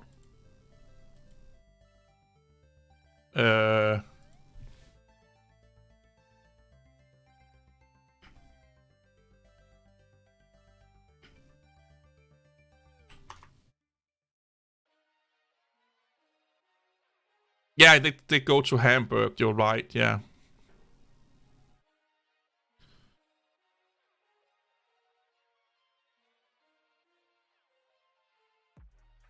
So they are about 1,500 my money.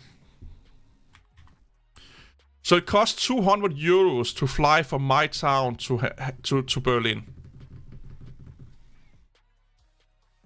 We could also try Hamburg.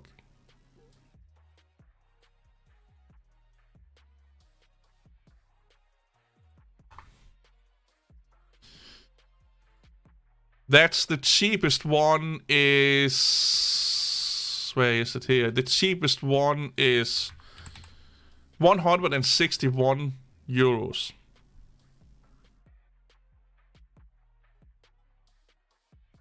From my city.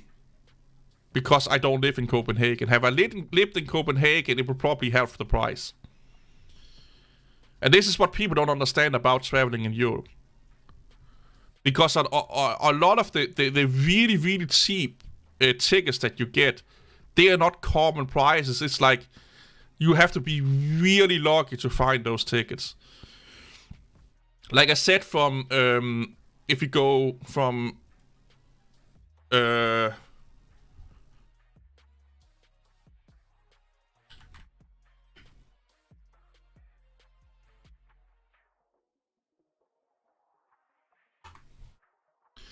So if you want to fly to London from my nearest town, that would be...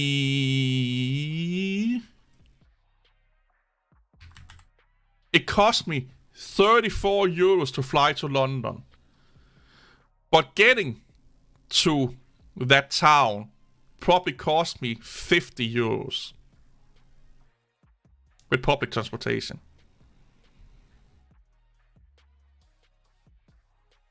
And again, this is the thing that people don't understand about traveling, because they just go to Copenhagen. Oh, Denmark is so small that, well, it takes 5 minutes to go to Copenhagen. No, it takes me in with a train, I think about 4 hours to get to Copenhagen. About 4 hours, 3.5 hours to 4 hours. That's the fastest one, by the way. Then we have one that stops with a little bit more train stops. It can take 5 hours. You know, depending on what kind of train you're taking, like a direct train or non-direct train, it takes between 3.5 hours to 4 hours.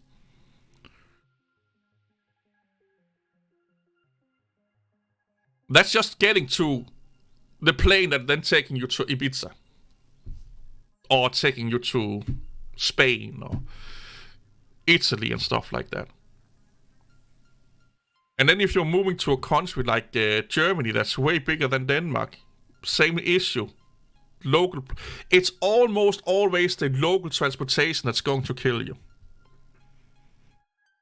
Almost always the local transportation that's going to be taking up a good part of your transportation money. Or if you live in Copenhagen, you're lucky. If you live in one of those big cities where you have like a big international airport, then you're super lucky. Then it's not that expensive. But again, this is to go back to the Linux community talk that I had in the beginning of the video. People think they understand something while not understanding one fucking shit. Because they read an article or they research one fucking thing, and then they think they know everything. They don't really research it. They just look something really quickly up in Google in 5 minutes and think, I know everything. And it's a massive issue with Linux users. Well, users in general on the internet, but I don't know how many times Linux users try to correct me about something with Linux because they did a Google search. And then it's like, yeah, it's true what you are saying, but only if you understand these and these things, and then you're confirming everything that I'm saying. Yeah, it's really expensive. Yeah. No, you can actually take a train. The Deutsche Bahn actually have a train connection from my town to Flensburg, and then from Flensburg to Hamburg and Berlin. That's not that expensive, but just getting to Flensburg from Denmark and then into the Deutsche Bahn cost about probably 12 euros or 15 euros or something like that. Like, I found out that because I want to go to Hamburg for a weekend, and it will cost me in train tickets about 50 euros. You know. And then you have to pay for the hotel and food and pocket money. Using a VPN to buy tickets don't help. It don't matter.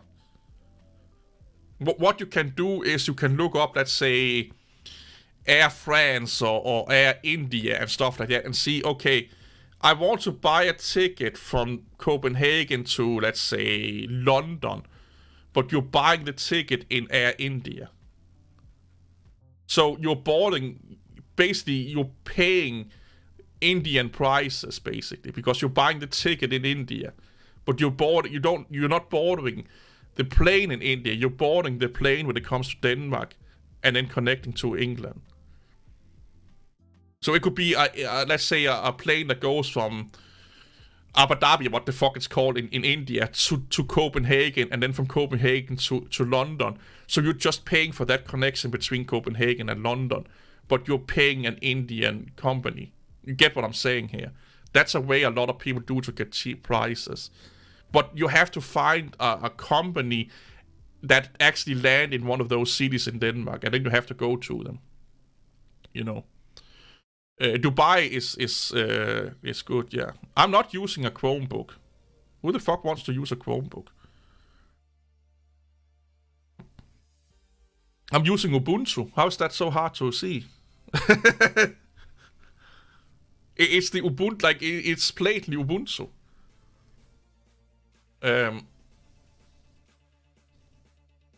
I just used the arc menu with the Chrome Chromebook layout. Well, no, Chromebook is not Ubuntu. Ubuntu is not basically a Chromebook. That's again, that's talking like a fucking lunatic. I'm not running Linux.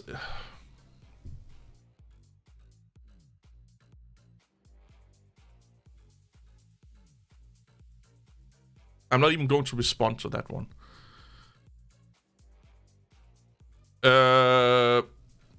Yeah, it probably looks like the Manjaro. Yeah, it kind of looks a little bit like the Manjaro logo, but it's just the arc menu logo.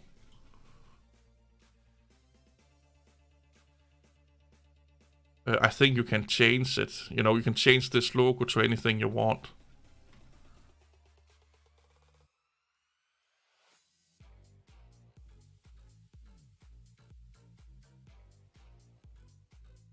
But I don't know why, but I do like riding trains. I really like going on train rides. And I debated if I should, I have a fly in my face. I debated if I should buy one of those like first class tickets to like Berlin or something like that and then make a video about it. I really want to go to Berlin. I've been to Hamburg a few times, but I really want to go to Berlin. Or even to Bavaria, like the southern part of Germany. Then we have Tinker drive beside me in a car, and we can do like a Top Gear chat and see who comes first. Like not who comes first in the car, but who comes to Berlin first, who arrived to Berlin first. And then we can have like a beer on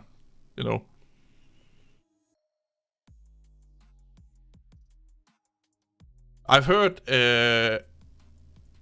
Amtrak, is that not that crazy ass bus line that everybody raves about is super bad? Or is that the Amtrak, the train network? I can't remember right now. Oh, it's Groundhog. Sorry, yeah, you're right. That's Greyhound, yeah.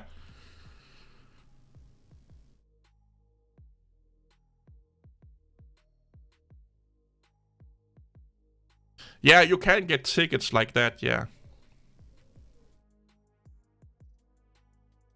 There is a YouTube, there's actually a lot of those traveling YouTubers that do those, like, flying around Earth on plane tickets. How cheap can you fly around Earth? They're actually really funny to watch those videos.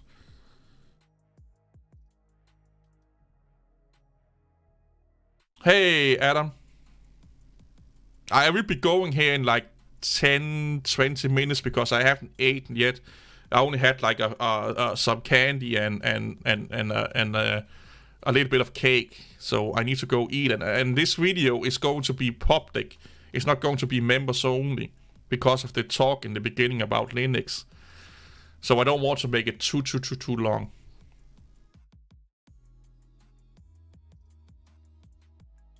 Puttgarden, yeah, but I don't have to do that. I live too close to the German border that I don't need to go to Puttgarden.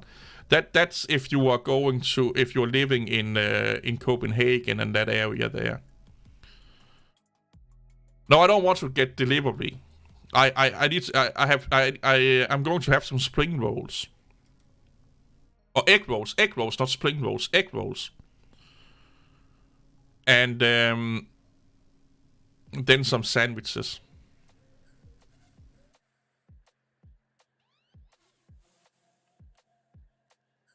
Oh, fucking hell.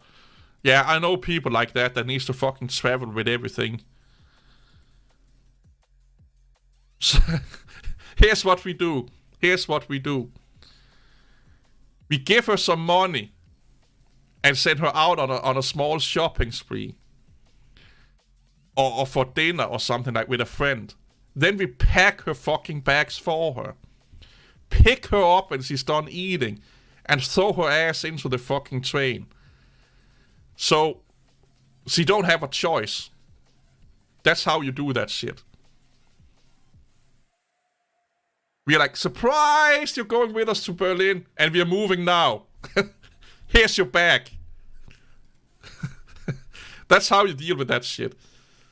Then you deal with her being angry for like 5 minutes, and you say, dude, you do know I'm doing this because I'm doing nice to you, and don't worry, if you need, some push-up bras or something like that, we can always buy them at, in Germany. They're actually cheaper than Denmark anyway. And then every time you put that bra on, you can say, oh, I got that in Germany.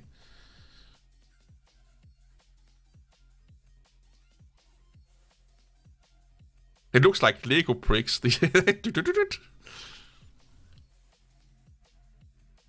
Oh, that's quite nice. We're still in Kuala Lumpur, right? Or where the fuck are we? Yeah, we're still in Kuala Lumpur. Oh, mac and cheese, yeah. Ooh.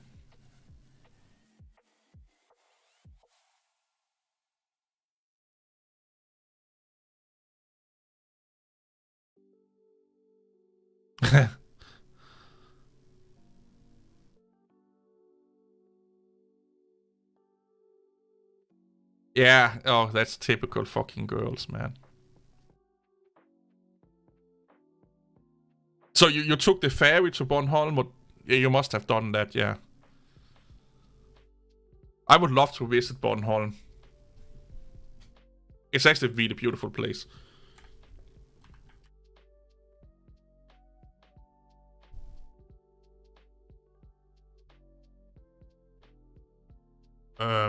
How can we look at images from Bornholm?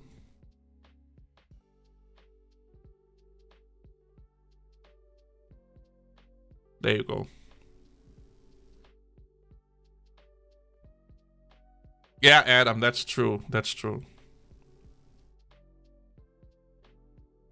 Isn't it Bornholm? They have that svenske brewery, right? Svenske. That's from Bornholm, right? Can't fucking remember. I used to drink that a few summers ago. I haven't seen it in my local shop the last few years. Yeah, Svenke. Yeah. They were so fucking good. But I haven't seen it in my local shop. I have to go into town, and I don't want to do that. We might move there in 10 years. Yeah, it's a nice place. It's a little bit like... moving to Bornholm is like going not back in town, but it's like way more relaxed and well, it is like a holiday island, So, oh, Åland, I don't think I've been there before. You have 3 breweries now. Oh, I wish we could get Amazon Prime and stuff like that here. Oh, the good old ferry.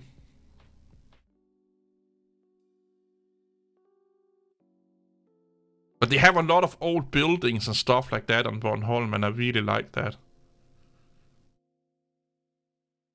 But then again, it's a small island. There's a lot of conveniences that you don't get there that you get in big cities and stuff like that, and more populated area. Yeah, I thought so, Tinga. Yeah, I thought so.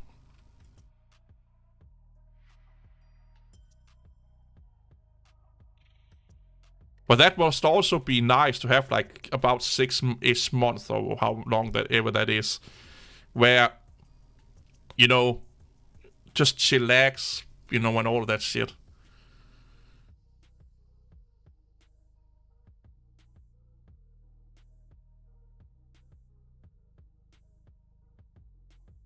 There's a lot of Christmas pictures here.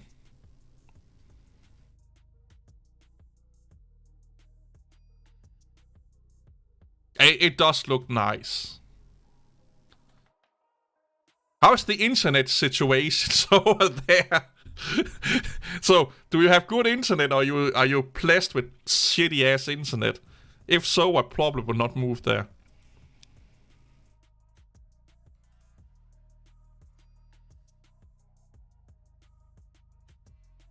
Also, oh, they have fiber. Cool. Oh, really? I need to buy some switches for my keyboard.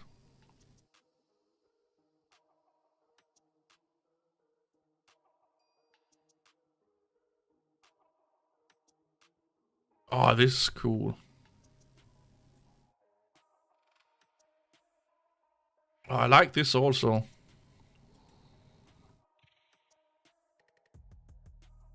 It's the States. They are so behind with a lot of fucking things. Every time it's something the state has to pay for or help pay for, it's like, oh.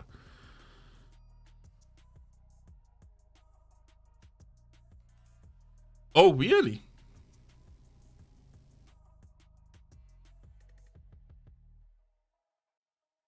There's a lot of churches. Oh, this is beautiful.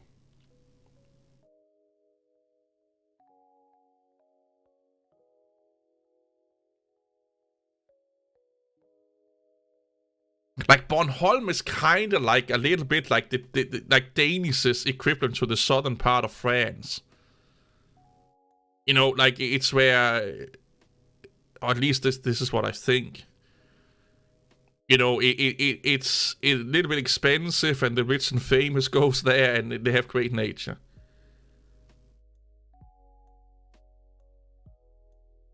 That was not that was not bad. Järrstad is in Sweden, right? So you went to Sweden and from Sweden to Rønne. Yeah, Adam. Take care, man. So how long did it take to drive from the top part of Denmark to Sweden to Ystad?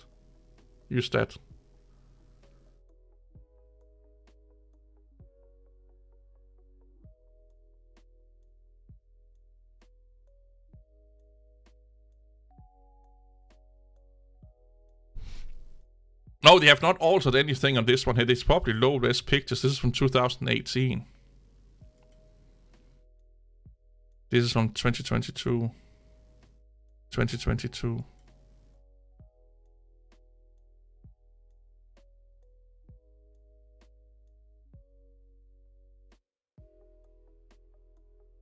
So 1.5 hours from Copenhagen to Ystad.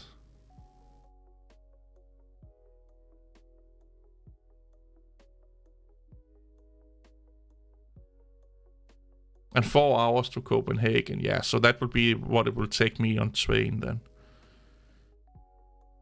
But that's not bad. Like 1.5 hours to Ystad.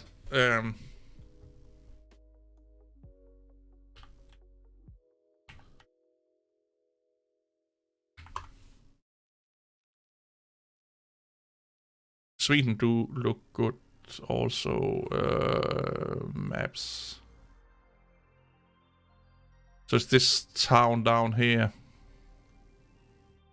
Also, you went through. You took the bridge.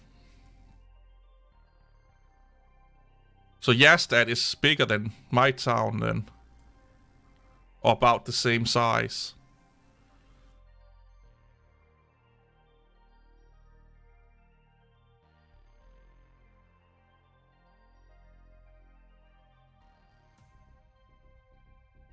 No, it's the native dark theme from. It's just using the GTK theme.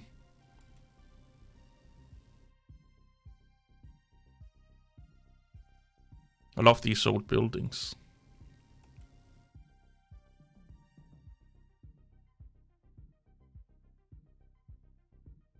I kind of want to visit Ystad now. Oh, I think that's how you pronounce it. Ystad. Ystad?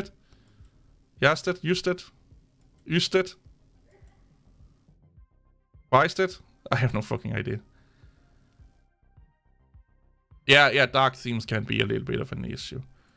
But it looks a lot like Denmark, to be honest. Ystad. Yeah.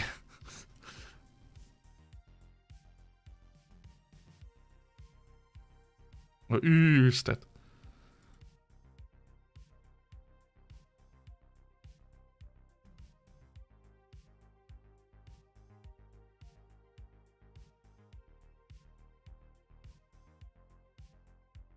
That's why Americans get confused about European travel. Cost about... Yeah, but that's because they look at every country in EU as the United States. You should look at every country in the EU as every state in the United States. Because that's how it functions. So you are the United States of America. We are basically just the United Countries of the European nation. That's another way of looking at it. You know, instead of us being individual states, we're just individual countries within unifications of Europe. You know, like United States of Europe, or what you will call them.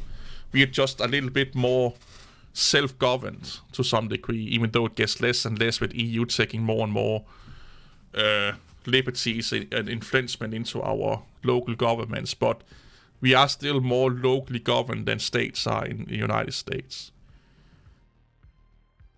yeah, kinda. Yeah, that's not even fucking a lie.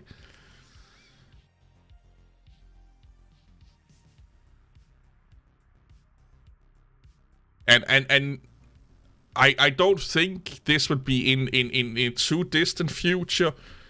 But at some point, EU will just become another United States. We will have like a European president, and then countries will become states. You know, I'm sure we will be following that, doing that to some degree. Like we will have like a European nation president, and we may still be called countries, but we will. The EU will be functioning like the states. No, we will still have our own languages. We will still have, English will probably be the official language. Like, English is the world official language. I think the whole world probably will speak more English than anything else in the near future. So you will still have individual language, you know, like within the country, but the official language will be English and your local language. And then later down the line, we'll just scrap everything and everything will become English.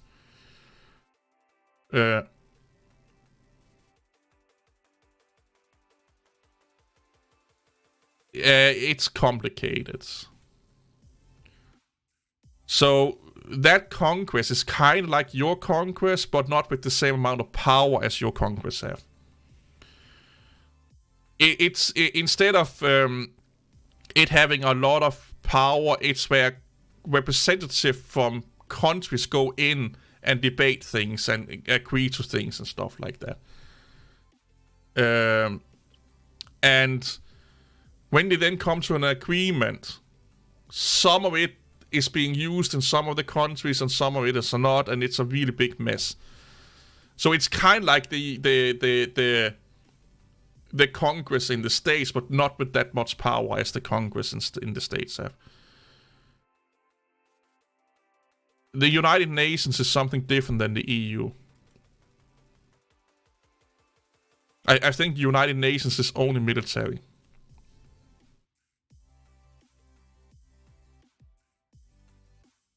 That's the military aspect of it. Or mostly the military aspect of it.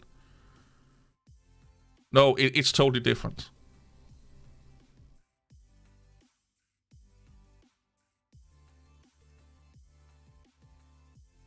Like, look at the European Parliament as your Congress, but it don't have the same power as your Congress.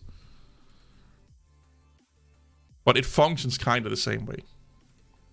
So every country have Congress representative that's in EU. You know, have a representative in the European Parliament. But we still have we have more individual country governments than you have state individual governments. Governance. I can't speak.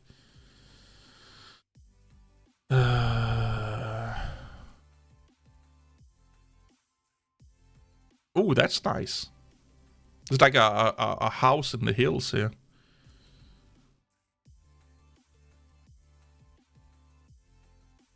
I need to go to Bornholm, man.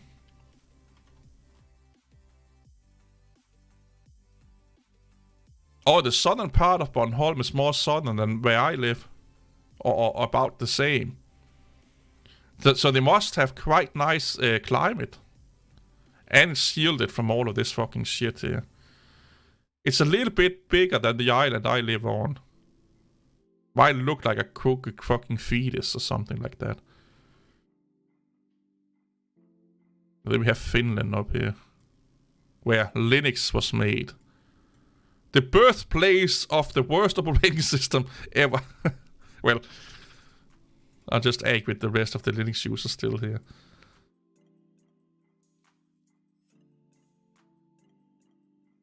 So it's almost as big as Hamburg.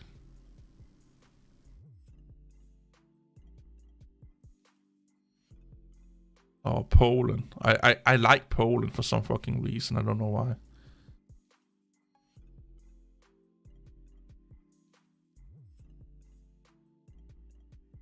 So it's like down here where I am right now.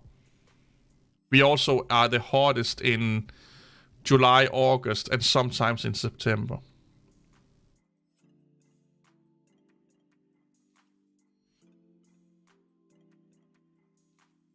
If I get any strikes, again, it will just confirm everything that I said.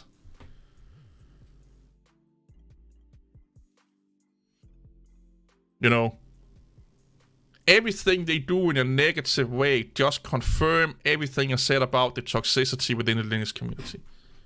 It's just confirming it. Negative comments, confirming it. Dislikes, confirming it. Reporting it, confirming it. It's just a confirmation after confirmation after confirmation. Yeah, that's true. That's true, Tinga. Yeah. We tend to that's what I love about living where I live. It's normally not as cold as the rest of Denmark. We tend to be shielded from a lot of the bad weather down here. And that's kind of why I like living here. Oh, I'm going full-blown batshit crazy. Full-blown I am ranting more than a fucking crazy Karen in a store. I'm going full-blown, no filter whatsoever for like 30 or 40 minutes to an hour. I am so tired of Linux on the desktop and the Linux community. And I timed out a so-called English teacher that don't know the difference between having an opinion and drama. He thinks that I do drama. Even if I state facts, I am doing drama because he don't like what I'm saying. And before I even started to talk, like within the first 2 sentences, people were already trying to debate me in the comment section or in the live chat. I'm like, you don't even fucking know what I have to say yet. I'm not done speaking.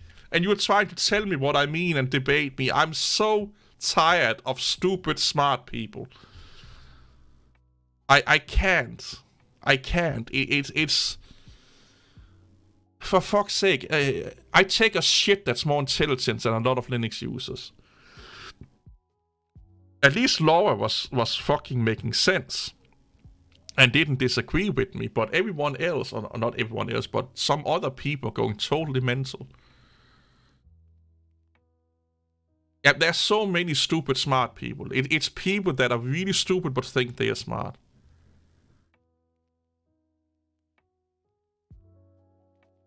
Yeah, you're probably right, Tinga. That yeah, you also living in a shielded area. Like if you're living in this area up here, you're kind of a little bit shielded here also, but not as much. Yeah,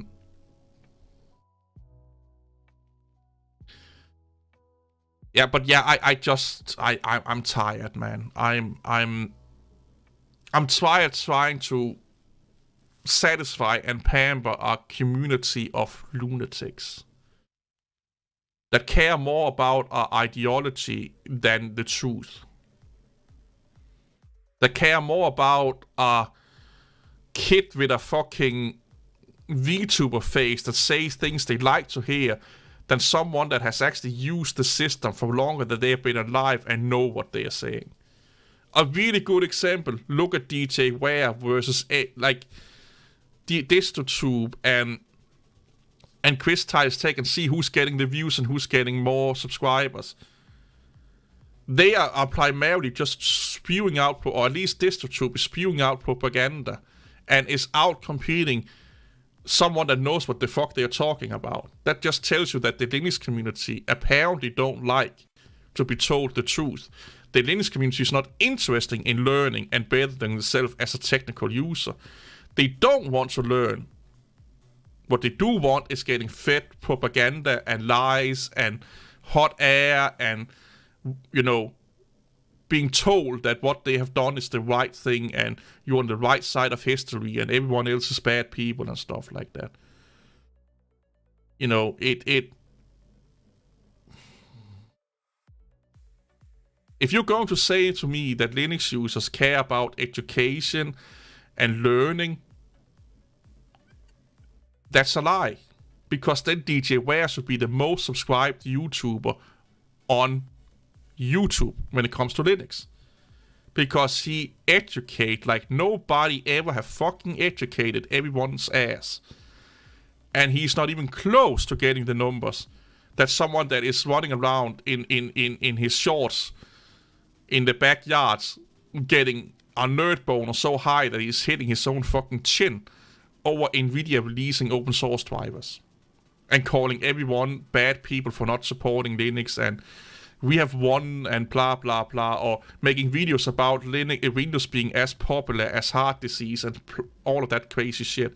He's out competing DJ Ware. So that tells me that Linux users don't want to be educated. They want the other bullshit. So don't sit here and say to me that Linux users are smart people that want to learn and educate themselves. Because the majority of people don't want to do that. You see that in the numbers. You see that on it's blatant evidence. You know.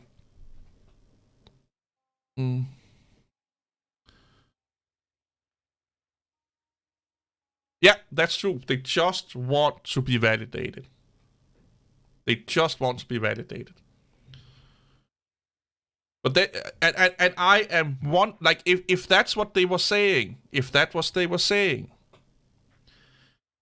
hey, I just want to be validated. That's true, but then don't sit here and say that I'm an intellectual that want to learn and educate myself and, you know, become smarter and more educated computer user and then go watch DistroTube or Chris Titus Tech or Mental Outlaw or Luke Smith. It's like saying that you want to learn about evolution to then go into fucking church to learn about it and finding out, oh, it's not evolution, it's intelligent design by our creator. You know, that's the difference. And then you don't listen to what other people are saying about creationism or what it's called. Or evolution, sorry. Creationism is the religious part, the religious nutcases. So you don't want to base your knowledge in fact, you just want to be validated by a preacher. And that's basically what DistroTube and those alikes are. So don't sit here and bullshit me. Just stop it. Don't sit here and say that Linux users are smarter users than Windows users. Don't sit here and tell me that Linux users are more technical inclined than Windows users. When you are not watching people that give you that information, but you're watching people that are basically preachers for a religion or belief system. It's two totally different things. What you're saying and what you're doing don't make sense. What the vast majority of viewers are doing on YouTube don't correlate with what they're saying. It's that fucking dead simple. And I'm fed up with it.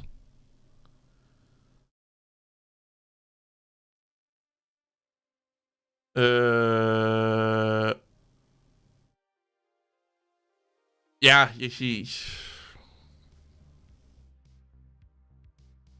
like I also said, 90% of what you see about Linux from Linux YouTubers, 90% of it is either wrong or exaggerations.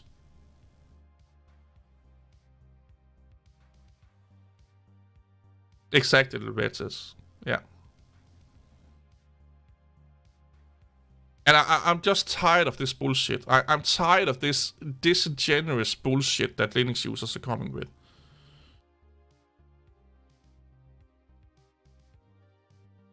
He's okay. I used to watch a lot of his early stuff. He's okay. Not the best, not the worst, he's okay.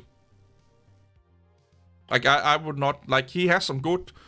I really don't have anything massively bad to say about him, or anything massively good to say about him. He's just okay.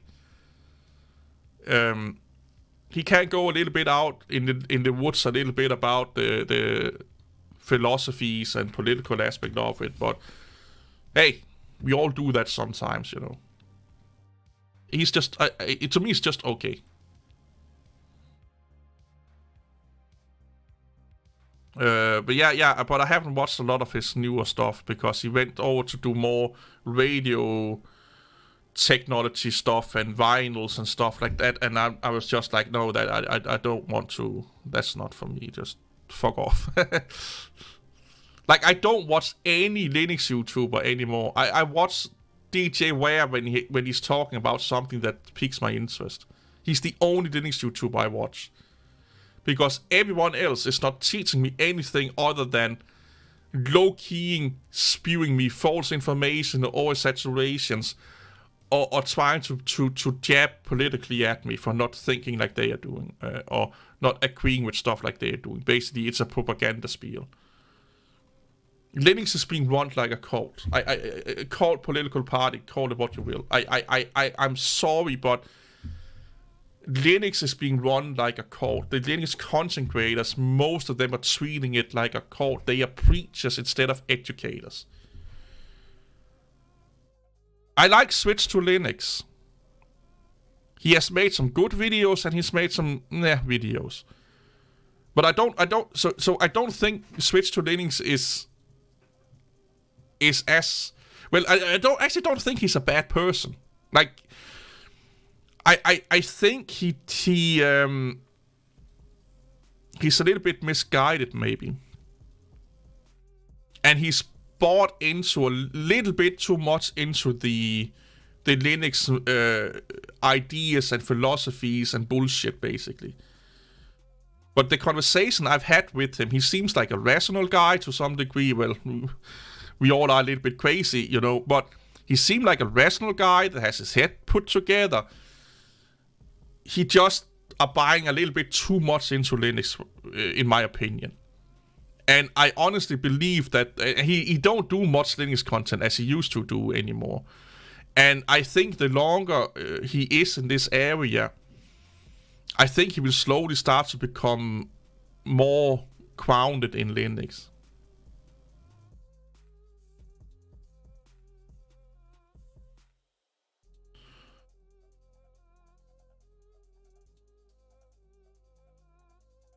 Yeah.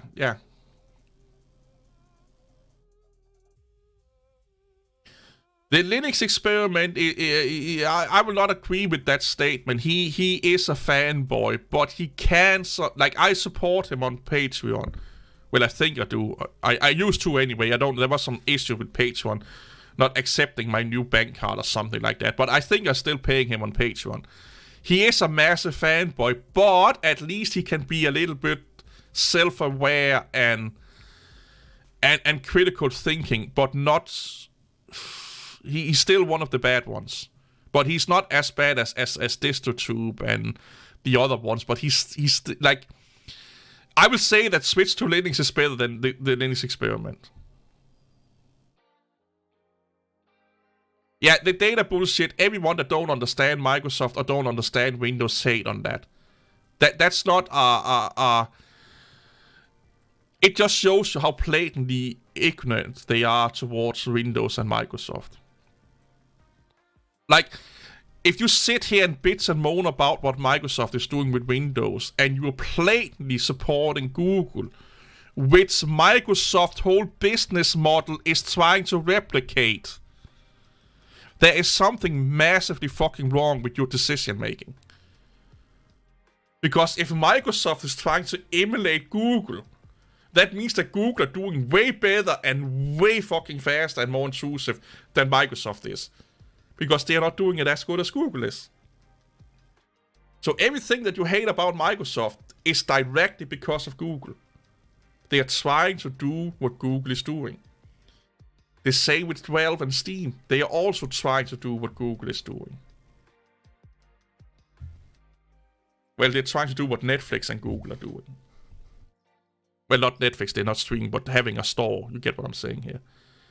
So they are yelling at Microsoft for God knows how many things. Then Steam and Valve is doing the exact same things, but worse. That's okay, because I can game under Linux. And then Google is doing it 1,000 times worse than any of those two companies. It's okay, because I have Google Docs. They are doing Android. They're giving me YouTube and all those fucking things. It's like the logic in what you are saying and doing is like a fucking kid eating a turd and saying it's a fucking cherry cola. It makes no sense.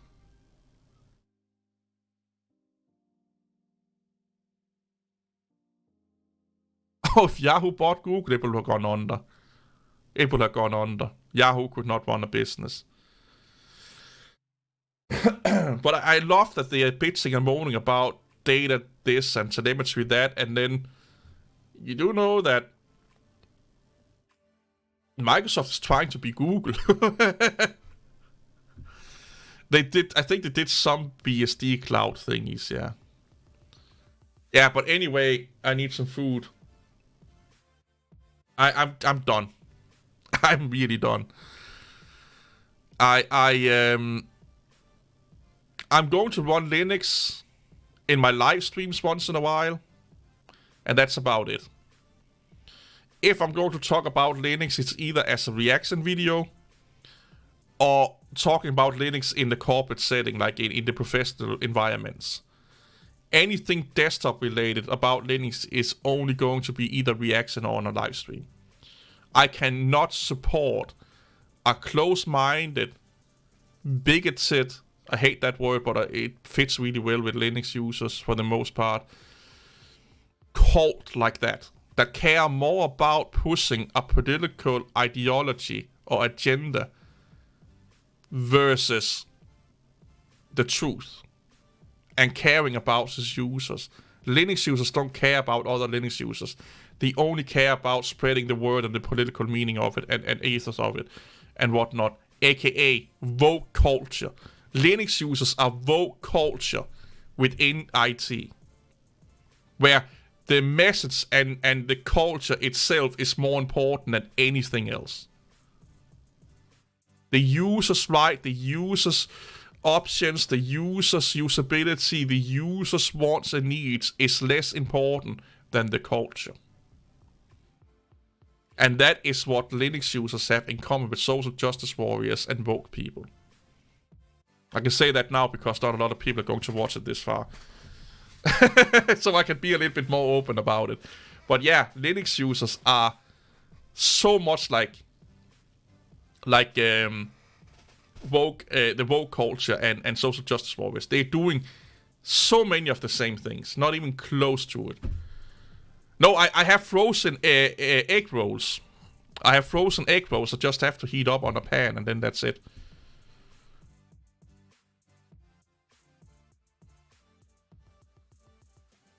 Yeah.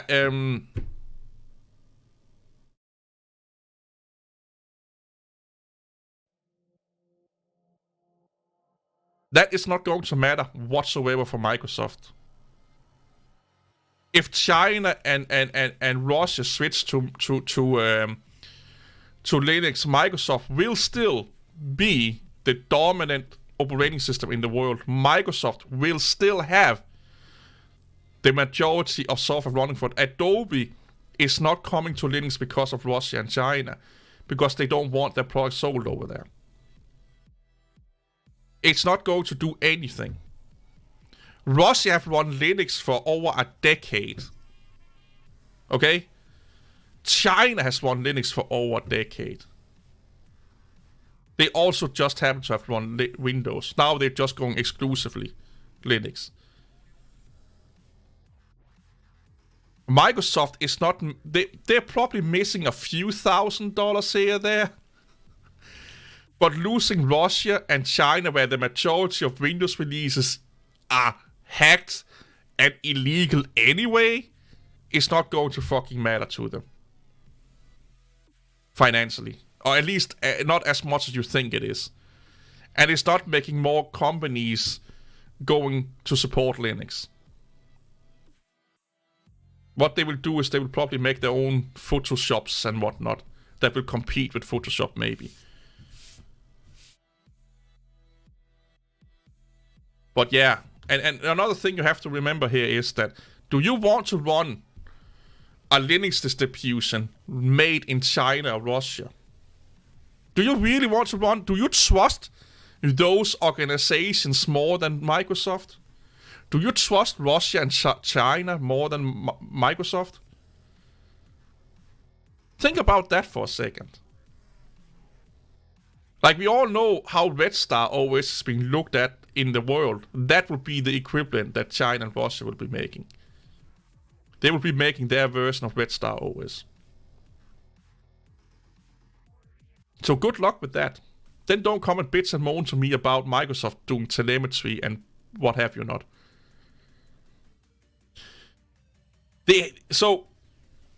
They stepped down selling to Russia. They will be back to selling to Russia.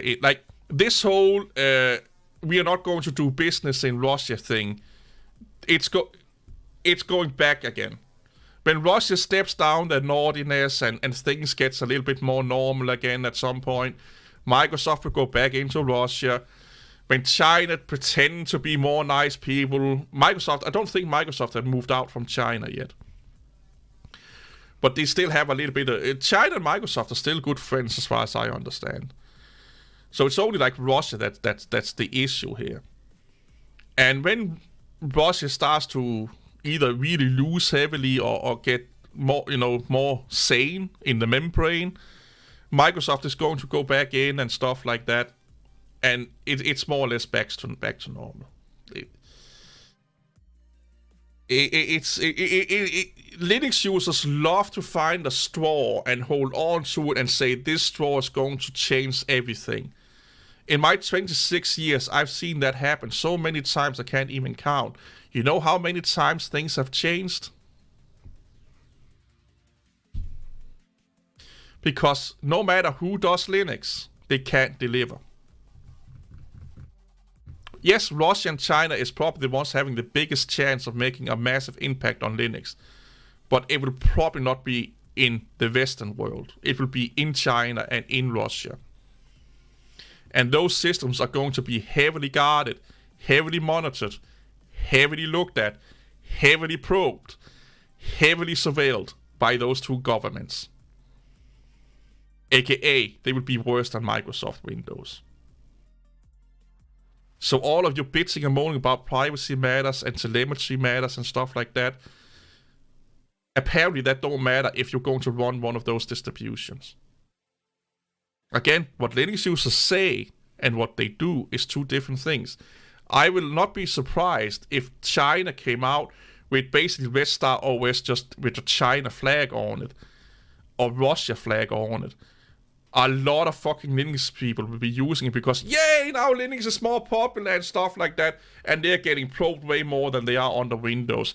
All that data is being taken, and there's a shit ton of backdoors, but we can probably fix them or we can close them down, but yay, now Linux is more popular. Yay. That's the only thing they care about. For them, this is a game, and you are pawned in that fucking game. They are using you because they want to be part of this tribe. They want to be part of this ideology. And they are using you as a user, as a pawn, to spread their fucking craziness. Again, we know what's best for the computer user. Every time someone say, I know what's best for you, they are dictator or cultist. They have no regard for your needs, wants, or desires. Because what is important is that they already know what's best for you. You have no saying in this matter. Richard Stallman already know what's best for the computing world. Linux users, a lot of them already know what's best for this computing world. Without asking you, without talking to you. That's what every dictator and cultist and extremist have and is saying in this world. I rest my case. See you